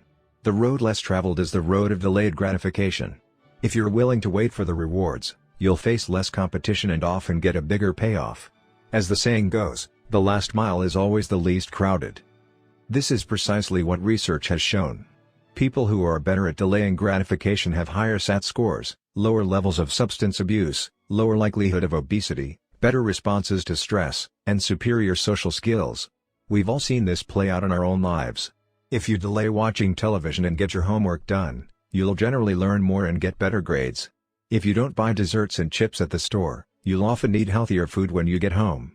At some point, success in nearly every field requires you to ignore an immediate reward in favor of a delayed reward. Here's the problem: most people know that delaying gratification is the wise approach. They want the benefits of good habits, to be healthy, productive, at peace. But these outcomes are seldom top of mind at the decisive moment. Thankfully, it's possible to train yourself to delay gratification, but you need to work with the grain of human nature, not against it. The best way to do this is to add a little bit of immediate pleasure to the habits that pay off in the long run and a little bit of immediate pain to ones that don't. How to turn instant gratification to your advantage. The vital thing in getting a habit to stick is to feel successful, even if it's in a small way. The feeling of success is a signal that your habit paid off and that the work was worth the effort. In a perfect world, the reward for a good habit is the habit itself. In the real world, good habits tend to feel worthwhile only after they have provided you with something. Early on, it's all sacrifice. You've gone to the gym a few times, but you're not stronger or fitter or faster, at least, not in any noticeable sense. It's only months later, once you shed a few pounds or your arms gain some definition, that it becomes easier to exercise for its own sake. In the beginning, you need a reason to stay on track. This is why immediate rewards are essential. They keep you excited while the delayed rewards accumulate in the background. What we're really talking about here, when we're discussing immediate rewards, is the ending of a behavior. The ending of any experience is vital because we tend to remember it more than other phases. You want the ending of your habit to be satisfying. The best approach is to use reinforcement, which refers to the process of using an immediate reward to increase the rate of a behavior. Habit stacking, which we covered in Chapter 5, ties your habit to an immediate cue, which makes it obvious when to start. Reinforcement ties your habit to an immediate reward, which makes it satisfying when you finish. Immediate reinforcement can be especially helpful when dealing with habits of avoidance, which are behaviors you want to stop doing. It can be challenging to stick with habits like no frivolous purchases or no alcohol this month because nothing happens when you skip happy hour drinks or don't buy that pair of shoes. It can be hard to feel satisfied when there is no action in the first place. All you're doing is resisting temptation, and there isn't much satisfying about that. One solution is to turn the situation on its head. You want to make avoidance visible. Open a savings account and label it for something you want, maybe leather jacket. Whenever you pass on a purchase, put the same amount of money in the account. Skip your morning latte? Transfer $5. Pass on another month of Netflix? Move $10 over. It's like creating a loyalty program for yourself. The immediate reward of seeing yourself save money toward the leather jacket feels a lot better than being deprived. You are making it satisfying to do nothing. One of my readers and his wife used a similar setup. They wanted to stop eating out so much and start cooking together more. They labeled their savings account trip to Europe. Whenever they skipped going out to eat, they transferred $50 into the account. At the end of the year, they put the money toward the vacation. It is worth noting that it is important to select short-term rewards that reinforce your identity rather than ones that conflict with it. Buying a new jacket is fine if you're trying to lose weight or read more books, but it doesn't work if you're trying to budget and save money. Instead, taking a bubble bath or going on a leisurely walk are good examples of rewarding yourself with free time, which aligns with your ultimate goal of more freedom and financial independence. Similarly, if your reward for exercising is eating a bowl of ice cream, then you're casting votes for conflicting identities, and it ends up being a wash. Instead, maybe your reward is a massage, which is both a luxury and a vote toward taking care of your body. Now the short-term reward is aligned with your long-term vision of being a healthy person. Eventually, as intrinsic rewards like a better mood, more energy, and reduced stress kick in, you'll become less concerned with chasing the secondary reward. The identity itself becomes the reinforcer. You do it because it's who you are and it feels good to be you. The more a habit becomes part of your life, the less you need outside encouragement to follow through. Incentives can start a habit. Identity sustains a habit. That said, it takes time for the evidence to accumulate and a new identity to emerge. Immediate reinforcement helps maintain motivation in the short term while you're waiting for the long-term rewards to arrive. In summary, a habit needs to be enjoyable for it to last. Simple bits of reinforcement, Like soap that smells great or toothpaste that has a refreshing mint flavor, or seeing $50 hit your savings account, can offer the immediate pleasure you need to enjoy a habit. And change is easy when it is enjoyable. Chapter Summary. The fourth law of behavior change is make it satisfying. We are more likely to repeat a behavior when the experience is satisfying. The human brain evolved to prioritize immediate rewards over delayed rewards. The cardinal rule of behavior change: what is immediately rewarded is repeated. What is immediately punished is avoided. To get a habit to stick, you need to feel immediately successful, even if it's in a small way. The first three laws of behavior change: make it obvious, make it attractive, and make it easy, increase the odds that a behavior will be performed this time. The fourth law of behavior change: make it satisfying, increases the odds that a behavior will be repeated next time. 16. How to stick with good habits every day. In 1993, a bank in Abbotsford, Canada, hired a 23-year-old stockbroker named Trent Dyersmid. Abbotsford was a relatively small suburb, tucked away in the shadow of nearby Vancouver, where most of the big business deals were being made. Given the location, and the fact that Dyersmid was a rookie, nobody expected too much of him. But he made brisk progress thanks to a simple daily habit. Dyersmid began each morning with 2 jars on his desk. One was filled with 120 paper clips. The other was empty. As soon as he settled in each day, he would make a sales call. Immediately after, he would move one paper clip from the full jar to the empty jar, and the process would begin again. Every morning I would start with 120 paper clips in one jar, and I would keep dialing the phone until I had moved them all to the second jar, he told me. Within 18 months, Dyersmid was bringing in $5 million to the firm. By age 24, he was making $75,000 per year, the equivalent of $125,000 today. Not long after, he landed a 6-figure job with another company. I like to refer to this technique as the paperclip strategy, and, over the years, I've heard from readers who have employed it in a variety of ways. One woman shifted a hairpin from one container to another whenever she wrote a page of her book. Another man moved a marble from one bin to the next after each set of push-ups.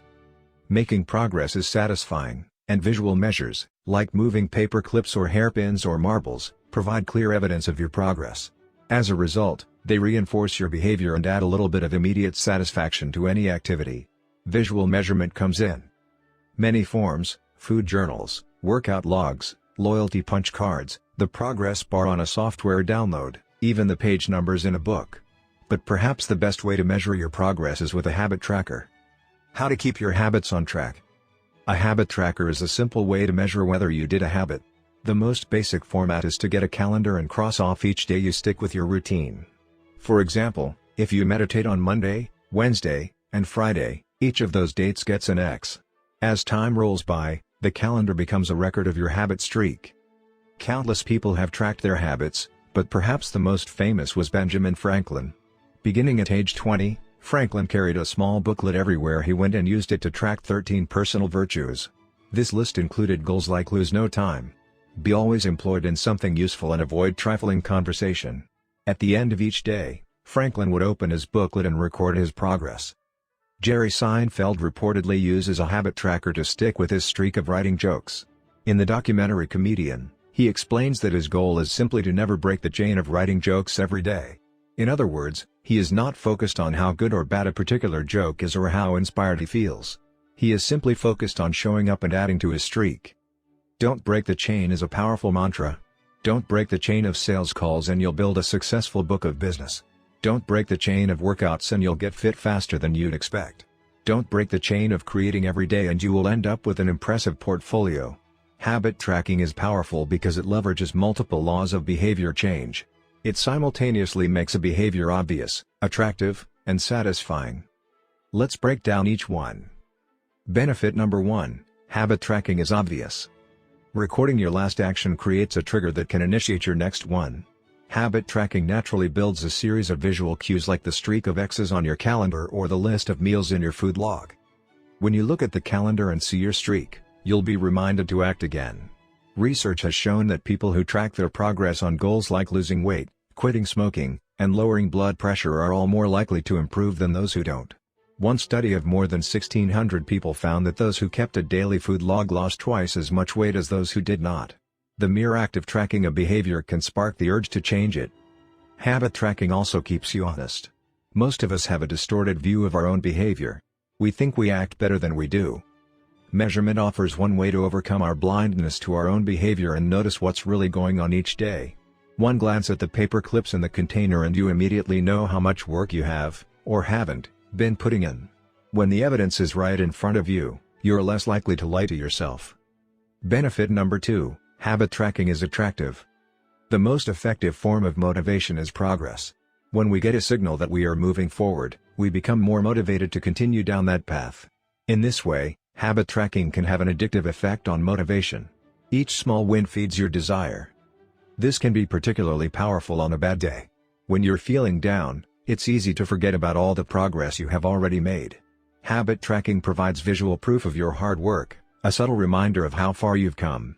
Plus, the empty square you see each morning can motivate you to get started because you don't want to lose your progress by breaking the streak. Benefit number 3, habit tracking is satisfying. This is the most crucial benefit of all. Tracking can become its own form of reward. It is satisfying to cross an item off your to-do list, to complete an entry in your workout log, or to mark an X on the calendar. It feels good to watch your results grow, the size of your investment portfolio, the length of your book manuscript, and if it feels good, then you're more likely to endure. Habit tracking also helps keep your eye on the ball. You're focused on the process rather than the result. You're not fixated on getting six-pack abs, you're just trying to keep the streak alive and become the type of person who doesn't miss workouts.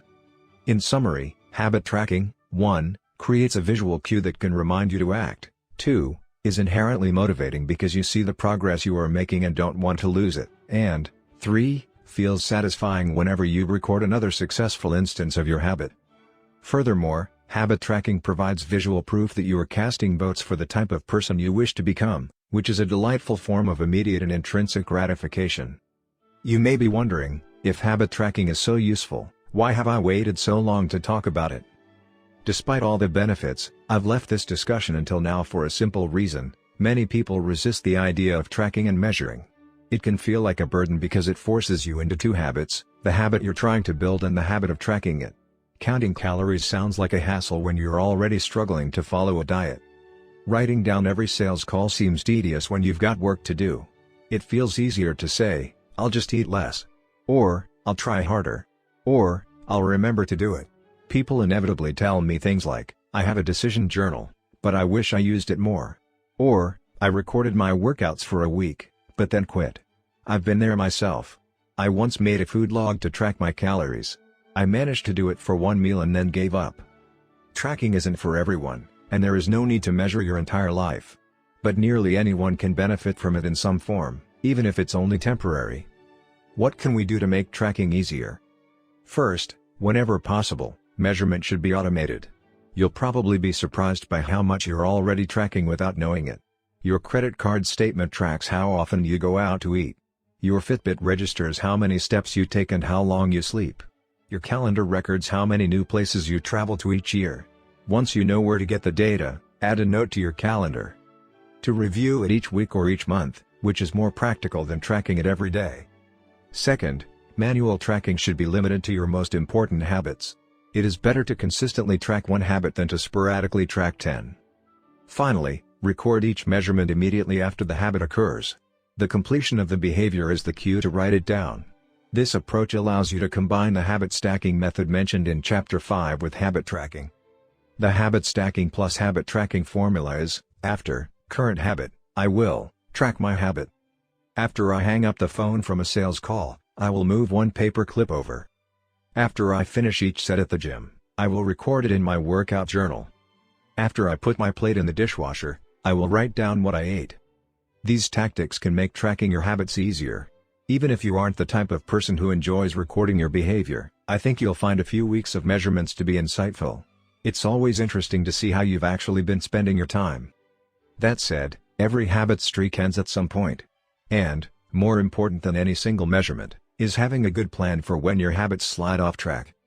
How to recover quickly when your habits break down. No matter how consistent you are with your habits, it is inevitable that life will interrupt you at some point. Perfection is not possible.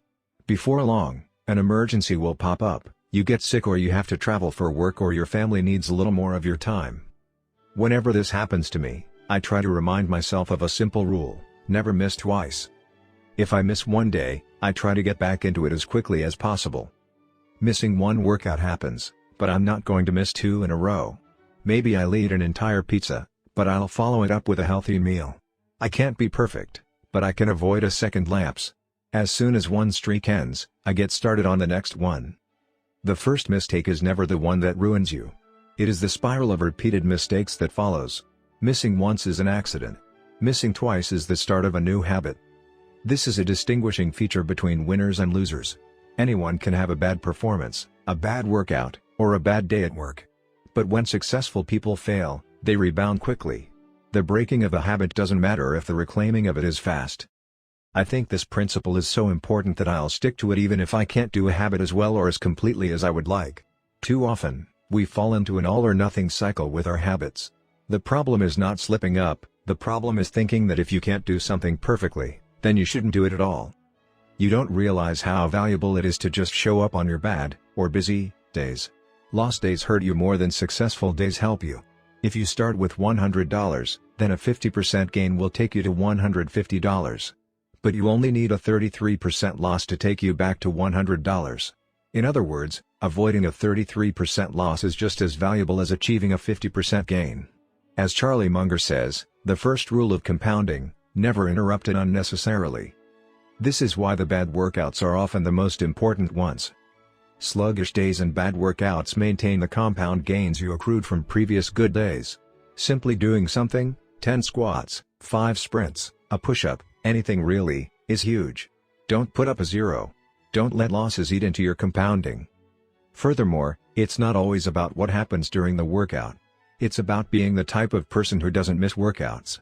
It's easy to train when you feel good, but it's crucial to show up when you don't feel like it, even if you do less than you hope. Going to the gym for 5 minutes may not improve your performance, but it reaffirms your identity. The all-or-nothing cycle of behavior change is just one pitfall that can derail your habits. Another potential danger, especially if you are using a habit tracker, is measuring the wrong thing. Knowing when, and when not, to track a habit. Say you're running a restaurant and you want to know if your chef is doing a good job. One way to measure success is to track how many customers pay for a meal each day. If more customers come in, the food must be good. If fewer customers come in, something must be wrong. However, this one measurement, daily revenue, only gives a limited picture of what's really going on. Just because someone pays for a meal doesn't mean they enjoy the meal. Even dissatisfied customers are unlikely to dine and dash. In fact, if you're only measuring revenue, the food might be getting worse but you're making up for it with marketing or discounts or some other method. Instead, it may be more effective to track how many customers finish their meal or perhaps the percentage of customers who leave a generous tip. The dark side of tracking a particular behavior is that we become driven by the number rather than the purpose behind it. If your success is measured by quarterly earnings, you will optimize sales, revenue, and accounting for quarterly earnings. If your success is measured by a lower number on the scale, you will optimize for a lower number on the scale, even if that means embracing crash diets, juice cleanses, and fat loss pills. The human mind wants to win whatever game is being played. This pitfall is evident in many areas of life. We focus on working long hours instead of getting meaningful work done. We care more about getting 10,000 steps than we do about being healthy. We teach for standardized tests instead of emphasizing learning, curiosity, and critical thinking. In short, we optimize for what we measure. When we choose the wrong measurement, we get the wrong behavior. This is sometimes referred to as Goodhart's Law. Named after the economist Charles Goodhart, the principle states, when a measure becomes a target, it ceases to be a good measure. Measurement is only useful when it guides you and adds context to a larger picture, not when it consumes you. Each number is simply one piece of feedback in the overall system. In our data-driven world, we tend to overvalue numbers and undervalue anything ephemeral, soft, and difficult to quantify. We mistakenly think the factors we can measure are the only factors that exist. But just because you can measure something doesn't mean it's the most important thing. And just because you can't measure something doesn't mean it's not important at all. All of this to say, it's crucial to keep habit tracking in its proper place. It can feel satisfying to record a habit and track your progress, but the measurement is not the only thing that matters. Furthermore, there are many ways to measure progress, and sometimes it helps to shift your focus to something entirely different. This is why non-scale victories can be effective for weight loss. The number on the scale may be stubborn, so if you focus solely on that number, your motivation will sag. But you may notice that your skin looks better, or you wake up earlier, or your sex drive got a boost. All of these are valid ways to track your improvement. If you're not feeling motivated by the number on the scale, perhaps it's time to focus on a different measurement, one that gives you more signals of progress. No matter how you measure your improvement, habit tracking offers a simple way to make your habits more satisfying. Each measurement provides a little bit of evidence that you're moving in the right direction and a brief moment of immediate pleasure for a job well done. Chapter Summary. One of the most satisfying feelings is the feeling of making progress. A habit tracker is a simple way to measure whether you did a habit, like marking an X on a calendar. Habit trackers and other visual forms of measurement can make your habits satisfying by providing clear evidence of your progress. Don't break the chain. Try to keep your habit streak alive. Never miss twice. If you miss one day, try to get back on track as quickly as possible. Just because you can measure something doesn't mean it's the most important thing. 17. How an accountability partner can change everything. After serving as a pilot in World War II, Roger Fisher attended Harvard Law School and spent 34 years specializing in negotiation and conflict management. He founded the Harvard Negotiation Project and worked with numerous countries and world leaders on peace resolutions, hostage crises, and diplomatic compromises. But it was in the 1970s and 1980s, as the threat of nuclear war escalated, that Fisher developed perhaps his most interesting idea. At the time, Fisher was focused on designing strategies that could prevent nuclear war, and he had noticed a troubling fact. Any sitting president would have access to launch codes that could kill millions of people but would never actually see anyone die because he would always be thousands of miles away. My suggestion was quite simple, he wrote in 1981. Put that nuclear code number in a little capsule, and then implant that capsule right next to the heart of a volunteer. The volunteer would carry with him a big, heavy butcher knife as he accompanied the president. If ever the president wanted to fire nuclear weapons, the only way he could do so would be for him first, with his own hands, to kill one human being. The president says, "George, I'm sorry but tens of millions must die." He has to look at someone and realize what death is, what an innocent death is. Blood on the White House carpet. It's reality brought home. When I suggested this to friends in the Pentagon, they said, "My God, that's terrible. Having to kill someone would distort the president's judgment. He might never push the button." Throughout our discussion of the fourth law of behavior change, we have covered the importance of making good habits immediately satisfying. Fisher's proposal is an inversion of the fourth law: make it immediately unsatisfying. Just as we are more likely to repeat an experience when the ending is satisfying, we are also more likely to avoid an experience when the ending is painful. Pain is an effective teacher. If a failure is painful, it gets fixed. If a failure is relatively painless, it gets ignored. The more immediate and more costly a mistake is, the faster you will learn from it. The threat of a bad review forces a plumber to be good at his job. The possibility of a customer never returning makes restaurants create good food. The cost of cutting the wrong blood vessel makes a surgeon master human anatomy and cut carefully. When the consequences are severe, people learn quickly. The more immediate the pain, the less likely the behavior. If you want to prevent bad habits and eliminate unhealthy behaviors, then adding an instant cost to the action is a great way to reduce their odds.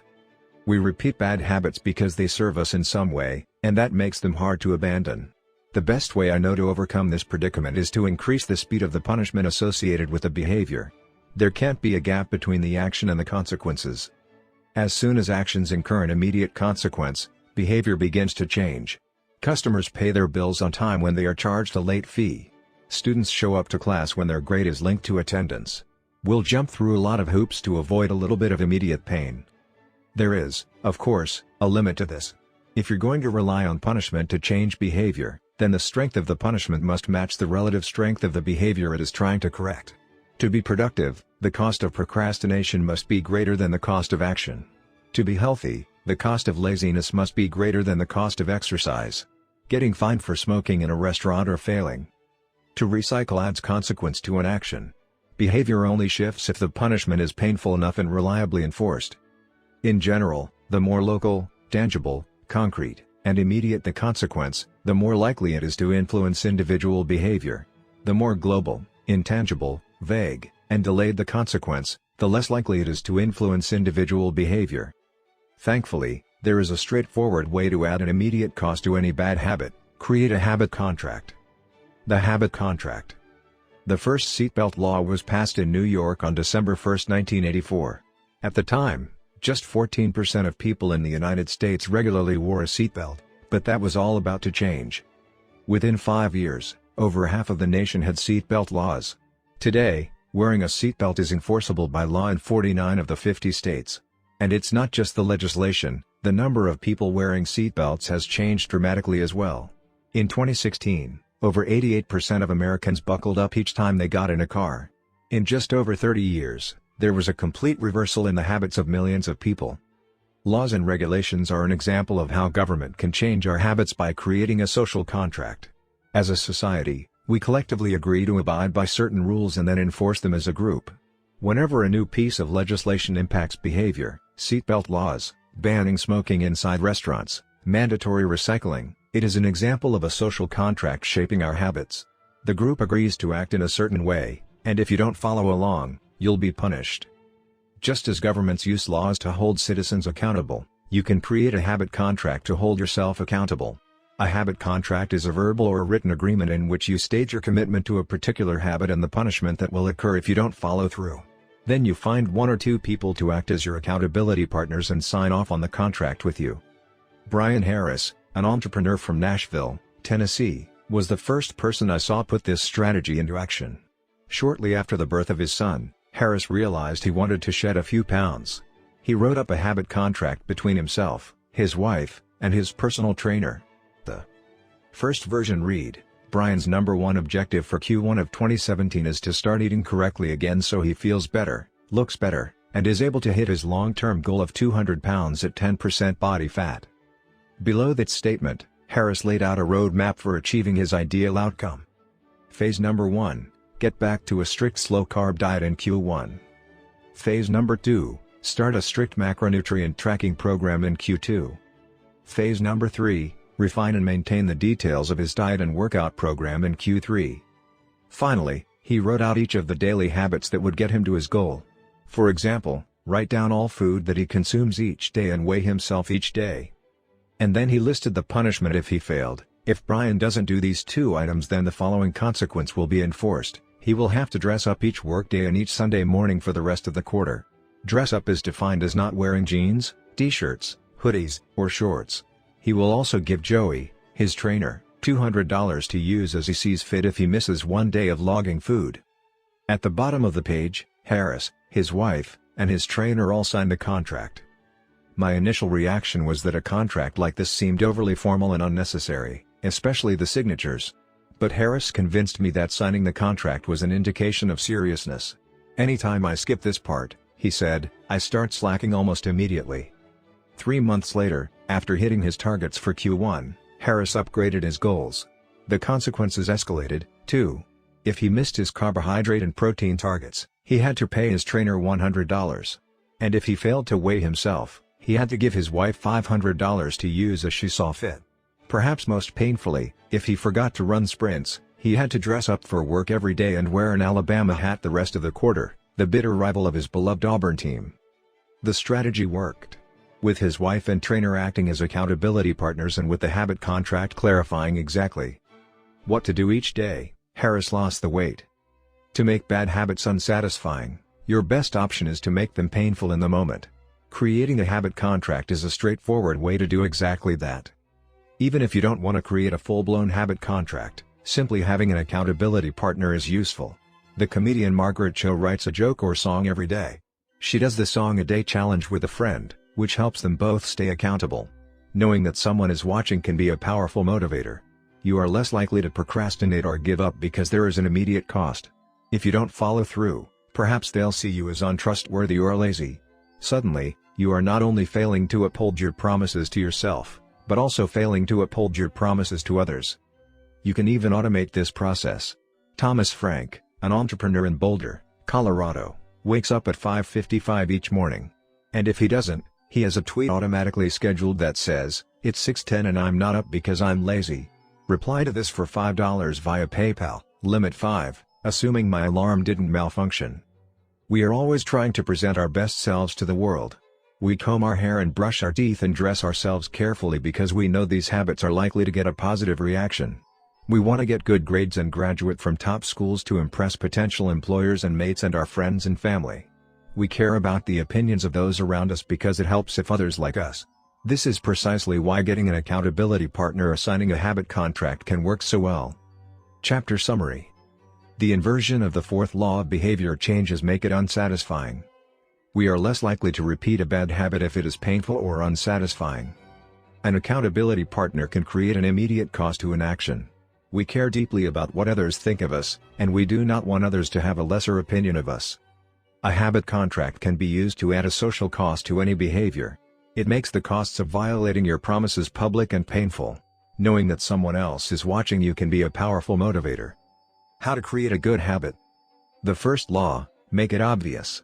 1.1. Fill out the habits scorecard. Write down your current habits to become aware of them. 1.2. Use implementation intentions, I will, behavior, at, time, in, location. 1.3. Use habit stacking, after, current habit, I will, new habit. 1.4. Design your environment. Make the cues of good habits obvious and visible. The second law, make it attractive. 2.1. Use temptation bundling. Pair an action you want to do with an action you need to do. 2.2. Join a culture where your desired behavior is the normal behavior. 2.3. Create a motivation ritual. Do something you enjoy immediately before a difficult habit. The third law, make it easy. 3.1. Reduce friction. Decrease the number of steps between you and your good habits. 3.2. Prime the environment. Prepare your environment to make future actions easier. 3.3. Master the decisive moment. Optimize the small choices that deliver outsized impact. 3.4. Use the 2-minute rule. Downscale your habits until they can be done in 2 minutes or less. 3.5. Automate your habits. Invest in technology and one-time purchases that lock in future behavior. The fourth law, make it satisfying. 4.1. Use reinforcement. Give yourself an immediate reward when you complete your habit. 4.2. Make doing nothing enjoyable. When avoiding a bad habit, design a way to see the benefits. 4.3. Use a habit tracker. Keep track of your habit streak and don't break the chain. 4.4. Never miss twice. When you forget to do a habit, make sure you get back on track immediately. How to break a bad habit. Inversion of the first law, make it invisible. 1.5. Reduce exposure. Remove the cues of your bad habits from your environment. Inversion of the second law, make it unattractive. 2.4. Reframe your mindset. Highlight the benefits of avoiding your bad habits. Inversion of the third law, make it difficult. 3.6. Increase friction. Increase the number of steps between you and your bad habits. 3.7. Use a commitment device. Restrict your future choices to the ones that benefit you. Inversion of the fourth law, make it unsatisfying. 4.5. Get an accountability partner. Ask someone to watch your behavior. 4.6. Create a habit contract. Make the costs of your bad habits public and painful. You can download a printable version of this habits cheat sheet at atomichabits.com/cheat sheet. Advanced tactics. How to go from being merely good to being truly great. 18. The truth about talent, when genes matter and when they don't. Any people are familiar with Michael Phelps, who is widely considered to be one of the greatest athletes in history. Phelps has won more Olympic medals not only than any swimmer but also more than any Olympian in any sport. Fewer people know the name Hicham El Guerrouj, but he was a fantastic athlete in his own right. El Guerrouj is a Moroccan runner who holds 2 Olympic gold medals and is one of the greatest middle-distance runners of all time. For many years, he held the world record in the mile, 1,500-meter, and 2,000-meter races.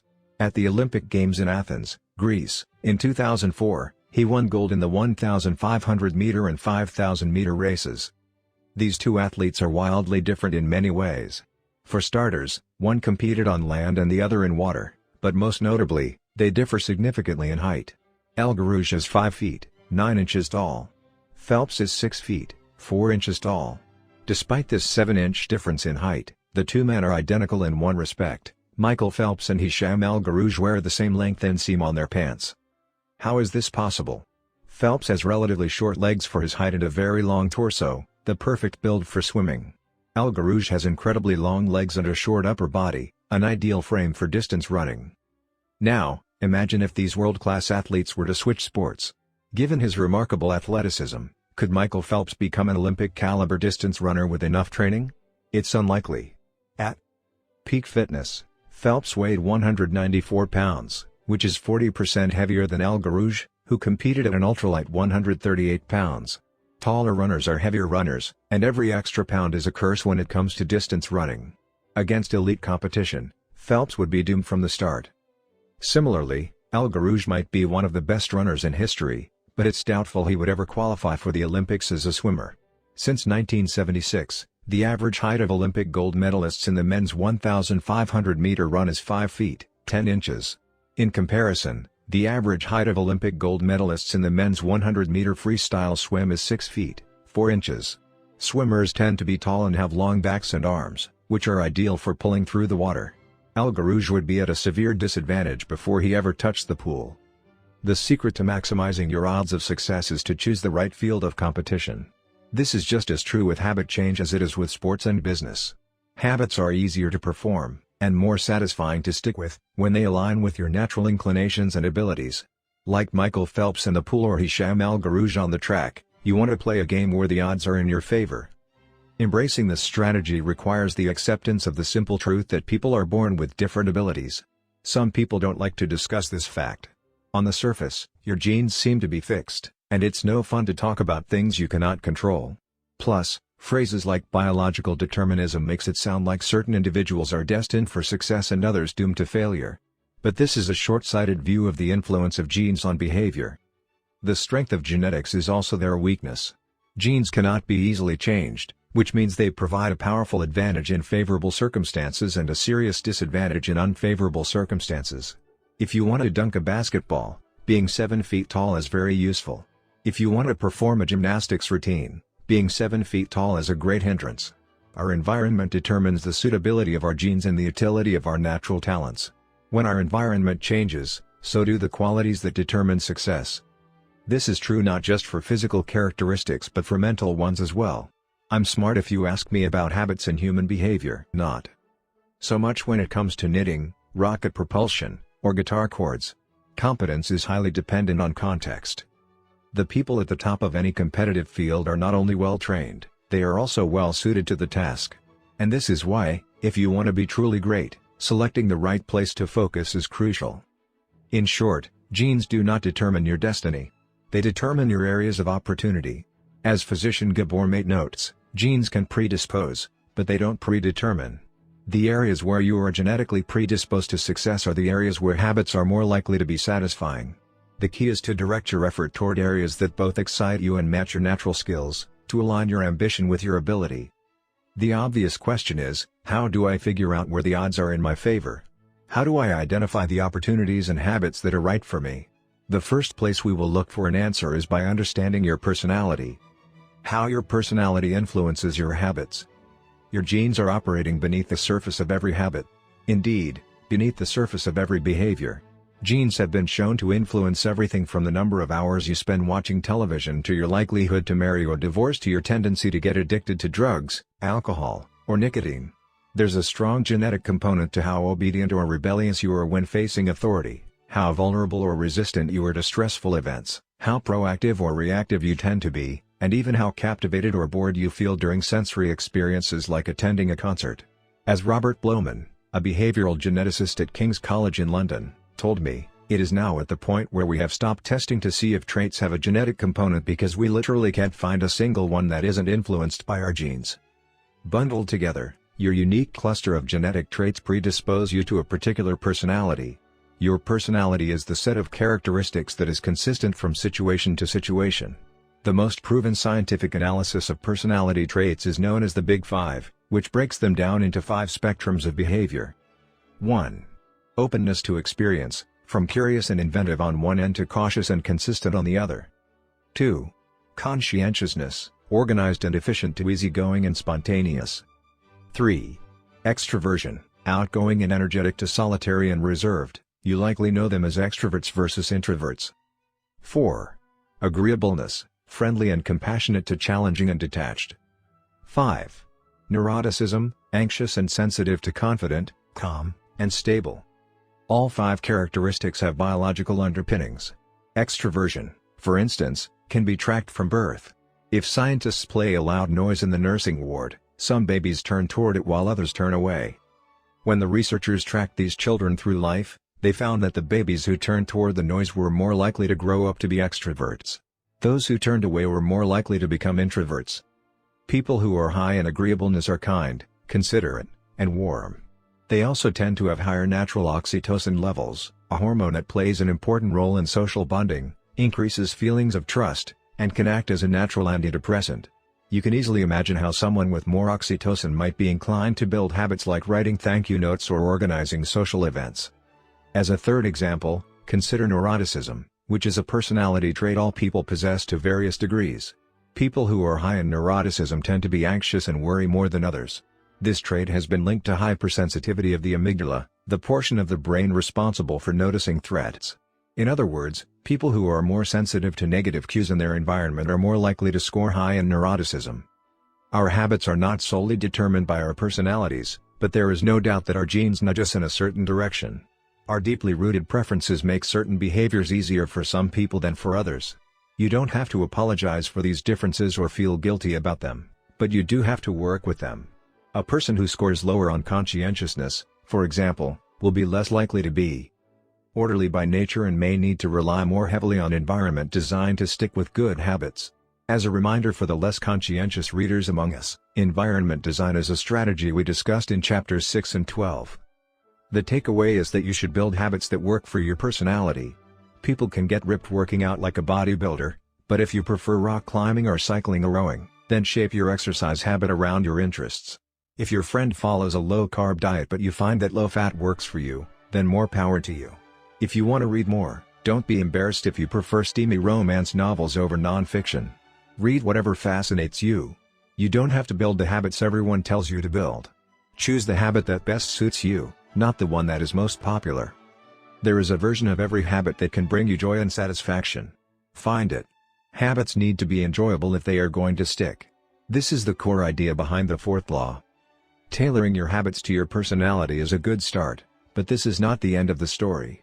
Let's turn our attention to finding and designing situations where you're at a natural advantage.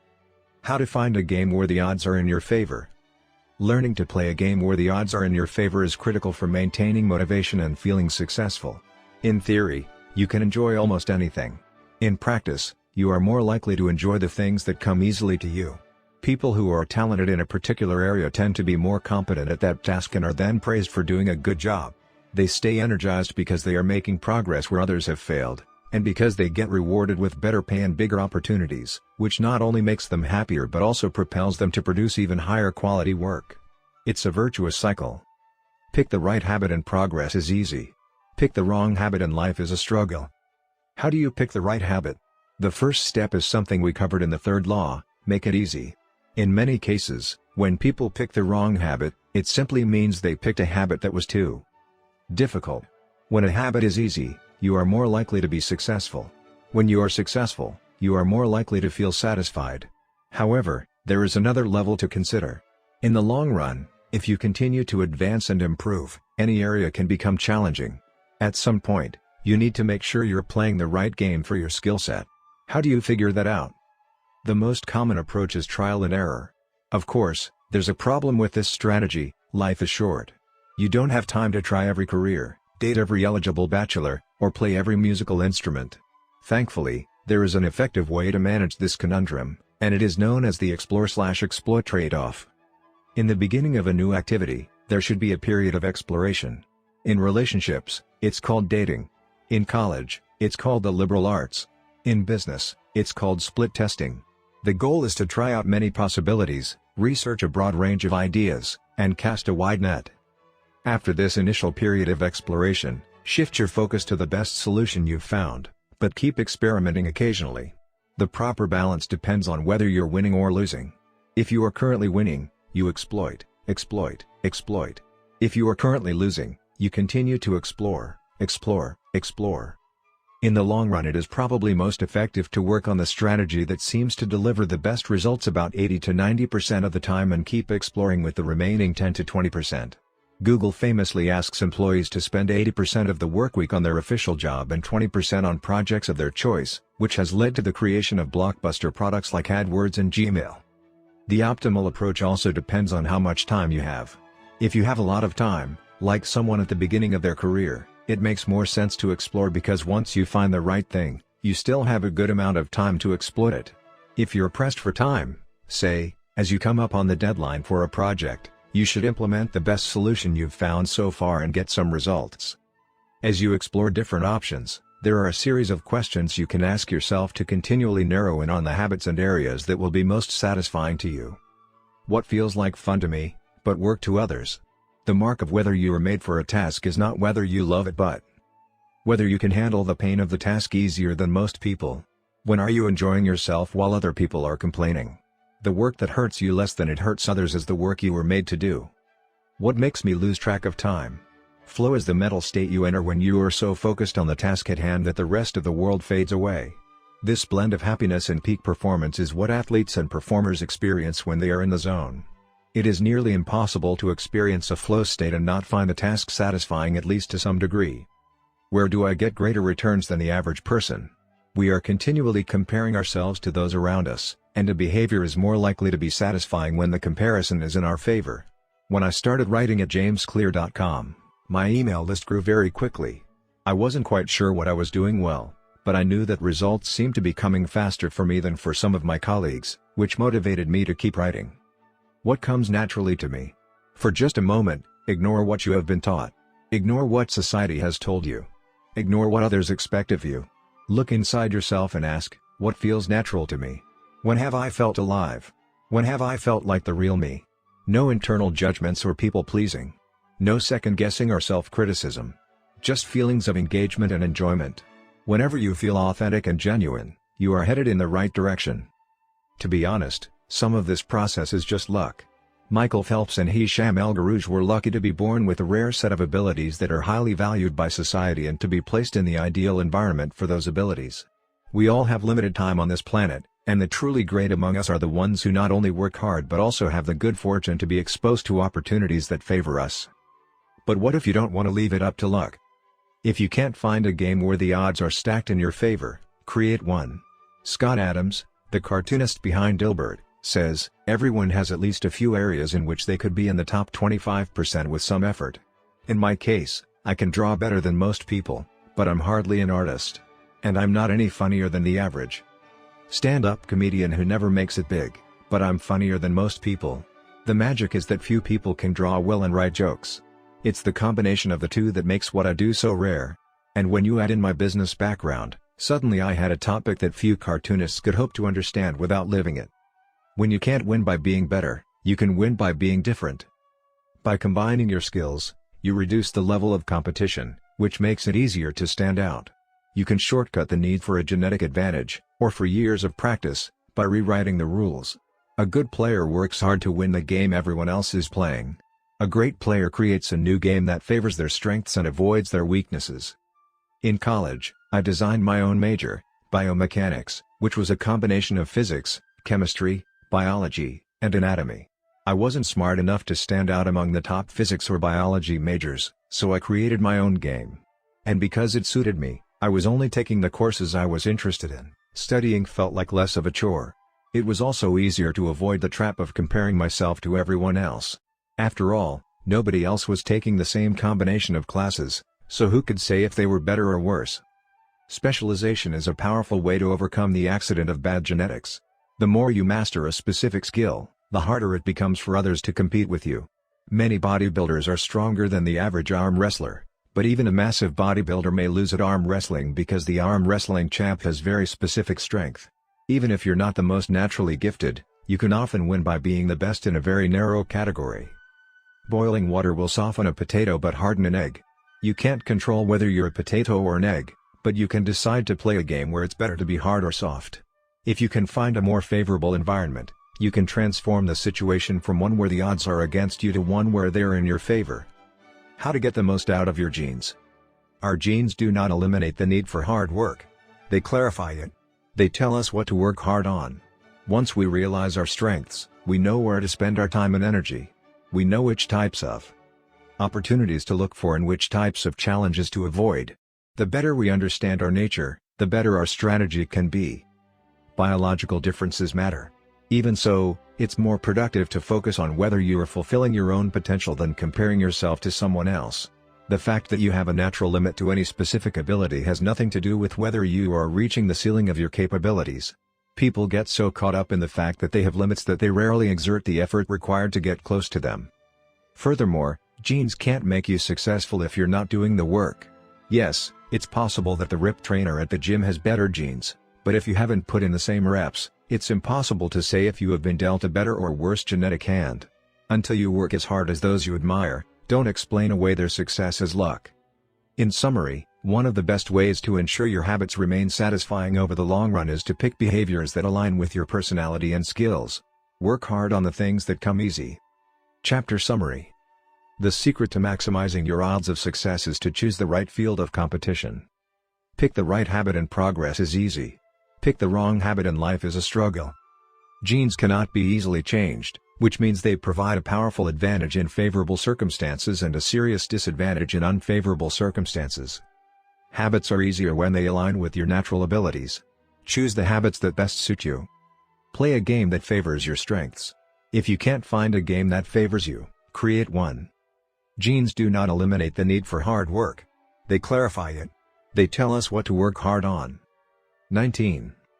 The Goldilocks Rule: How to Stay Motivated in Life and Work. In 1955, Disneyland had just opened in Anaheim, California, when a 10-year-old boy walked in and asked for a job. Labor laws were loose back then and the boy managed to land a position selling guidebooks for 50 cents apiece.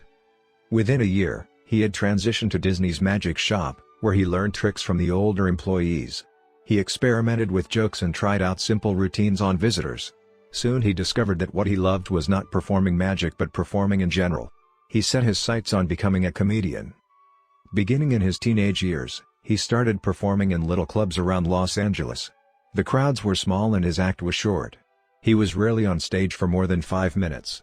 Most of the people in the crowd were too busy drinking or talking with friends to pay attention. One night, he literally delivered his stand-up routine to an empty club. It wasn't glamorous work, but there was no doubt he was getting better. His first routines would only last 1 or 2 minutes. By high school, his material had expanded to include a 5-minute act and, a few years later, a 10-minute show. At 19, he was performing weekly for 20 minutes at a time. He had to read 3 poems during the show just to make the routine long enough, but his skills continued to progress. He spent another decade experimenting, adjusting, and practicing. He took a job as a television writer and, gradually, he was able to land his own appearances on talk shows. By the mid-1970s, he had worked his way into being a regular guest on The Tonight Show and Saturday Night Live. Finally, after nearly 15 years of work, the young man rose to fame. He toured 60 cities in 63 days. Then 72 cities in 80 days. Then 85 cities in 90 days. He had 18,695 people attend one show in Ohio. Another 45,000 tickets were sold for his 3-day show in New York. He catapulted to the top of his genre and became one of the most successful comedians of his time. His name is Steve Martin. Martin's story offers a fascinating perspective on what it takes to stick with habits for the long run. Comedy is not for the timid. It is hard to imagine a situation that would strike fear into the hearts of more people than performing alone on stage and failing to get a single laugh. And yet Steve Martin faced this fear every week for 18 years. In his words, 10 years spent learning, 4 years spent refining, and 4 years is a wild success. Why is it that some people, like Martin, stick with their habits, whether practicing jokes or drawing cartoons or playing guitar, while most of us struggle to stay motivated? How do we design habits that pull us in rather than ones that fade away? Scientists have been studying this question for many years. While there is still much to learn, one of the most consistent findings is that the way to maintain motivation and achieve peak levels of desire is to work on tasks of just manageable difficulty.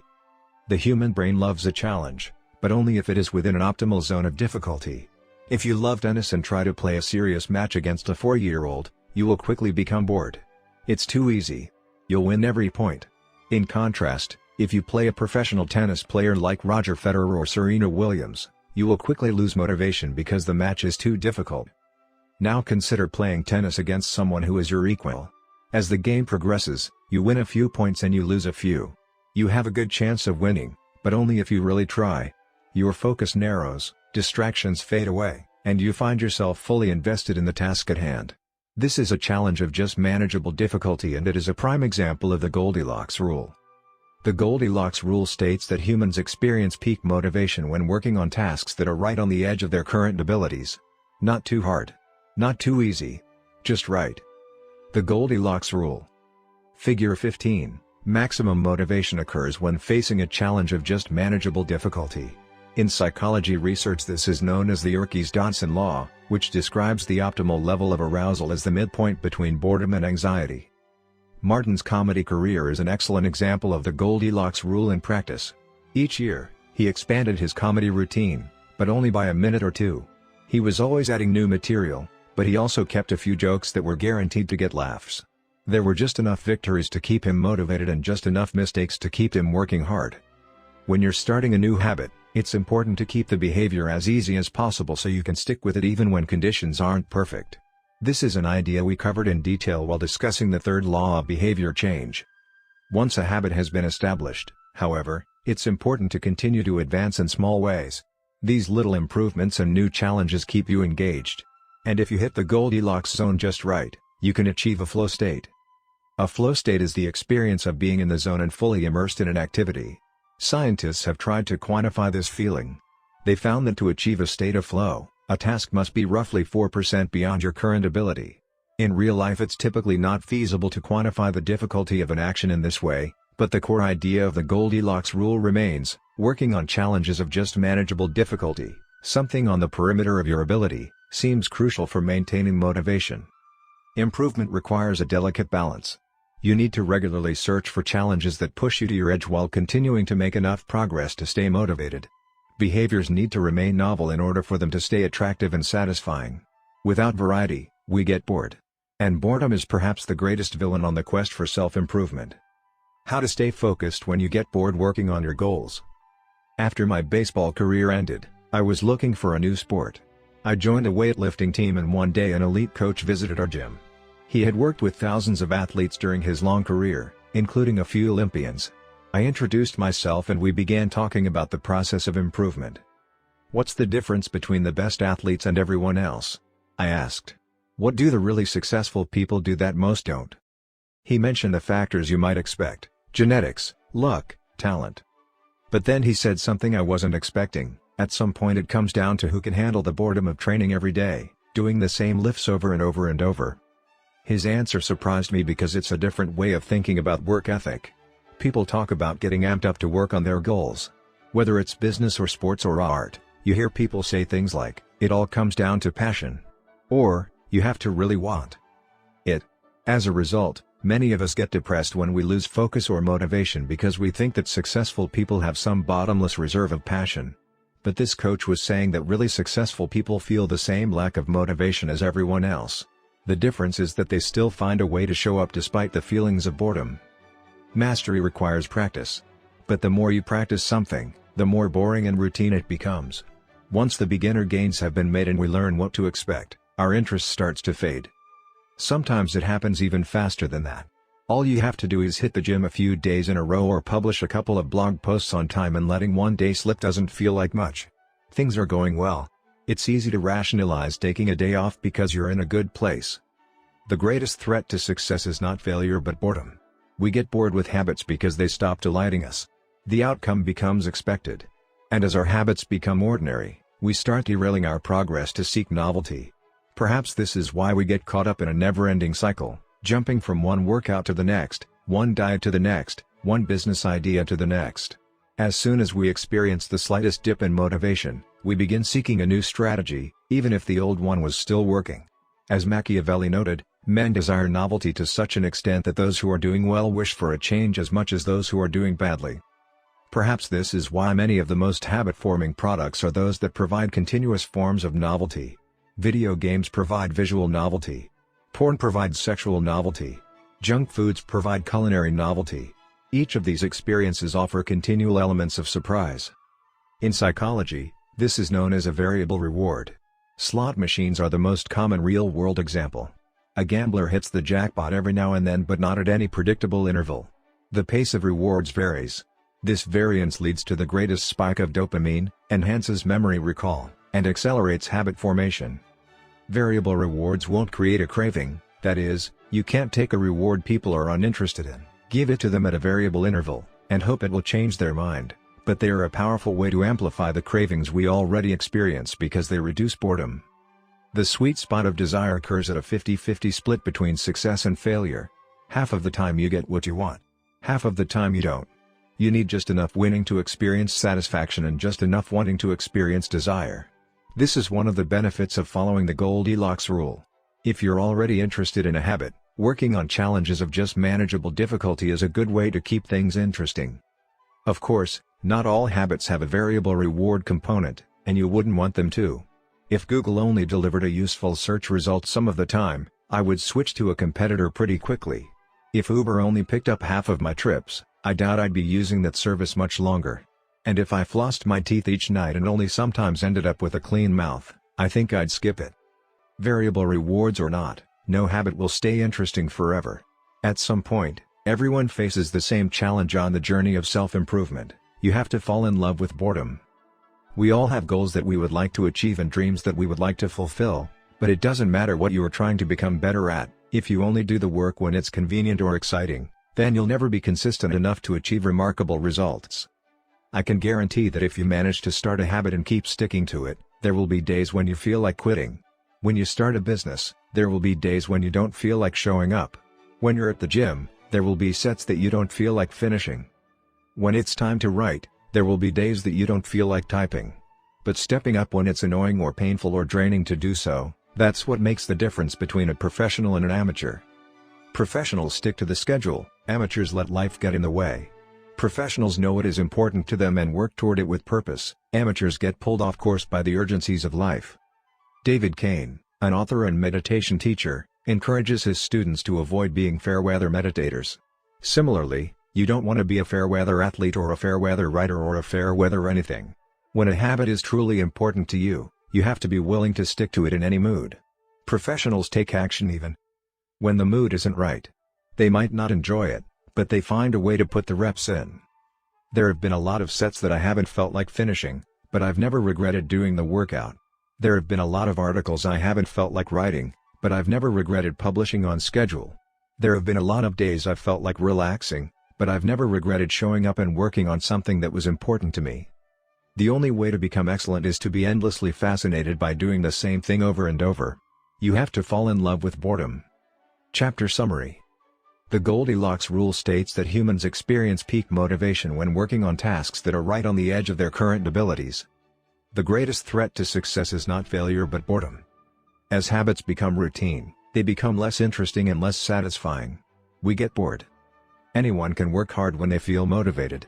It's the ability to keep going when work isn't exciting that makes the difference.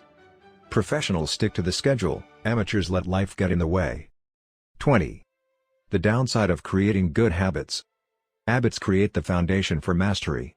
In chess, it is only after the basic movements of the pieces have become automatic that a player can focus on the next level of the game. Each chunk of information that is memorized opens up the mental space for more effortful thinking. This is true for any endeavor. When you know the simple movements so well that you can perform them without thinking, you are free to pay attention to more advanced details. In this way, habits are the backbone of any pursuit of excellence. However, the benefits of habits come at a cost. At first, each repetition develops fluency, speed, and skill. But then, as a habit becomes automatic, you become less sensitive to feedback. You fall into mindless repetition. It becomes easier to let mistakes slide. When you can do it good enough on autopilot, you stop thinking about how to do it better. The upside of habits is that we can do things without thinking.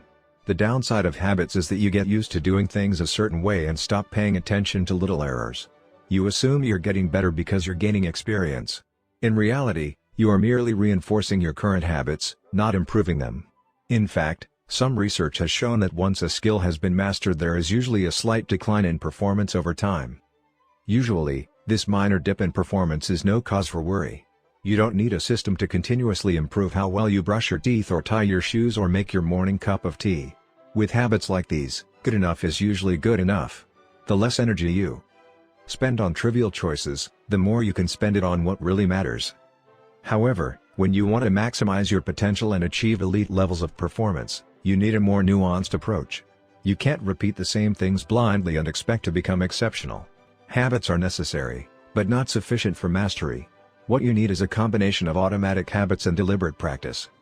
Habits plus deliberate practice equals mastery. To become great, certain skills do need to become automatic. Basketball players need to be able to dribble without thinking before they can move on to mastering layups with their non-dominant hand. Surgeons need to repeat the first incision so many times that they could do it with their eyes closed, so that they can focus on the hundreds of variables that arise during surgery. But after one habit has been mastered, you have to return to the effortful part of the work and begin building the next habit. Mastery is the process of narrowing your focus to a tiny element of success, repeating it until you have internalized the skill, and then using this new habit as the foundation to advance to the next frontier of your development. Old tasks become easier the second time around, but it doesn't get easier overall because now you're pouring your energy into the next challenge. Each habit unlocks the next level of performance. It's an endless cycle. Mastering one habit. Mastering a field. Figure 16. The process of mastery requires that you progressively layer improvements on top of one another, each habit building upon the last until a new level of performance has been reached and a higher range of skills has been internalized. Although habits are powerful, what you need is a way to remain conscious of your performance over time, so you can continue to refine and improve. It is precisely at the moment when you begin to feel like you have mastered a skill, right when things are starting to feel automatic and you are becoming comfortable, that you must avoid slipping into the trap of complacency. The solution? Establish a system for reflection and review. How to review your habits and make adjustments. In 1986, the Los Angeles Lakers had one of the most talented basketball teams ever assembled, but they are rarely remembered that way. The team started the 1985-1986 NBA season with an astounding 29-5 record. The pundits were saying that we might be the best team in the history of basketball, head coach Pat Riley said after the season. Surprisingly, the Lakers stumbled in the 1986 playoffs and suffered a season-ending defeat in the Western Conference Finals. The best team in the history of basketball didn't even play for the NBA championship.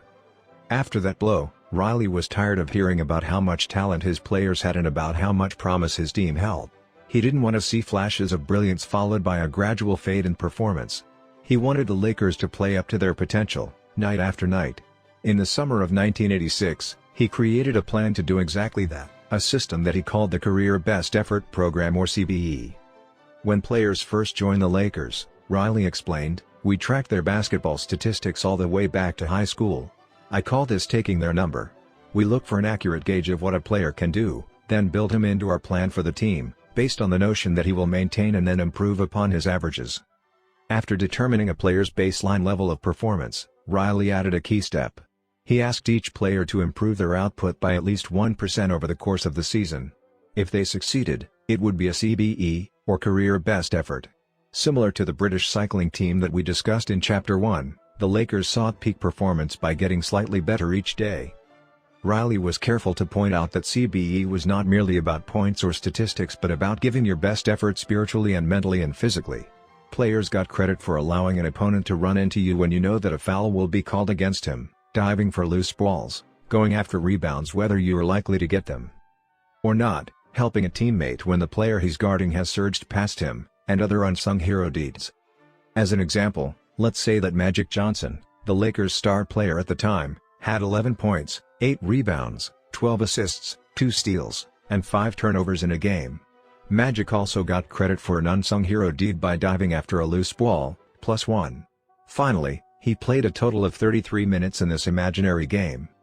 The positive numbers, 11 + 8 + 12 + 2 + 1, add up to 34.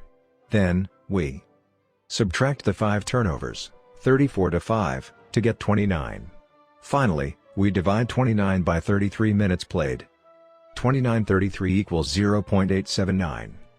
Magic's CBE number here would be 879. This number was calculated for all of a player's games, And it was the average CBE that a player was asked to improve by 1% over the season. Riley compared each player's current CBE to not only their past performances but also those of other players in the league. As Riley put it, "We rank team members alongside league opponents who play the same position and have similar role definitions." Sports writer Jackie McMullen noted, "Riley trumpeted the top performers in the league in bold lettering on the blackboard each week and measured them against the corresponding players on his own roster. Solid, reliable players generally rated a score in the 600s, while elite players scored at least 800. Magic Johnson, who submitted 138 triple-doubles in his career, often scored over 1,000.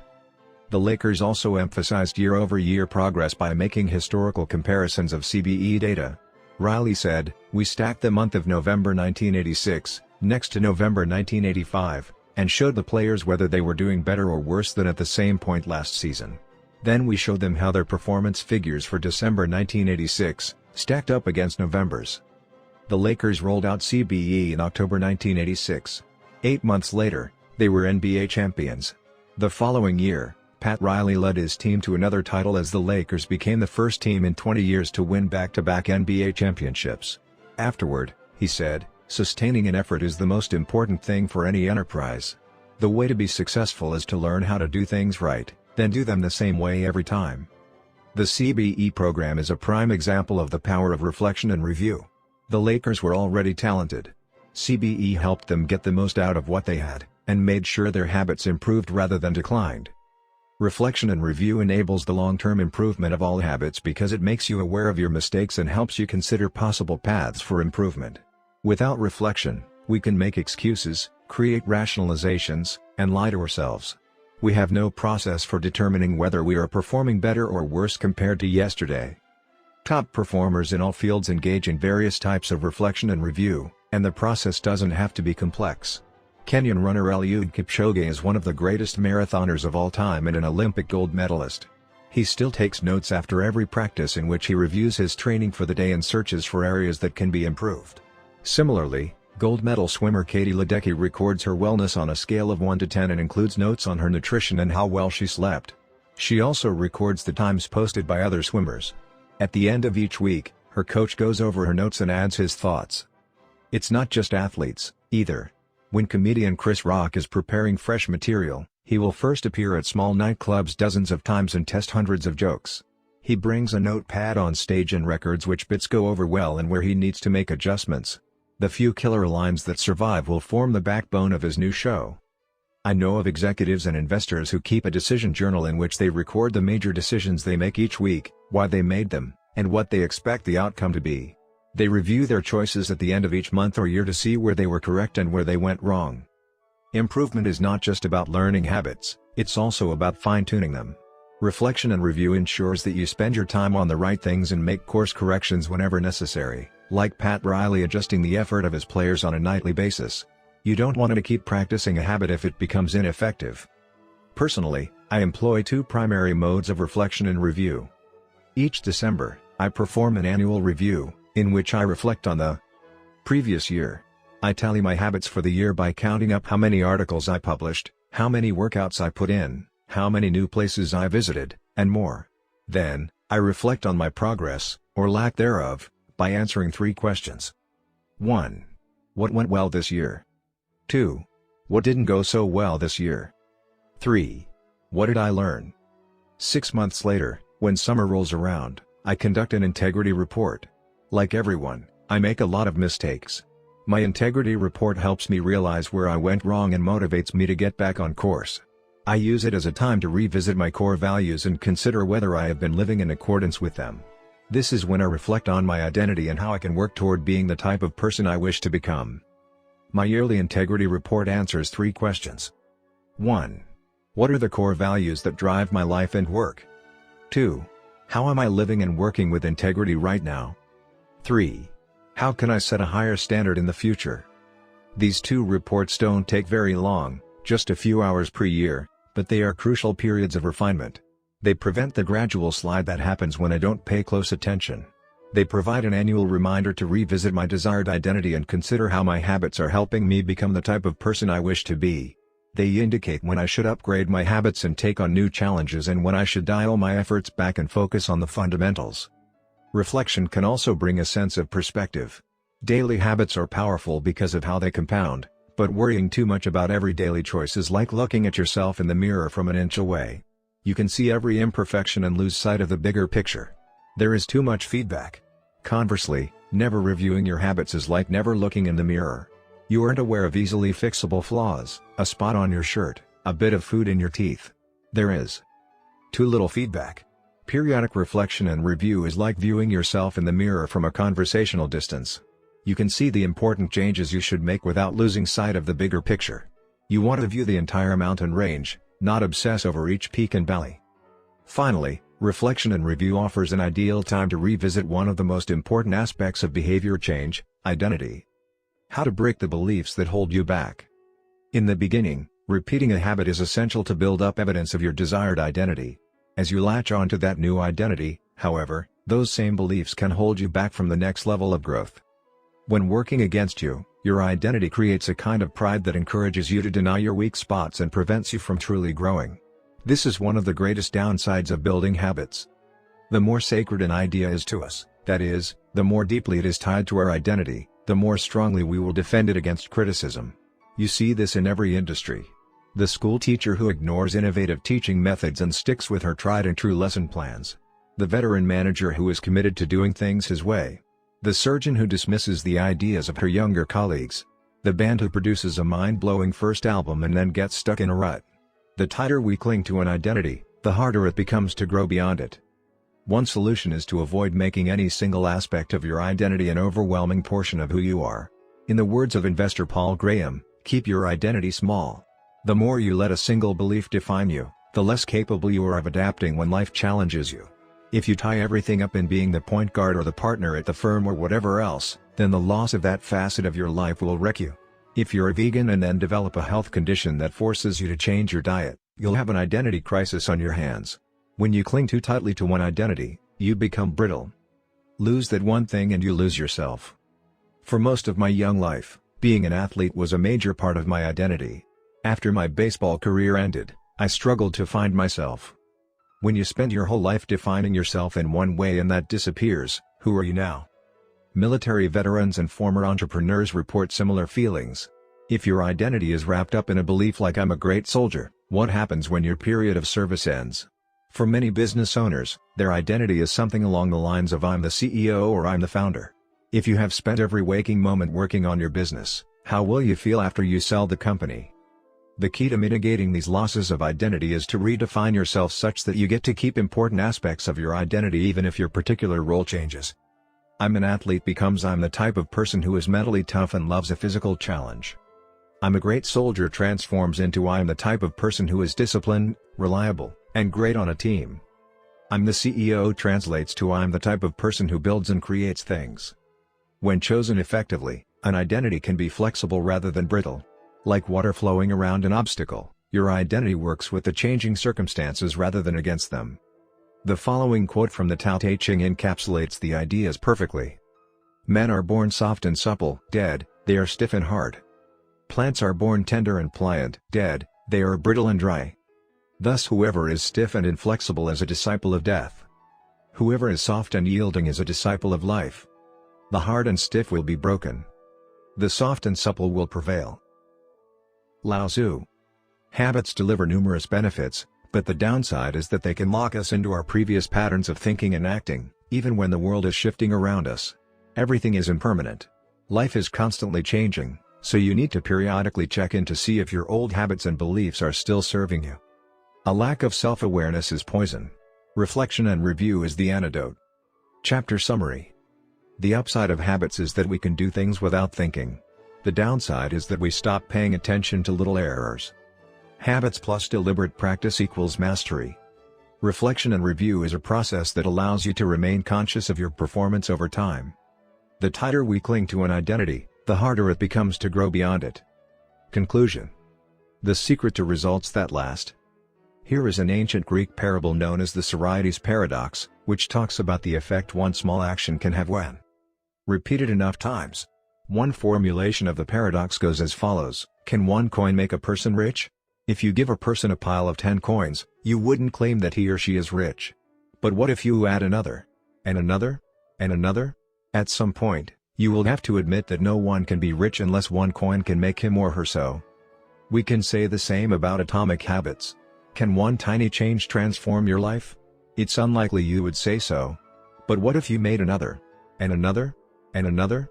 At some point, you will have to admit that your life was transformed by one small change. The holy grail of habit change is not a single 1% improvement, but 1,000 of them. It's a bunch of atomic habits stacking up, each one a fundamental unit of the overall system. In the beginning, small improvements can often seem meaningless because they get washed away by the weight of the system. Just as one coin won't make you rich, one positive change like meditating for 1 minute or reading one page each day is unlikely to deliver a noticeable difference. Gradually, though, as you continue to layer small changes on top of one another, the scales of life start to move. Each improvement is like adding a grain of sand to the positive side of the scale, slowly tilting things in your favor. Eventually, if you stick with it, you hit a tipping point. Suddenly, it feels easier to stick with good habits. The weight of the system is working for you rather than against you. Over the course of this book, we've looked at dozens of stories about top performers. We've heard about Olympic gold medalists, award-winning artists, business leaders, life-saving physicians, and star comedians who have all used the science of small habits to master their craft and vault to the top of their field. Each of the people, teams, and companies we have covered has faced different circumstances, but ultimately progressed in the same way, through a commitment to tiny, sustainable, unrelenting improvements. Success is not a goal to reach or a finish line to cross. It is a system to improve, an endless process to refine. In Chapter 1, I said, if you're having trouble changing your habits, the problem isn't you. The problem is your system. Bad habits repeat themselves again and again not because you don't want to change, but because you have the wrong system for change. As this book draws to a close, I hope the opposite is true. With the 4 laws of behavior change, you have a set of tools and strategies that you can use to build better systems and shape better habits. Sometimes a habit will be hard to remember and you'll need to make it obvious. Other times you won't feel like starting and you'll need to make it attractive. In many cases, you may find that a habit will be too difficult and you'll need to make it easy. And sometimes, you won't feel like sticking with it and you'll need to make it satisfying. Behaviors are effortless here. Behaviors are difficult here. Obvious, invisible. Attractive, unattractive. Easy, hard. Satisfying, unsatisfying. You want to push your good habits toward the left side of the spectrum by making them obvious, attractive, easy, and satisfying. Meanwhile, you want to cluster your bad habits toward the right side by making them invisible, unattractive, hard, and unsatisfying. This is a continuous process. There is no finish line. There is no permanent solution. Whenever you're looking to improve, you can rotate through the 4 laws of behavior change until you find the next bottleneck. Make it obvious. Make it attractive. Make it easy. Make it satisfying. Round and round. Always looking for the next way to get 1% better. The secret to getting results that last is to never stop making improvements. It's remarkable what you can build if you just don't stop. It's remarkable the business you can build if you don't stop working. It's remarkable the body you can build if you don't stop training. It's remarkable the knowledge you can build if you don't stop learning. It's remarkable the fortune you can build if you don't stop saving. It's remarkable the friendships you can build if you don't stop caring. Small habits don't add up. They compound. That's the power of atomic habits. Tiny changes. Remarkable results. Appendix. What should you read next? Thank you so much for taking the time to read this book. It has been a pleasure sharing my work with you. If you are looking for something to read next, allow me to offer a suggestion. If you enjoyed Atomic Habits, then you may like my other writing as well. My latest articles are sent out in my free weekly newsletter. Subscribers are also the first to hear about my newest books and projects. Finally, in addition to my own work, each year I send out a reading list of my favorite books from other authors on a wide range of subjects. You can sign up at jamesclear.com/newsletter. Little lessons from the 4 laws. In this book, I have introduced a 4-step model for human behavior: cue, craving, response, reward. This framework not only teaches us how to create new habits but also reveals some interesting insights about human behavior. In this section, I have compiled some lessons, and a few bits of common sense, that are confirmed by the model. The purpose of these examples is to clarify just how useful and wide-ranging this framework is when describing human behavior. Once you understand the model, you'll see examples of it everywhere. Awareness comes before desire. A craving is created when you assign meaning to a cue. Your brain constructs an emotion or feeling to describe your current situation, and that means a craving can only occur after you have noticed an opportunity. Happiness is simply the absence of desire. When you observe a cue, but do not desire to change your state, you are content with the current situation. Happiness is not about the achievement of pleasure, which is joy or satisfaction, but about the lack of desire. It arrives when you have no urge to feel differently. Happiness is the state you enter when you no longer want to change your state. However, happiness is fleeting because a new desire always comes along. As Sid Budrous says, happiness is the space between one desire being fulfilled and a new desire forming. Likewise, suffering is the space between craving a change in state and getting it. It is the idea of pleasure that we chase. We seek the image of pleasure that we generate in our minds. At the time of action, we do not know what it will be like to attain that image, or even if it will satisfy us. The feeling of satisfaction only comes afterward. This is what the Austrian neurologist Viktor Frankl meant when he said that happiness cannot be pursued, it must ensue. Desire is pursued. Pleasure ensues from action. Peace occurs when you don't turn your observations into problems. The first step in any behavior is observation. You notice a cue, a bit of information, an event. If you do not desire to act on what you observe, then you are at peace. Craving is about wanting to fix everything. Observation without craving is the realization that you do not need to fix anything. Your desires are not running rampant. You do not crave a change in state. Your mind does not generate a problem for you to solve. You're simply observing and existing. With a big enough why you can overcome any how. Friedrich Nietzsche, the German philosopher and poet, famously wrote, "He who has a why to live for can bear almost any how." This phrase harbors an important truth about human behavior. If your motivation and desire are great enough, that is, why you are acting, you'll take action even when it is quite difficult. Great craving can power great action, even when friction is high. Being curious is better than being smart. Being motivated and curious counts for more than being smart because it leads to action. Being smart will never deliver results on its own because it doesn't get you to act. It is desire, not intelligence, that prompts behavior. As Naval Ravikant says, the trick to doing anything is first cultivating a desire for it. Emotions drive behavior. Every decision is an emotional decision at some level. Whatever your logical reasons are for taking action, you only feel compelled to act on them because of emotion. In fact, people with damage to emotional centers of the brain can list many reasons for taking action but still will not act because they do not have emotions to drive them. This is why craving comes before response. The feeling comes first, and then the behavior. We can only be rational and logical after we have been emotional. The primary mode of the brain is to feel, the secondary mode is to think. Our first response, the fast, non-conscious portion of the brain, is optimized for feeling and anticipating. Our second response, the slow, conscious portion of the brain, is the part that does the thinking. Psychologists refer to this as System 1, feelings and rapid judgments, versus System 2, rational analysis. The feeling comes first, System 1, the rationality only intervenes later, System 2. This works great when the two are aligned, but it results in illogical and emotional thinking when they are not. Your response tends to follow your emotions. Our thoughts and actions are rooted in what we find attractive, not necessarily in what is logical. Two people can notice the same set of facts and respond very differently because they run those facts through their unique emotional filter.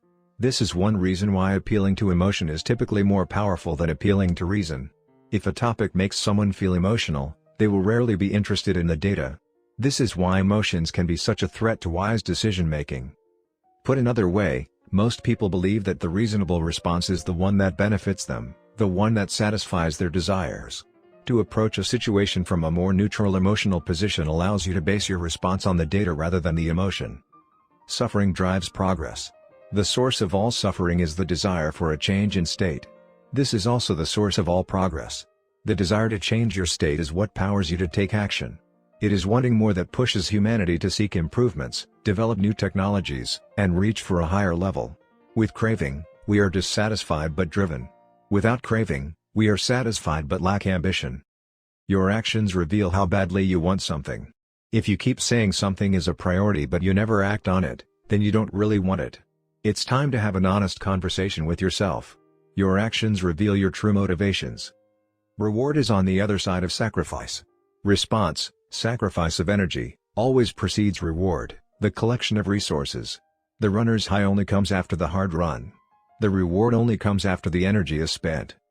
Self-control is difficult because it is not satisfying. A reward is an outcome that satisfies your craving. This makes self-control ineffective because inhibiting our desires does not usually resolve them. Resisting temptation does not satisfy your craving, it just ignores it. It creates space for the craving to pass. Self-control requires you to release a desire rather than satisfy it. Our expectations determine our satisfaction.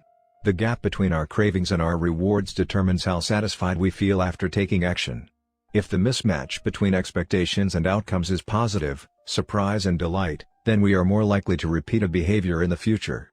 If the mismatch is negative, disappointment and frustration, then we are less likely to do so. For example, if you expect to get $10 and get $100, you feel great. If you expect to get $100 and get $10, you feel disappointed. Your expectation changes your satisfaction. An average experience preceded by high expectations is a disappointment. An average experience preceded by low expectations is a delight. When liking and wanting are approximately the same, you feel satisfied. Satisfaction equals liking, wanting. This is the wisdom behind Seneca's famous quote, "Being poor is not having too little, it is wanting more."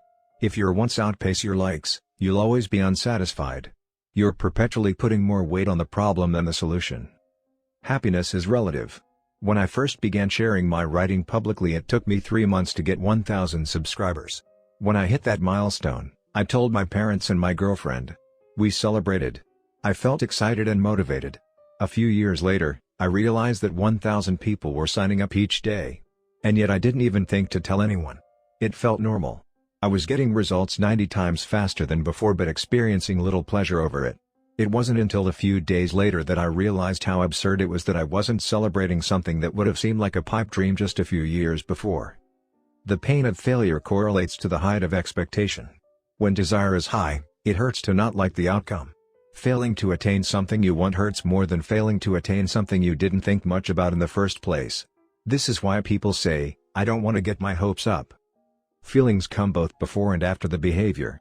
Before acting, there is a feeling that motivates you to act, the craving. After acting, there is a feeling that teaches you to repeat the action in the future, the reward. Q greater than craving, feeling, greater than response greater than reward, feeling. How we feel influences how we act, and how we act influences how we feel. Desire initiates. Pleasure sustains. Wanting and liking are the two drivers of behavior. If it's not desirable, you have no reason to do it. Desire and craving are what initiate a behavior. But if it's not enjoyable, you have no reason to repeat it.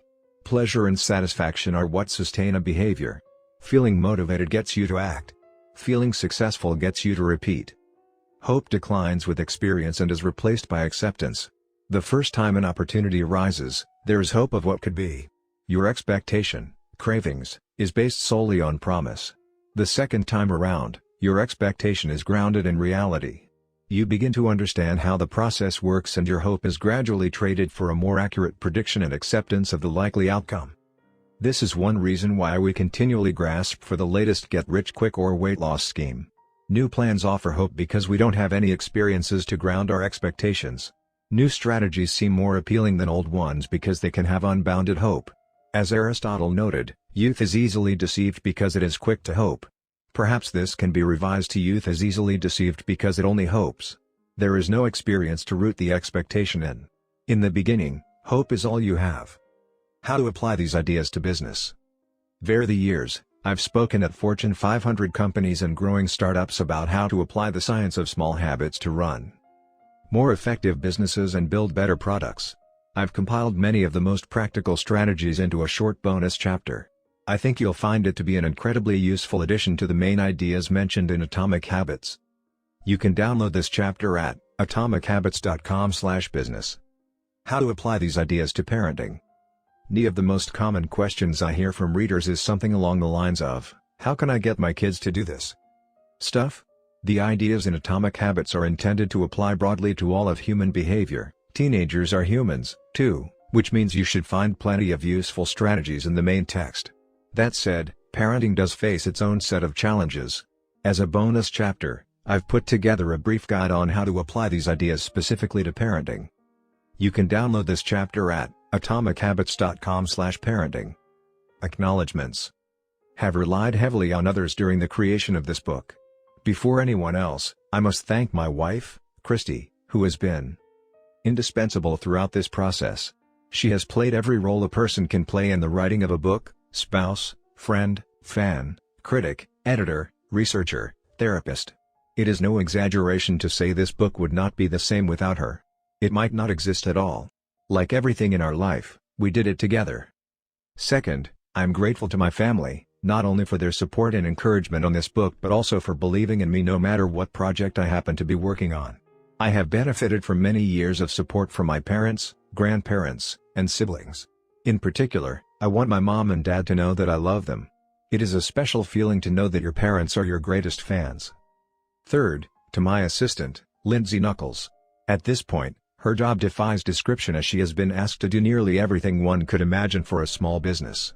Thankfully, her skills and talents are more powerful than my questionable management style. Some sections of this book are as much hers as they are mine. I am deeply grateful for her help. As for the content and writing of the book, I have a long list of people to thank. To start, there are a few people from whom I have learned so much that it would be a crime to not mention them by name. Leo Babauta, Charles Duhigg, Nir Eyal, and B.J. Fogg have each influenced my thoughts on habits in meaningful ways. Their work and ideas can be found sprinkled throughout this text.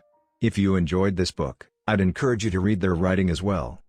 At various stages of writing, I benefited from the guidance of many fine editors.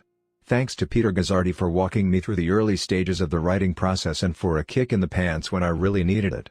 I am indebted to Blake Atwood and Robin Delabow for transforming my ugly and insanely long first drafts into a tight, readable manuscript. And I am thankful to Anne Barngrover for her ability to add a little class and poetic style to my writing. I'd like to thank the many people who read early versions of the manuscript, including Bruce Ammons, Darcy Ansell, Tim Ballard, Vishal Bardwaj, Charlotte Blank, Jerome Burt, Sim Campbell, Al Carlos, Nikki Case, Julie Chang, Jason Collins, Deborah Croy, Roger Dooley, Diago Forte, Matt Gartlin, Andrew Girer, Randy Giffen, John Gigandi, Adam Gilbert, Stefan Guillenay, Jeremy Hendon, Jane Horvath, Joachim Jansen, Josh Kaufman, Ann Kavanaugh, Chris Klaus, Zeke Lopez, Katie Macon, Sid Madsen, Kira McGrath, Amy Mitchell, Anna Moise, Stacey Morris, Darren Nicole Nelson, Taylor Pearson, Max Shank, Trey Shelton, Jason Shen, Jacob Zangelides, and Aries Elmanau. The book benefited greatly from your feedback. To the team at Avery and Penguin Random House who made this book a reality, thank you. I owe a debt of special thanks to my publisher, Megan Newman, for her endless patience as I continually pushed back deadlines. She gave me the space I needed to create a book I was proud of and championed my ideas at every step. To Nina, for her ability to transform my writing while still retaining my original message. To Lindsay, Farron, Casey, and the rest of the PRH team for spreading the message of this book to more people than I could ever reach on my own. To Pete Garceau, for designing a beautiful cover for this book. And to my agent, Lisa DeMona, for her guidance and insight at every step of the publishing process. To the many friends and family members who asked how's the book going? And offered a word of encouragement when I inevitably replied slowly thank you. Every author faces a few dark moments when writing a book, and one kind word can be enough to get you to show up again the next day. I am sure there are people I have forgotten, but I keep an updated list of anyone who has influenced my thinking in meaningful ways at jamesclear.com/thanks. And finally, to you. Life is short and you have shared some of your precious time with me by reading this book. Thank you. May 2018